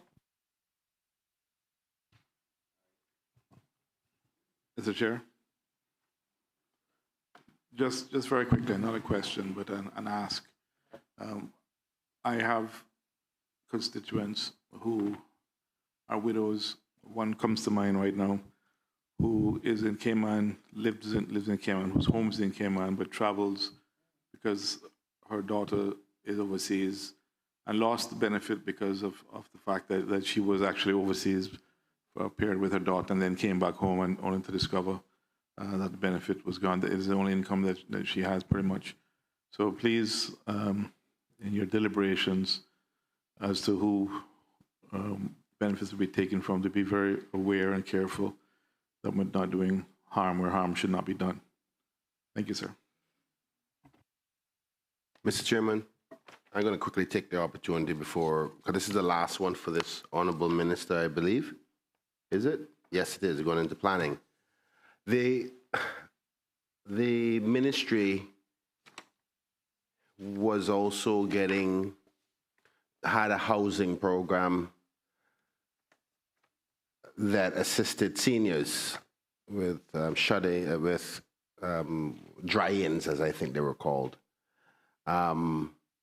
Is that program going to stay with your ministry, or is it planned to move? Because one would think it'd be best suited under the Minister for Planning, where he does housing repairs already. So are we going to have 2 separate areas still? Honorable Minister. Through you, Mr. Chair, to the member, we've actually moved all housing repairs under one minister, the Minister for Planning. All those in favor of supplementary expenditures in respect of TP 47 ex gratia benefit payments and to seafarers and veterans for an amount of $3,300,000 being approved, please say aye. Aye. Those against say no. The ayes have it. TP 47 ex gratia benefit payments to seafarers and veterans in an amount of $3,300,000 stands approved. TP 57 Children and Family Services Support for the amount of $50,000. All those in favor of the supplementary expenditure with respect of TP 57 Children and Family Services. Mr. Chairman, I know that the ministry is assisting with financing for support for women in dire abuse situations. And before we left the government, The former minister did a very good job. I think the premier was the minister at the time when he started, or was it the Honorable Wayne Panton? I can't remember. For a secret location to be constructed. I just wanted to know if the minister can give us an update on where things are at with that. The crisis Honorable center. Minister. But I know it's a secret, but I want to know, where, and I tell you to tell the location, but more where the progress is. 1 second, Mr. Chair, while I consult with the team.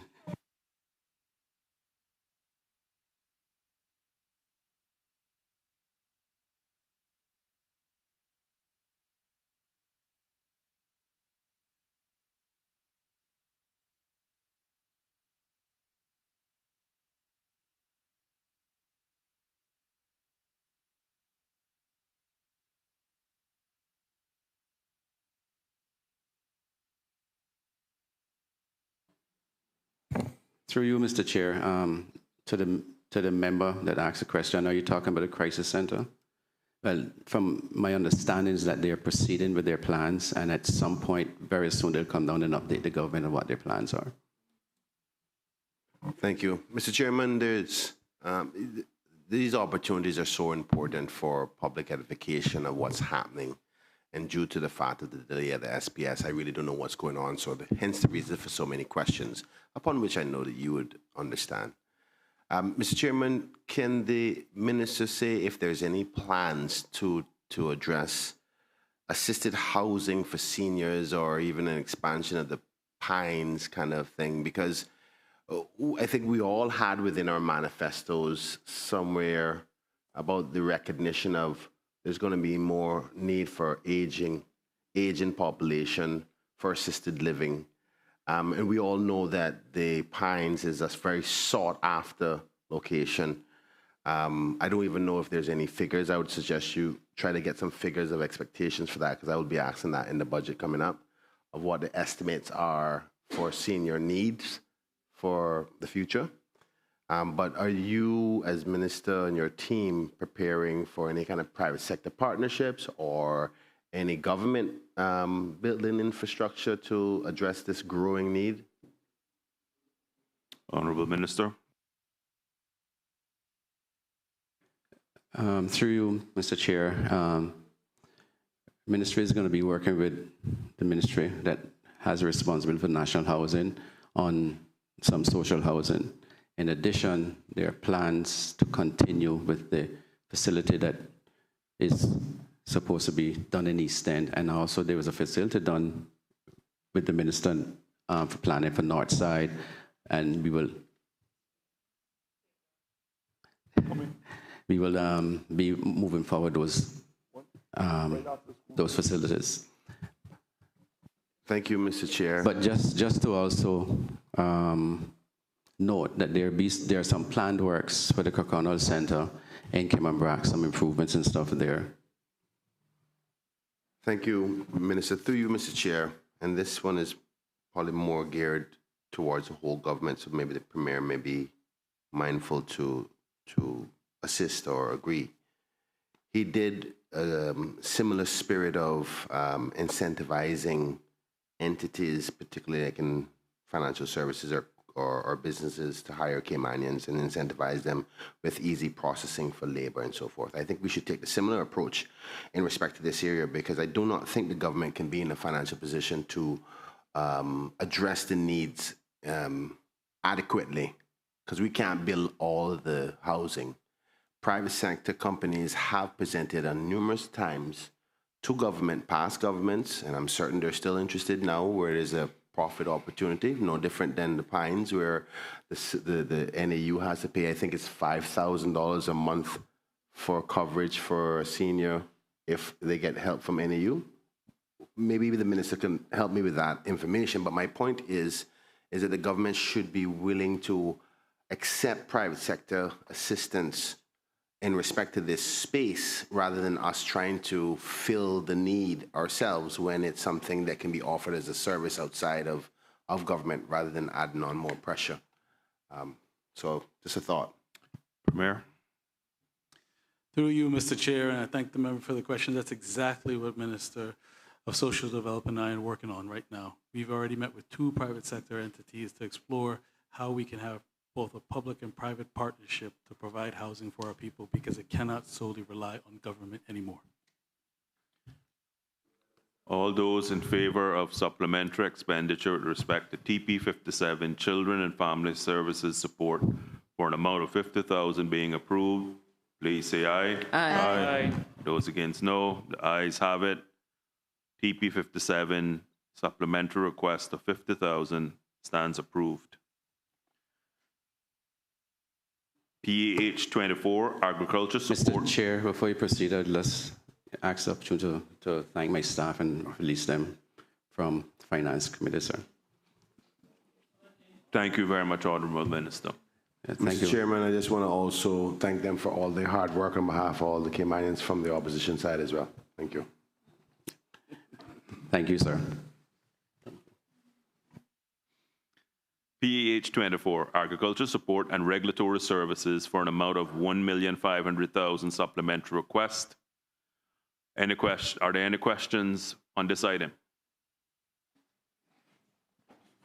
Member for Cayman-Brac East, Thank you, Mr. Socorro Connolly. Thank you, Mr. Chairman. Today, Honorable Minister, I wish to thank the Minister for his arduous work and his interest in agriculture and his pursuit towards national food security. And so saying, I wonder if the Minister could give an undertaking to look at the inventory for the Cayman-Brac office in particular, for obvious reasons, as my constituents and my colleague across the way, as far as it relates to inventory, like for fertilizers, for seeds, for containers. Oftentimes it's really pulling teeth to keep in farming. It's been proven a great difficulty. So I really Can you give that on? Sorry, go ahead. Can you give that undertaking, Honorable Minister? Mr. Chair, through you, I will give that undertaking to make sure that we make sure that everything in the BRAC is fully serviced and satisfied to the customers up there. I want to apologize to you and to whoever farmers that are going through any shortfalls of stuff, inventory not getting to the BRAC, but I have the director here with me now, and I'm sure he'll make a note of that so that doesn't happen in the future.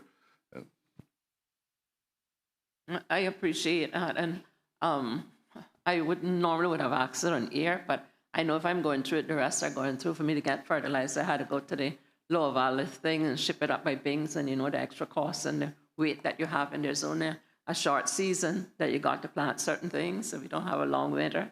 So I'd be very, very appreciative on behalf of the farming community there if we could get that assistance. And I see the Director and the Minister acquiescence. I'm very grateful, Mr. Chair. All those in favor of supplementary? Member for Houghton Town West. Thank you, Mr. Chairman. Mr. Chairman, through you, just to ask the Minister, there has been an outstanding issue with regards to accounts receivable at the that's owed by a lot of farmers. I think it's several $100,000 as well, and funds that we recognize will never be, I guess, repaid. I know that we had some discussions in the past about government probably just writing off a large portion of that because some of this debt goes way back, and those farmers will be in no position to ever repay that amount. But rather than us have it on the books or keep it over their heads, is there something that we're still looking at to write that off or just get rid of it? Honorable Minister. Mr. Chair, through you, want to thank the honorable member for bringing that back up. That is, as he knows, that's something that I've been working on for several years now, and I've brought it forward, and I anticipate to bringing it forward to the new government and seeing how we can actually work that out, because yes, it is something that needs to be done. And as you may aware, member for Bodden West, I think from when you were there for Minister of Finance, that's something that I was trying to get done from then.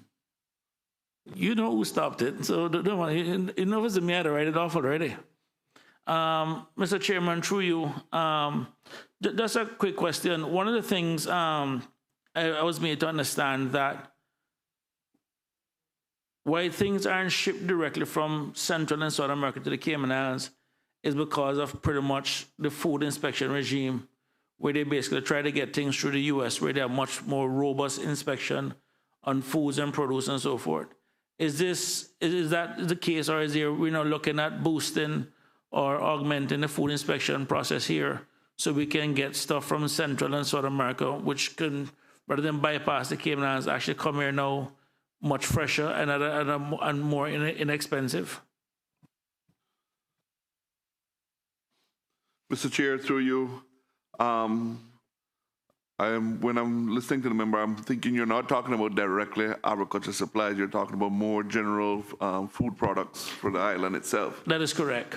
Mr. Chair, the Deputy Premier and myself, because he is the Minister for Trade, has been in talks, and we're looking at central locations in Central and South America and working along with some of our stakeholders here and how we can actually start to do more trading with South America. One of the biggest things the challenges that we're having or facing is the logistics side of it, and making sure that we get the ships actually sailing to the Cayman Islands. I think we've come up with some solutions how we could figure it out on the logistics side, and we're actually looking to plan a trip shortly.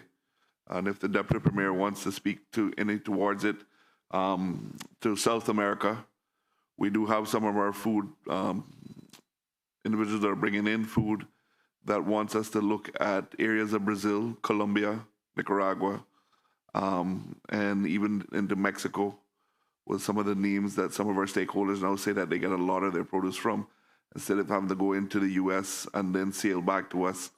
Seeing that our neighboring country, Jamaica, has one of the largest ports in the Caribbean, a lot of these ships actually sail into Jamaica from the larger vessels, and then can be able to offload to a smaller vessel that could come to the Cayman Islands without going into the U.S.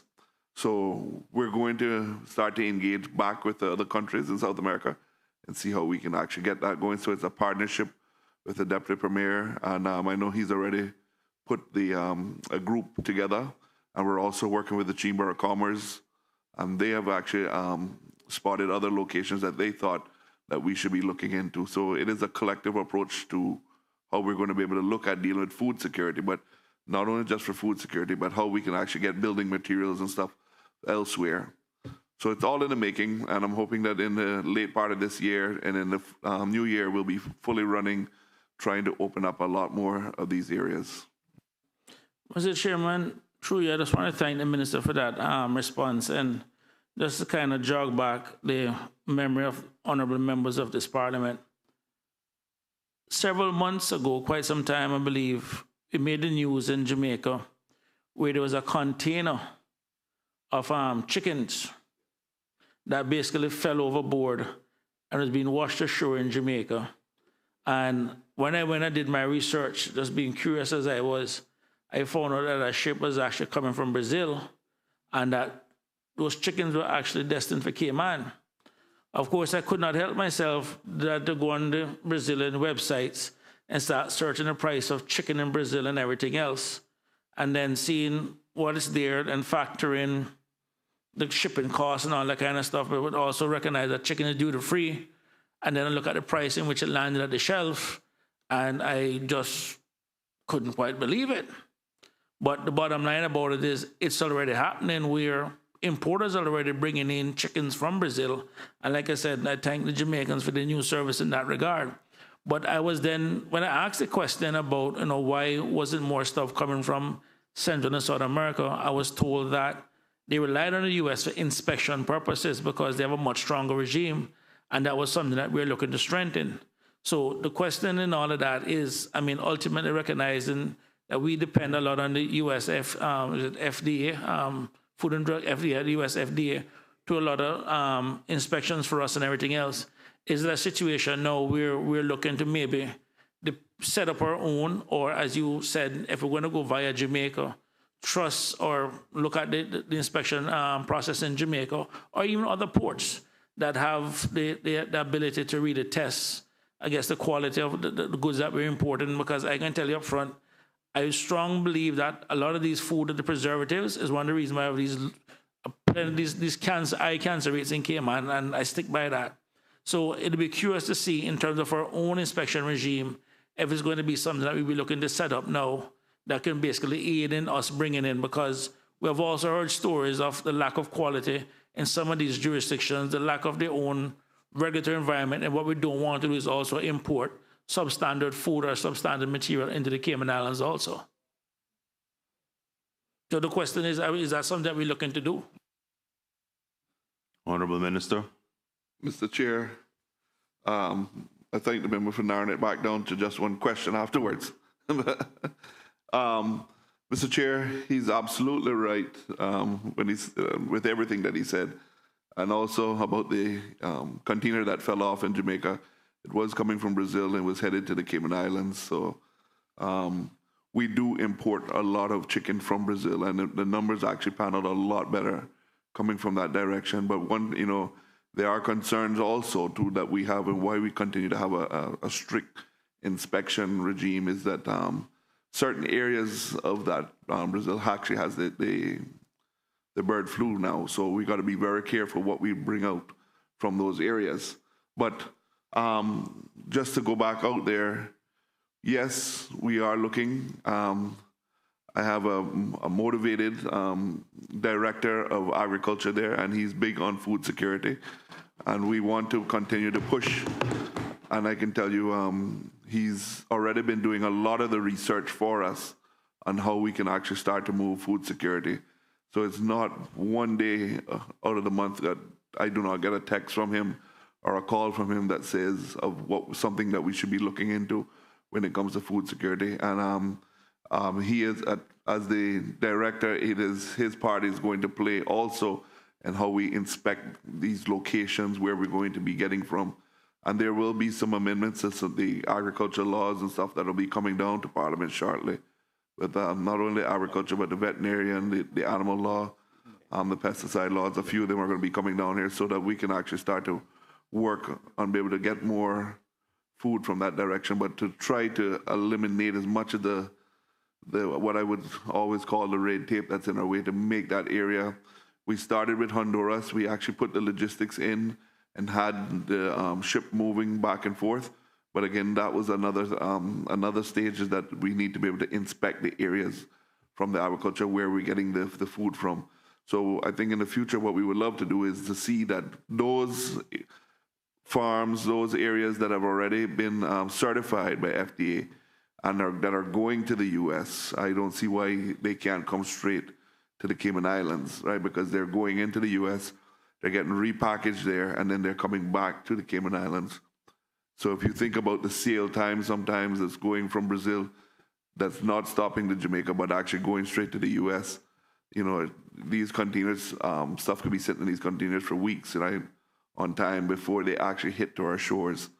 So the government is serious about food security, and the Deputy Premier and myself has already been engaged, and we're moving. And I can guarantee you that there will be some exciting news coming out with food security just around the corner. Thank you very much, Mr. Minister. And Mr. Chairman, I just want to thank the Minister because I do have a lot of confidence in him.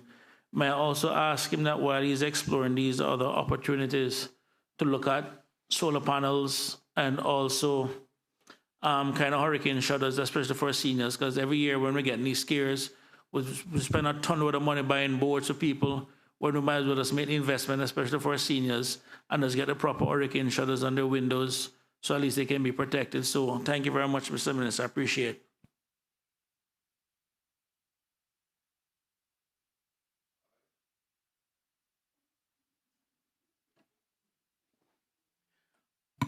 All those in favor of supplementary expenditure with respect to PAH 24, agriculture support and regulatory services for an amount of $1,500,000 being approved, please say aye. Aye. Those against, no. The ayes have it. PAH 24, supplementary appropriation of $1,500,000 has been approved. EA9, land purchase, gazetted claims for an amount of $800,000 It's open for questions. Are there any questions? Honorable Deputy Leader of the Opposition. Thank you, Mr. Chairman. Mr. Chairman, I want to go back now to the original question, has to do with the Georgetown Primary School as the first line of questioning for this area.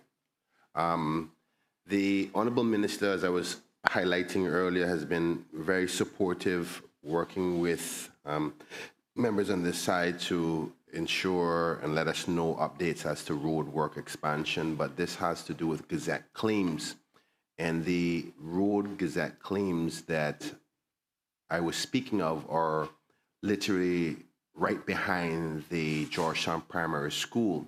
And from the previous plans, as I recall, the lands that are going to be acquired are larger than what necessarily would be needed. I don't know what ratio, but I am proposing that if the road size is small enough that allows for any leftover land to be added on to the Georgetown Primary School property, whether the government would be interested in transferring that onto that one major block. Because in my tour with the school that I was speaking about before with flooding, one of the main problems that we're having is the access to the Georgetown Primary School and the difficulties of where kids can be sitting around or waiting for school to start. And even if it was just an extra 10 feet onto the far back of the property, it could open up many opportunities for recreation for the children in a safer way than they are now. Because currently, right now, on their break times, they have to go outside on the artificial field, which is very, very hot for the kids, but they have no other choice to do so. So I don't know if the minister can opine on the Gazette land in the back and where they're at with that. Honorable Minister. Mr. Chair, through you, I think the Chief Officer for Education answered the section earlier about the water issue problem or the drainage issues that you're having at the school. Mr. Chair, what I can say, I will be led by you as the Minister of Education to look back at the school to see if it's something that they feel is needed. And he can put in the request. I guess the principal will be able to speak to the chief officer and see if it's something that they think is necessary. I can tell you, I don't see where, from an roads aspect, where if we do have land left over on our side, why it could not be benefit for the school for drainage, for water. But again, because it's under education, if the Minister of Education thinks that it is needed, then yes, it's something that I, from the NRA side, feel that we will be able to support and help facilitate in any way. Just to say that once all these works are done, we will be looking collaboratively to ensure that as we build new classroom blocks, similar in style to the newest classroom blocks, which I am confident that the Honorable Deputy Leader of the Opposition will agree was an excellent addition to the school, creating more space for those style buildings so that we phase and have a new school over a medium term. This would certainly be one way of alleviating the stress on the current campus by getting lands right next door. That would certainly be something we would have to look at favorably and work collectively with the NRA. Thank you, Mr. Chairman. If you just take a look at the map and where the road is, I think it would be obvious to you what needs to be done. Mr. Chairman, if I may. Mr. Chair, just quickly, that's why I say I have some of the best team members that are there. I've just been reliably informed by my team members that plans are to use that little section of land for drainage to help for the school. Thank you, Minister. Thank you so much, Mr. Chairman and the Minister, for that answer. Mr. Chairman, I just want to talk about something I think that the Minister and I would agree on, and I think other members of this committee, It has to do with the appropriation name itself, Gazette claims. I just want to know if the minister has any viewpoints on how Gazette claims are paid, because what we have is a number of properties that have been gazetted for road purposes, and the Gazette was, 10 years ago, 20 years ago, and when it's time to pay, they're using evaluations of the property when the Gazette happened, as opposed to when they're paying for it. So a piece of property's valuation 10 years ago, 20 years ago is going to be totally different than when the government actually pays out for it. Is the minister minded to say what the government's position is on this area of concern? Mr. Chair, through you, the member for Georgetown Central is right with what he just said. When we look at land claims, that when the Gazette was done versus when the road is actually being built and the land is actually taken, it is actually done at that time. But it is something that we know have been a pet peeve. I've seen it just going back, because I can tell you there are roads that I've been cleaning up and paying people back where have been almost 15 years that they haven't been waiting on their funds, where government has actually taken the gazetted roads on their land and weren't able to get paid. So I've been working very hard to try to clean up them. Mr. Chair, through you, I can tell you that a lot of the new roads that we have actually been doing, we have been trying to keep up with them as drastically as we can to make sure that we're paying individuals right at the time that we're gazetting these roads. But there's a section of the law that needs to be amended to do exactly what the member asked earlier, so that no matter what time, if we take the road now and we don't build the road to another 20 years, that person, if they own that property, should be able to get paid at that value price then 20 years, not from the time when we took the road. Because he is right that there is a lot of times that we do gazette roads and individuals could have did something with that property. When I go back and I look at the lady that we helped, that was 15 years back. 15 years she sat there knowing that a road was going to cross her house and couldn't do really nothing with her yard. But yet, no government took it up upon to actually pay, because it wasn't in the law to allow them to say that they had to pay her right away. So yes, Mr. Chair, through you, that is something that we are going to be looking forward to changing in the laws coming up when it comes to NRA. And I think it will have to look at also at a section probably from the lands law how that is done. But I can give you that guarantee that is, we've already exhausted that topic out, and it's something that we're going to be looking forward to. Mr. Chairman, I want to say thank you so much to the minister, and he has our full support in respect to this area. It's something that the official opposition shares and concern. Can I just ask the minister, is he confident? Because I know there's a number of Gazette claims outstanding, even within the last administration. And one of them that comes to mind is a family that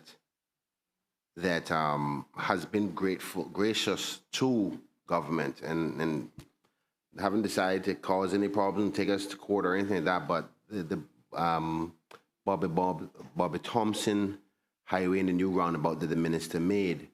But the family have expressed, that their land is compulsory acquired by the roads law and the difficulty to get paid. Now, it's a lot of land that the minister had to acquire in order to do the works.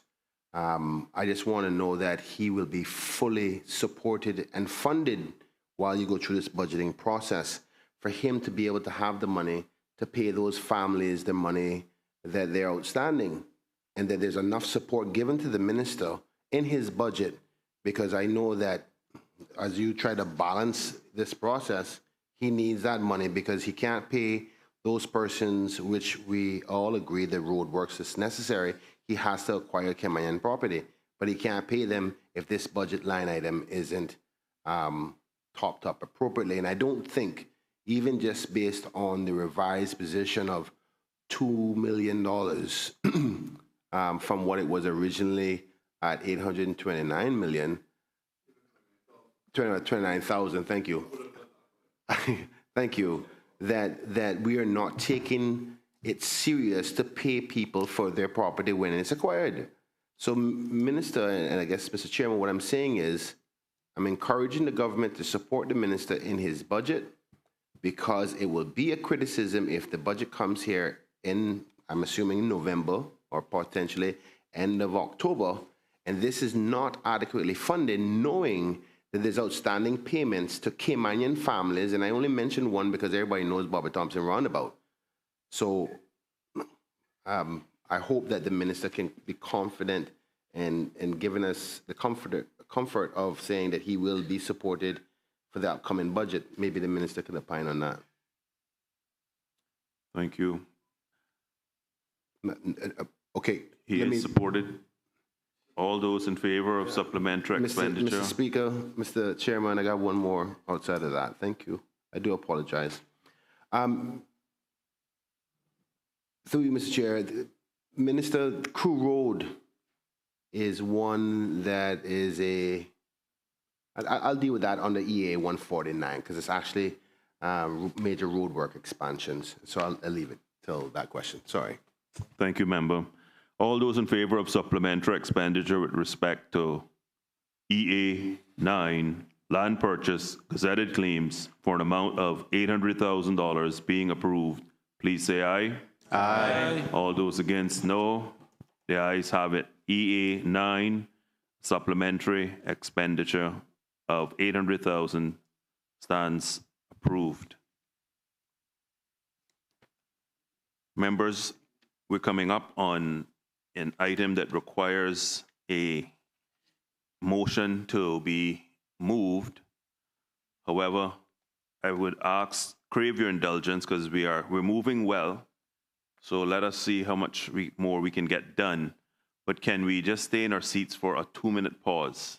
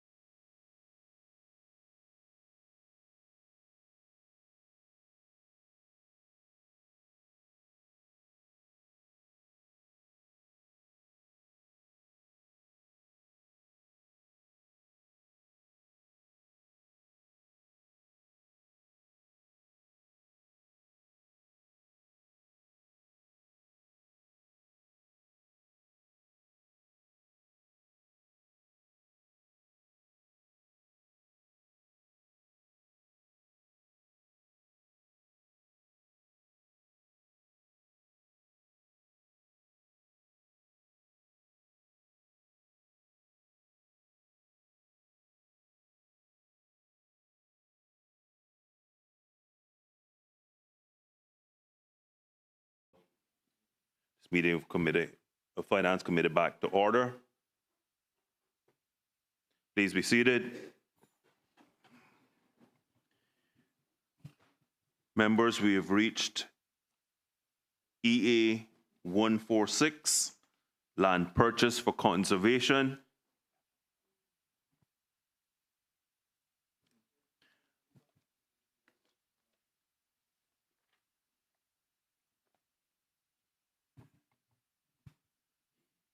You ready?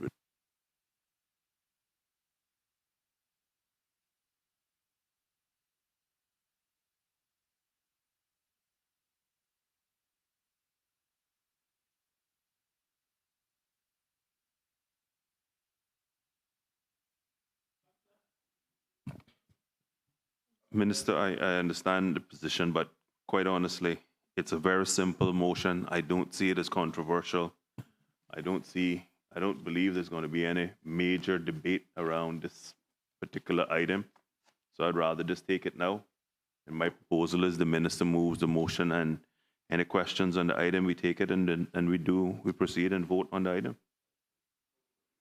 So I call on the minister responsible for lands to move the motion that would authorize the Finance Committee to appropriate funds from the Environmental Protection Fund to expend funds for environmental purposes, to now proceed with the motion.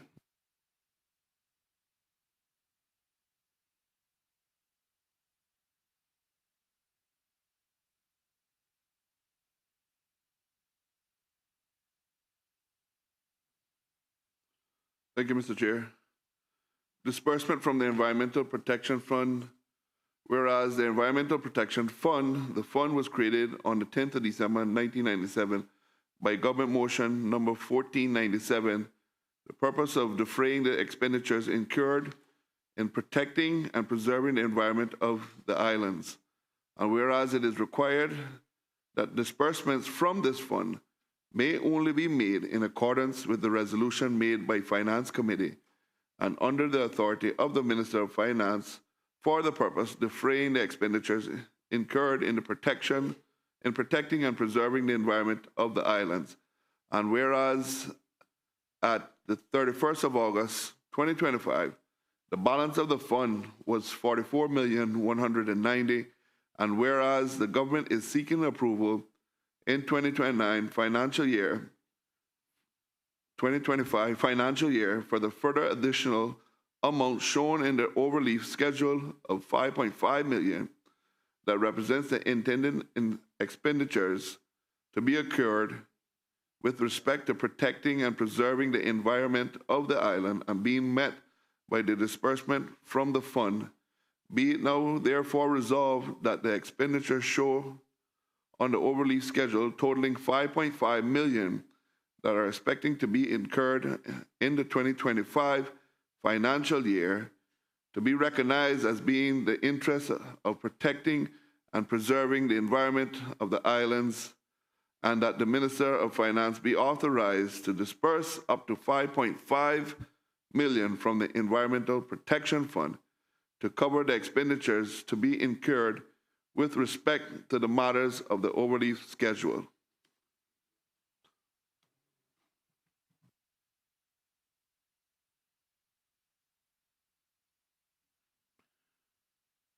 Members of the committee, as you know, in committee, you don't need a seconder or motions. However, the motion has been moved, and the motion is in respect to expenditures of up to $5,500,000 to purchase lands at Block 111A, parcels 73 and 13 through 68, located on Kimmenbrack East. For clarity, the current balance in the Environmental Protection Fund stands at $44,190,000 as at August the 31st, 2025. Does any member wish to speak to the motion? The Deputy Leader of the Opposition. Thank you, Mr. Chairman. Forgive me for my bad memory. I know this is a motion, but are we going to assume it just like a line of questioning, or? Thank you. I'll ask the question afterwards and just speak to the motion. Now, Mr. Speaker, Mr. Chairman, obviously, members in the opposition are very happy that the government is finding themselves in a position to acquire this asset as it's a very important landmass. I think all members in our community are very happy knowing the importance of the lighthouse area in Kimmenbrock, which is seen and traversed by many of our visitors in the tourism and locals alike. But Mr. Chair, there is a concern that the previous administration, not a concern, but an acknowledgement that the previous administration did already purchase the immediate land surrounding the lighthouse itself.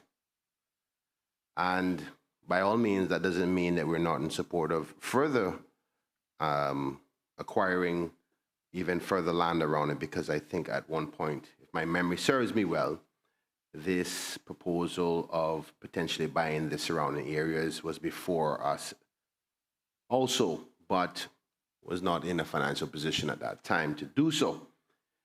But bearing in mind that this is being acquired using this very special fund for environmental purposes, I think it'd be important for the minister to opine on whether or not there's going to be restrictions on this purchase, which sometimes normally come with any purchases that are used with this fund, because the fund is an environmental protection fund.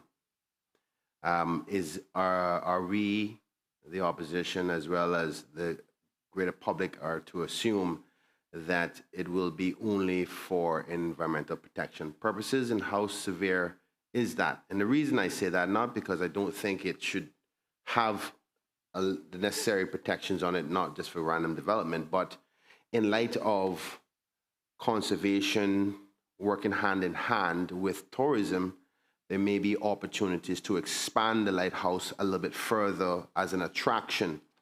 So it'd be important to know if there's going to be restrictions on this purchase using this fund, what those restrictions would be.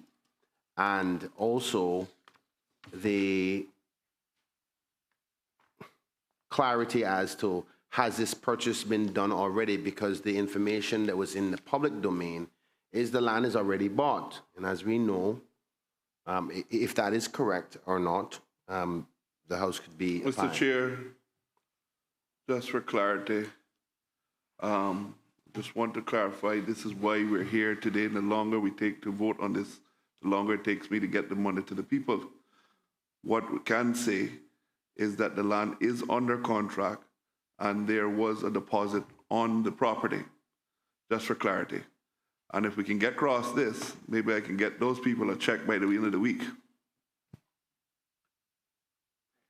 Thank you. Mr. Chairman, I asked earlier, I really, you know, how much my brother I love tremendously. I don't want to getting in a battle with him, but I asked how the procedural process was going to go in respect to this Finance Committee motion, whether we were going to do a cross back and forth questioning or a straight delivery. So I was just trying to deliver all my remarks in a motion contribution. So would you opine on how we're going to go? Is it going to be a back and forth, or do I finish my contribution and then ask the questions after? Honorable member, the motion enables the government to proceed with using the EPF to disperse the funds. The intent was to simply have the motion debated, and then we would have detailed questioning on the actual appropriation itself. Thank you, Mr. Chairman. So I'll proceed then. Continue on. So, in light of the question about whether the land was already acquired, because and the importance of finding that information out is, we know there's been much talk about the government's financial position. We all know about the magical $60 million deficit position, which now we are hearing today that we're going to have a $10 million surplus. Without proper explanation as to what, Mr. Chairman, I do not expect in this line of delivery on a motion to be interrupted. No disrespect to the Honourable Minister, but I asked the question before as to the process of whether this is a motion or a line of questioning. So I'm not sure, unless you want me to give... Mr. Chair, are we debating the motion or what are we doing? Minister, the members can offer their debate. You move the motion, you have the right of reply.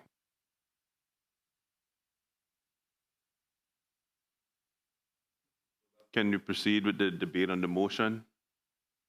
Thank you. And member, can you ensure that your comments, while I've been giving wide latitude, are relevant, because the government's financial position is irrelevant to this because we're using the EPF. This has nothing to do with surplus or deficit. This is a restricted fund. The restricted funds do not come into things like days cash, etc. Hence the reason we're using this vehicle. So if you could keep your comments within that context. Well, Mr. Chairman, I do respect that, but we also know the scope of debate. And the Honourable Minister himself interjected the government's financial position by saying they use a deposit from the government funds currently, not from this environmental fund. So he opened the line of debate as per the standing orders, Mr. Chairman.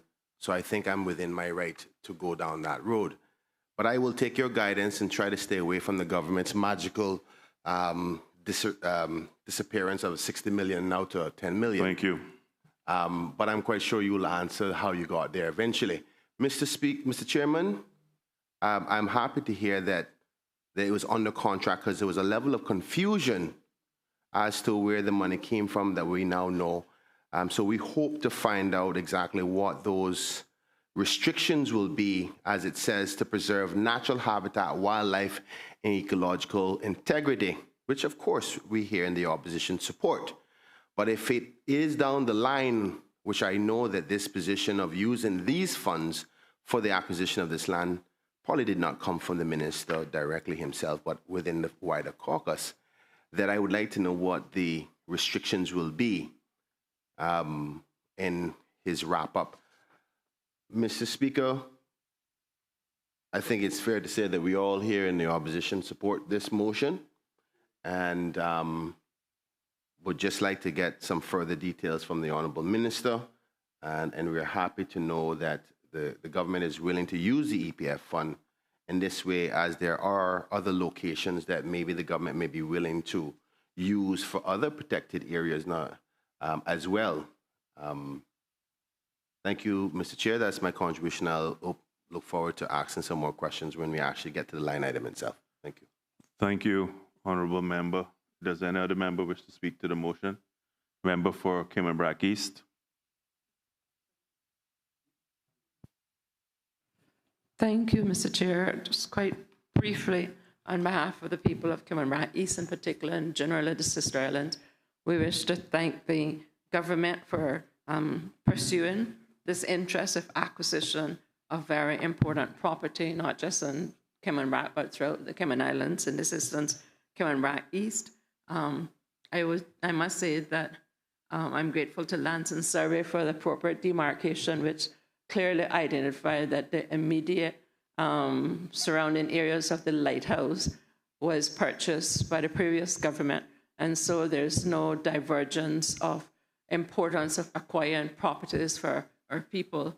In addition to that, although the 5 acres that was purchased, Mr. Chairman, right where the picture was taken to indicate that the lighthouse had been purchased, that was not an easy acquisition. I wish to go on record thanking Mr.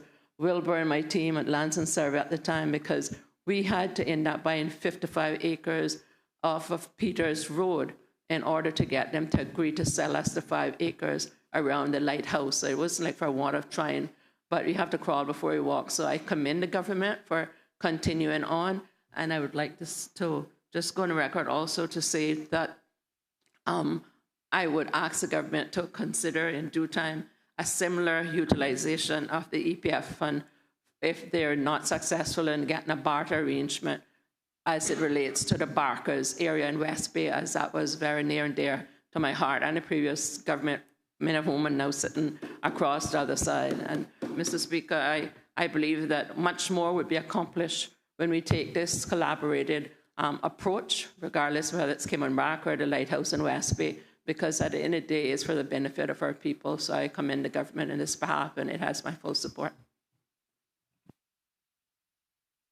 Thank you very much. Does other member wish to speak? Honorable Premier. Thank you, Mr. Chair. Through you, I'd like to thank the member for Cayman Brac East for those comments. We were completely agnostic to the fact of who pursued it before. It was simply the right thing to do. We saw the trail that you left, and we picked up upon that trail and decided this is the right thing to do. I'm sure the speaker, I'm sure that the minister in his right of reply will answer the member for Georgetown Central's comments in relation to how it may be treated going forward. But as an overall comment on behalf of the government, we are actively looking at other pieces of land and using this fund in this way for preservation and protection. In particular, you would know that it's near and dear to my heart to figure out what we can do in relation to Barkers and our people in West Bay. So we are going to be assertive in not the rest of this calendar year and this fiscal year, but also in the budget going forward. It is high time we secure more land for our people. Thank you, Premier. Does any other member wish to speak? Does any other member wish to speak? Does any other member wish to speak? If no other member wish to speak, does the minister wish to exercise his right of reply to wrap up the debate on the motion in Finance Committee? No, sir. That being not said, I put the question that we authorize the Ministry of Finance to utilize the Environmental Protection Fund in an amount up to $5,500,000 to secure the purchase of lands demarcated Block A, Block 111A, parcels 73 and 16 through 68 located on Cayman Brac East, 13 through 68 located on Cayman Brac East. All those in favor, please say aye. Aye. Those against, no. The ayes have it. The authority of the Finance Committee to utilize the Environmental Protection Fund to acquire the said property has been passed. We will now revert to the agenda, and given the motion that has just passed, I hope for members' questions to be in the context that this item will be secured by utilizing the Environmental Protection Fund. Are there any questions as it relates to EA 146, land purchase for conservation for the amount of $5,500,000? Mr. Chairman. Honorable Leader of the Opposition. Yeah, just briefly, as I was listening earlier, I want to just clarify. So I congratulate the government on this. 125 acres of undeveloped land, block 111A, parcels 73 and 13 through 68. So that, Mr. Chairman, surrounds what I understand to be block 111A, parcel 72, which the Lighthouse actually sits on, which was previously purchased by the government. Yes. Okay, so, all right, I just want to get it clear so I have that visual in my head and so the public can have the visual. Thank you. Thank you. Honorable Deputy Leader of the Opposition. Thank you, Mr. Chair. With that acknowledgement, is it fair to say that this administration did not buy the lighthouse itself? Honorable Minister. Simple yes or no?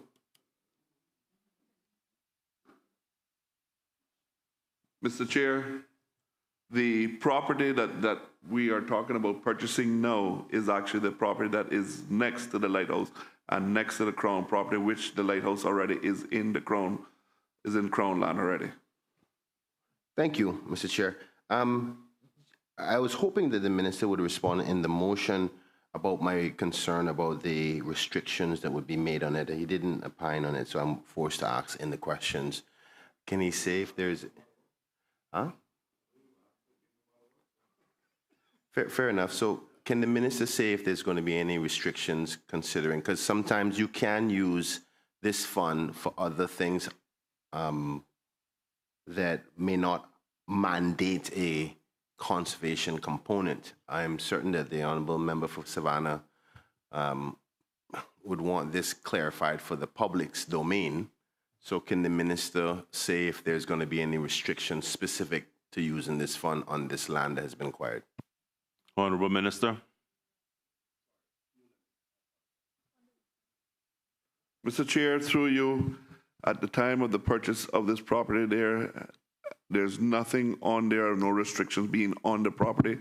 In the future, something like that may come forward, I don't know. But again, right now, at this point in time, there is none.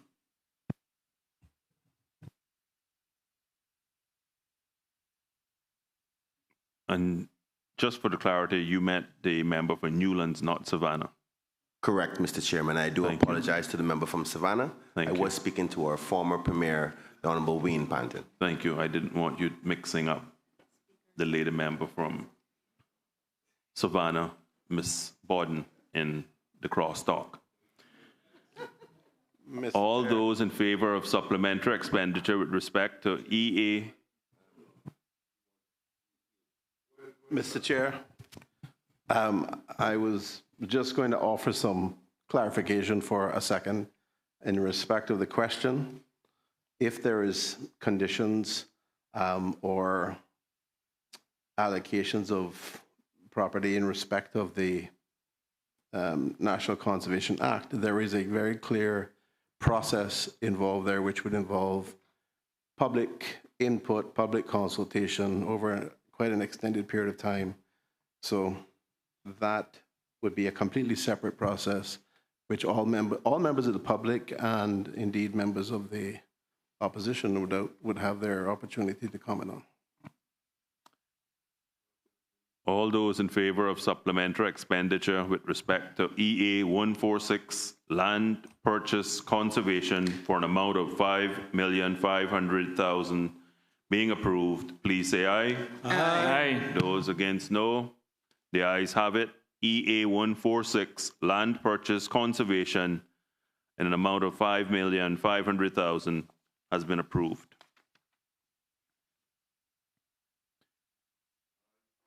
EA 148 major road works expansion projects for an amount of $8 million is being moved to be added as a supplementary appropriation. Are there any questions for this item? Member for Honorable Leader of the Opposition. Thank you, Mr. Chairman.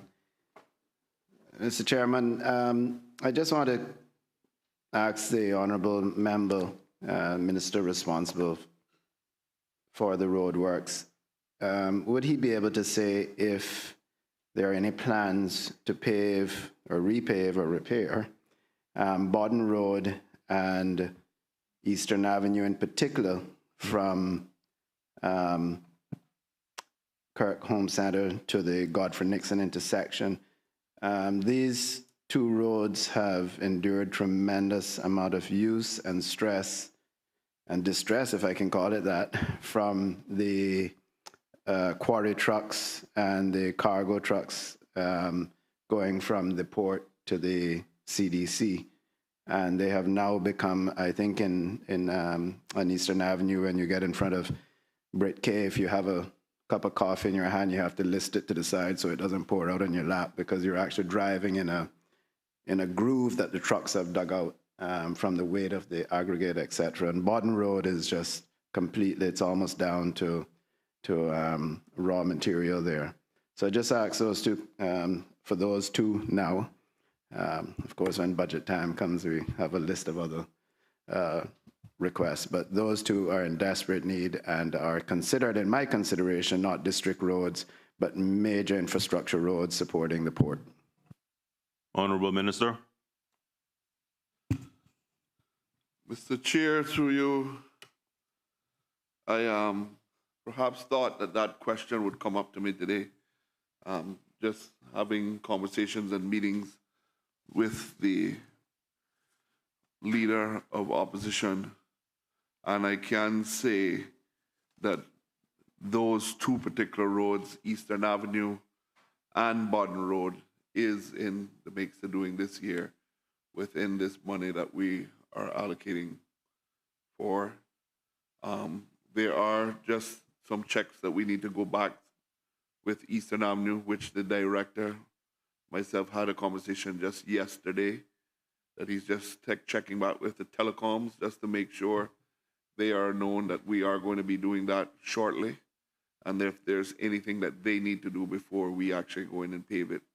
And I asked them also to reach out to my best friends, the water company, to make sure that they are on board with us of going through and paving that section, those two sections of roads.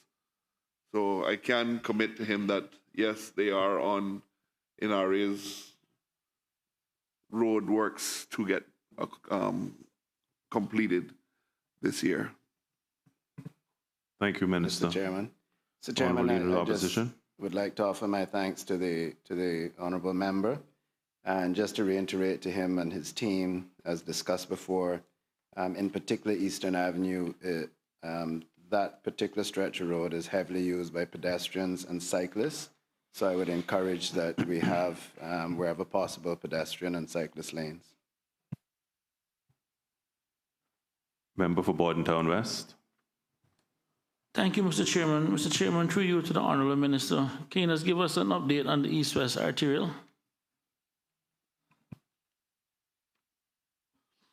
Mr. Chair, through you, I can say here today that the environmental impact study has been completed. And the next stage, it has been presented to caucus. And the next stage is to carry it to cabinet and to move forward in the new budget cycle now, once the money is allocated for them to start to go on to build the second phase, or which I would say the third phase of the East-West. Thank you very much, Mr. Minister. Deputy Leader of the Opposition. Thank you, Mr. Chairman.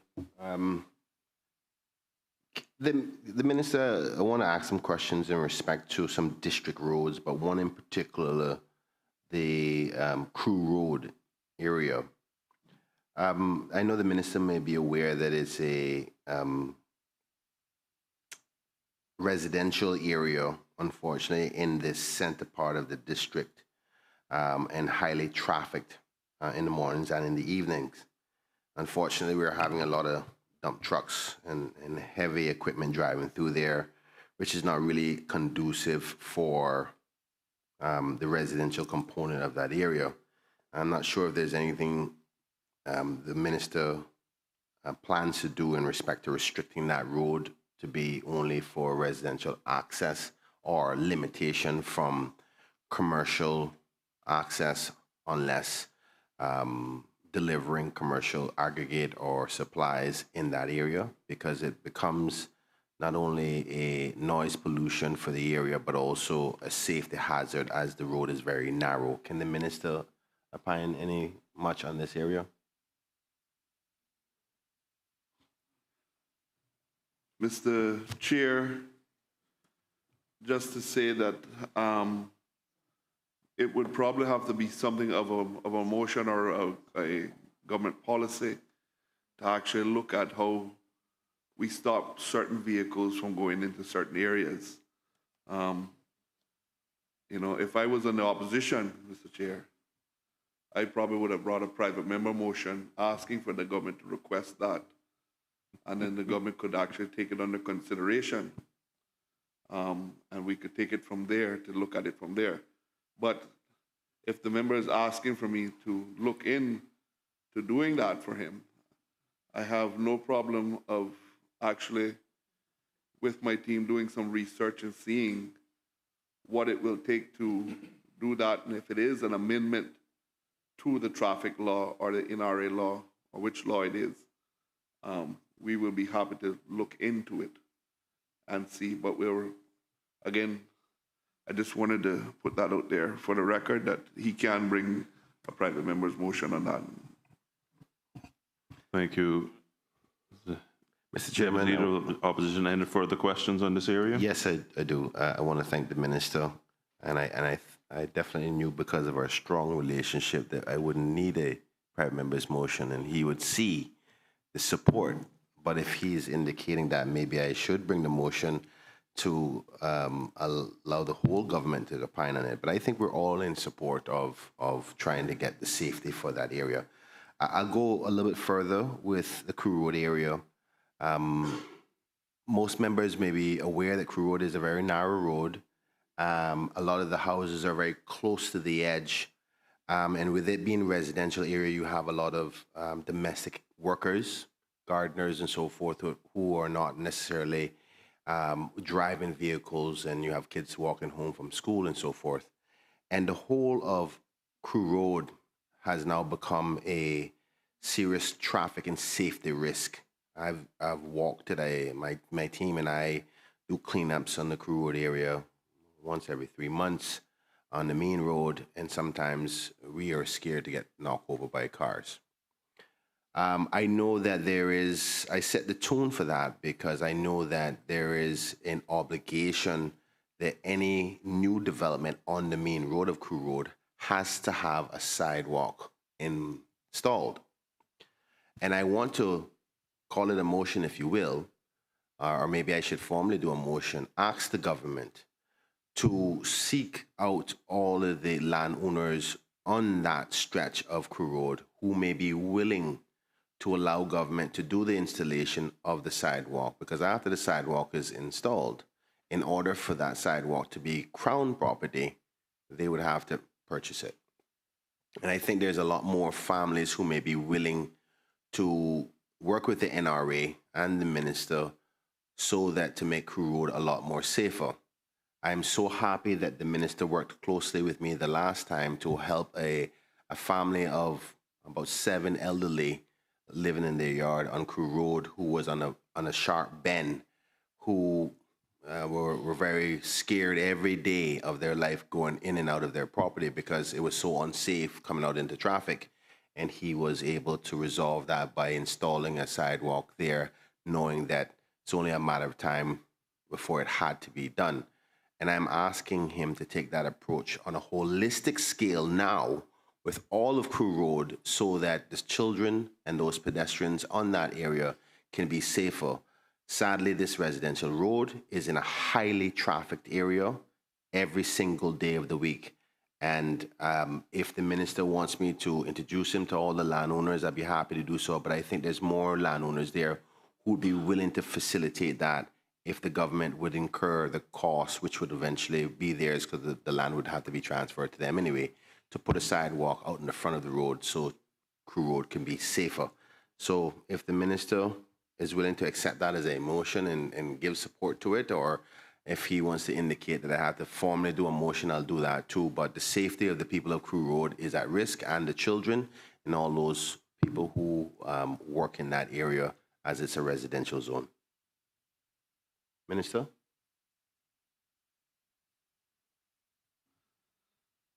Mr. Chair, through you, there is a section in the Constitution called 41.3, where the electoral district is not represented in cabinet. That member is entitled to come to the government. And I would ask him that I think it's time for him to use that 41.3 now so that we can make sure to see how we can actually put it in the budget. Mr. Chairman, I want to say thank you so much to the Minister for that. As we are aware, we have a meeting tomorrow, thanks to the Honorable Premier himself, and I will make formal that request so that it can appear in the budget for the necessary funding for those sidewalks and crew roads. I thank the Minister for that. Thank you. All those in favor of supplementary expenditure with respect Mr. Chair, this way, sir. Sorry, I've been, my light's been lit a few times, and I've been dancing. I apologize. That's fine, no need to apologize. Mr. Chair, let me start off by the member, Honorable Minister, mentioned utility companies earlier on. I want to thank him. A few months back, I raised a concern about a number of roads that have been dug up by utility companies that have been left for a while. Those have all now been repaired. I'm extremely happy that has happened. At that same meeting, we discussed the Bimini Drive connector, and he gave a very fulsome answer. And I would ask again what I asked him then, appreciating that that road may not be finished anytime soon, but at least if it could be made, the pass through there could be made more drivable. I think that would be greatly appreciated. So I will make that ask one more time. And I look forward to, I did send a note to him. I look forward to an opportunity when he has a chance to actually look through, drive through some of the roads in Red Bay, just to have a look at some of the ones that do need some work. I had sent him a list on those, and I understand that they might get looked at. So just want to, with those comments I'll end, I wanted to thank him for the repairs that have been done from the utility companies. Thank you. All those in favor of supplementary expenditure with respect to EA 148 major roadworks expansion projects for an amount of $8 million being approved, please say aye. Aye. Those against, no. The ayes have it. EA 148 supplementary appropriation of $8 million has been approved. EA 161 submarine cable for an amount of $5,400,000. Appropriation is being sought. Are there any questions for this item? Thank you very much. Borden Town West. Thank you very much, Mr. Chairman. Through you, Mr. Chairman, to the Honourable Minister. Can you give us an update in terms of when you expect the tendering process and the final business plan to be completed? Honourable Minister. Mr. Chair, through you, I am hopefully hoping that that process will be able to take place once we have this funding in place that we can show, so that he can move to the next stage with the RFP going out, so that we can actually see what the appetite looks like when it comes to the cables out there. So I'm keeping my fingers crossed, keeping everything, but I'm hoping by the end of this year. Thank you very much, Member for Borden Town West. Thank you very much, Mr. Chair. Thank you very much, Mr. Minister. Mr. Chairman, through you to the Honourable Minister. Are we looking to own this cable outright, or are we looking to do a partnership with the private sector? Honourable Minister.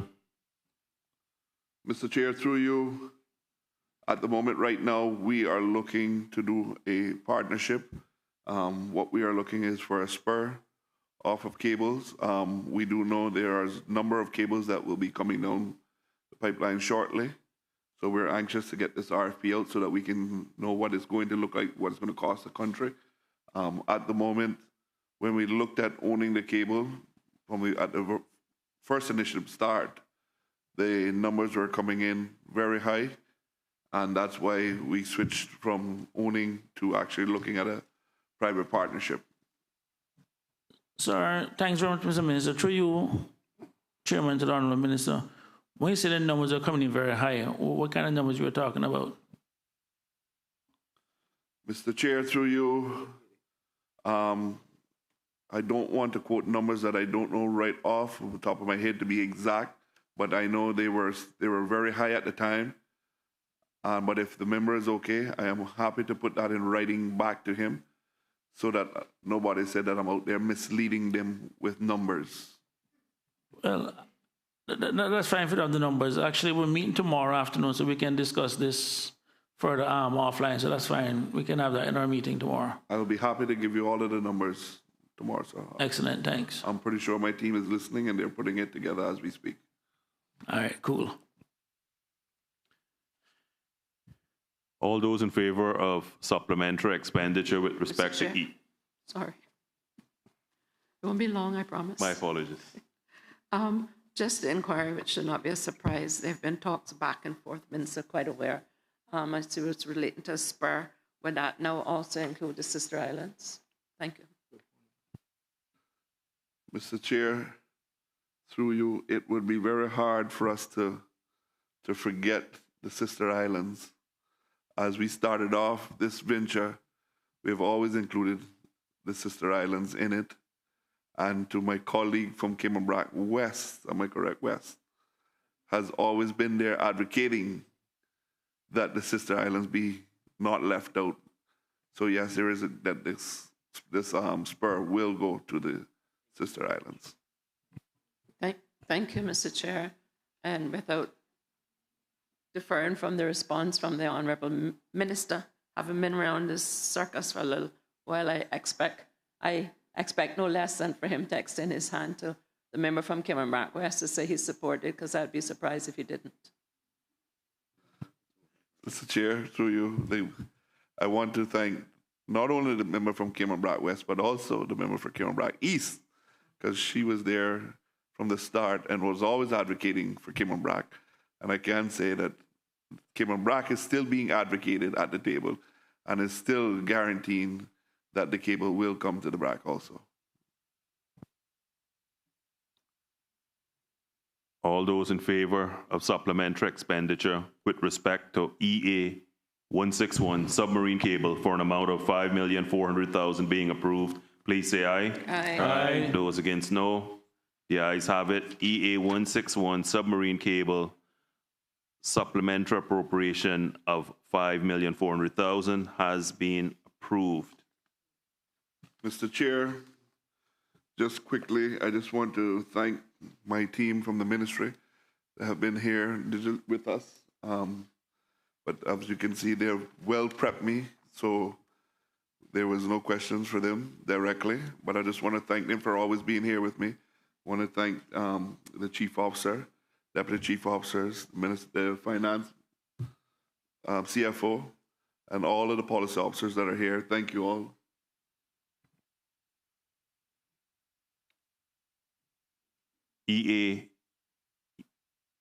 EI1 Cayman Airways Limited for an amount of $12,700,000. Equity investment into Cayman Airways Limited, an amount of $12,700,000. Are there any questions on this item? Yes, sir. Member for Bordentown West. Thank you very much, Mr. Chairman. Mr. Chairman, through you to the Honourable Minister, can we just get a breakdown of exactly what this $12.7 million will be covering? What's operational versus what is debt servicing? Mr. Chairman, through you, thank you very much, member from Bordentown West.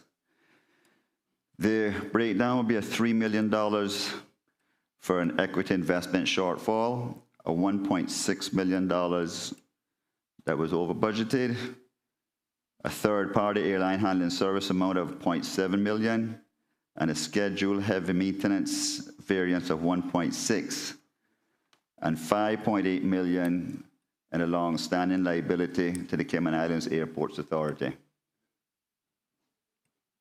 Thanks very much to the Honourable Deputy Premier. In terms of the $3 million shortfall, what exactly did that cover? Sorry, just like a breakdown. That was unfunded from the budget of 2023. It went from $12.1 million to $9.1 million for the 2025 year, sir. Thanks very much for that, Honourable Deputy Premier. And you said 1.6 million over budget. What was that one for? Through you, Mr. Chairman, that was to do with the COLA and also the honorarium that was given out in December 2024. Now, I'm going to make a bold proposition here now, Mr. Chairman, through you to the Honourable Deputy Premier. this again goes back to the same issue I've had in terms of the PA, where everybody's trying to harmonize and everything else, and the unintended consequences and unintended costs that we have. One of the things I want to propose, because if we're going to have some level of equity, I think it has to be across the board, because if the employees at Cayman Airways is receiving certain benefits that the government employee isn't getting, and I know there's a matrix out there of who's getting what or who's getting what, but I'm actually going to propose, Mr. Chairman, through you, for something for consider, is that civil servants on the 3 lowest scales get at least some kind of flight benefits, even if it's once a year, a 50% reduction in an airline ticket or something, at least to have some level of equity between what government benefits get between public sector and, well, between government companies versus non-government companies. But I think at a minimum, they're putting in the same thing. If we have some kind of equity in the game, I think some of the benefits need to be. And I think even for the national airline, 1 ticket annually, at least at a 50% discount for the 3 lowest employment grades in government, I think is something that's actually worth considering as a benefit to the wider public service. So, Honorable Deputy Premier, I just leave that for you and your team to consider if that is something worth looking at, as even to help with a lot of the other civil servants. Mr. Chairman, through you, I thank you very much for that consideration, and I will speak with my colleagues about it as well, sir. So, Mr. Chairman, while we all are in this Caymanian horse, I would hope that would be part of consideration, that they would need to be Caymanian to get this benefit. Thank you very much, That's member. given. From member from Kimmerbrook East, I appreciate that. Mr. Chairman, through you, Mr. Chairman, to the minister. I do apologize. I had to excuse myself to the restroom. So I didn't hear all of his reasoning for the 12 million, but I think the latter part I heard was to cover the increase in the COLA as well as the honorarium. And the total amount more needed for 2025 was 12,700,000. It's 12.7 million total, sir. Can you break down that 12 million for me across what areas that money needs to go to, please? Yes, sir. 6.92 million is for Cayman Airways to meet its ongoing financial obligations, which is $3 million from a equity investment shortfall in the budget between 2024 and 2025. 1.6 million over budget in staff costs, which was the COLA and the honorarium. 1.6 million. Third-party airline handling services amounted to 0.7 million, and scheduled heavy maintenance at a variance of 1.6 million. That came up to 12.7 million, sir.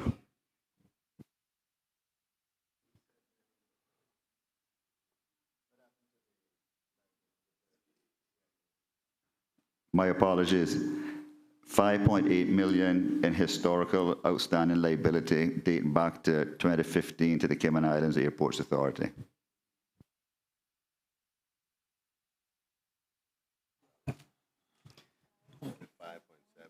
Yeah. Mr. Chairman. The 6.9 plus the 5.8 gives you the 12.7. He broke out the 6.9. 6.9 is broken. Yes. Mr. Chairman, through you to the honorable member, at 6.9, that puts us at about 16 million for the year if you remove that the 5.8 liability to the Airports Authority. Does the honorable member have an idea of how much of this will be the normal, the standard cost for operating Cayman Airways going forward? What are we expecting for 26, 27 as far as the government equity injection into Cayman Airways? Honorable Minister. Thank you for that question. We've budgeted $12 million for 2026 and $10 million as equity for 2028. 27, sorry.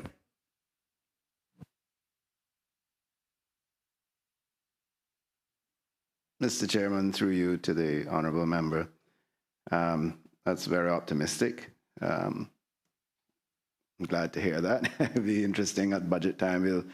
I won't ask you here now, but certainly at budget, I'm sure that your team will come equipped to explain how we'll need less monies moving forward. At this point, considering this, we're going to end of the year. And I remove the congratulations on paying the long-standing debt to Airports Authority. But if we remove that, we're still going to end up spending about $17 million this year. What is the current load factor? What's the current load factor for Cayman Airways? Thank you for that question, sir. Mr. Chairman, through you, the current load factor, to my understanding that I receive, is about 6 to 1%. I have my team here that could give you the factual number if you like, though. Thank you, Mr. Chairman. Through you, I think you would like to get, if you want to confirm what the actual number is, they're right behind you, yeah.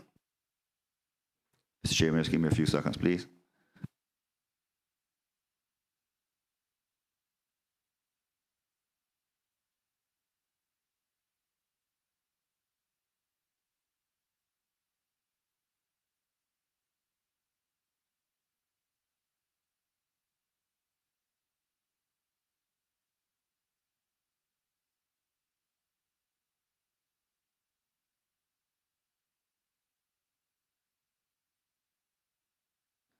Mr. Chairman, through you, 59% year to date.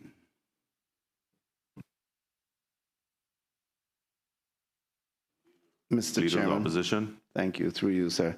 So, Chairman, that does raise some concerns, certainly from this side, as far as the ROI from Cayman Airways. I do, and I completely appreciate that in a month's time when we get here for budget or thereabouts, or 2 months' time maybe, we'll get a whole lot more information. But if, you know, I think 59% is quite low when we start looking at our ROI from our national airlines. Again, between now and when we come around for budget, I think I can hold my questioning, but it does raise some red flags for us here. If you have anything to make me feel better, feel free to opine on that. Mr. Chairman, through you, Cayman Airways is near and dear to this country, and it's one of our national prides that we have. We employ about 400 employees, with a figure about 95% Caymanians. It's something that, like I said, we can continue to be proud of. This government has the authority to make sure that that airline is properly funded and the safety standards are kept up. And we can all say Cayman Airways has an impeccable record, and we want to continue that way as we serve the people of the Cayman Islands. Deputy Leader of the Opposition. Thank you, Mr. Chairman. I'm still trying to wrap my mind around the breakdown of the numbers, and I think I have a better understanding. I'm just hoping that before I ask my line of questioning, the member can confirm. The 3 million odd was for the equity injection that you say was underfunded. 1.6 for the COLA, and honorarium and COLA. Okay, so honorarium and COLA. And maintenance is 0.7 million. And 1.6 is for what? So 1.6 is heavy maintenance, and 0.7 was third-party airline handling services. Okay, so is it fair to say that those heavy maintenance in the last two amounts, the 0.7 and 1.6, was not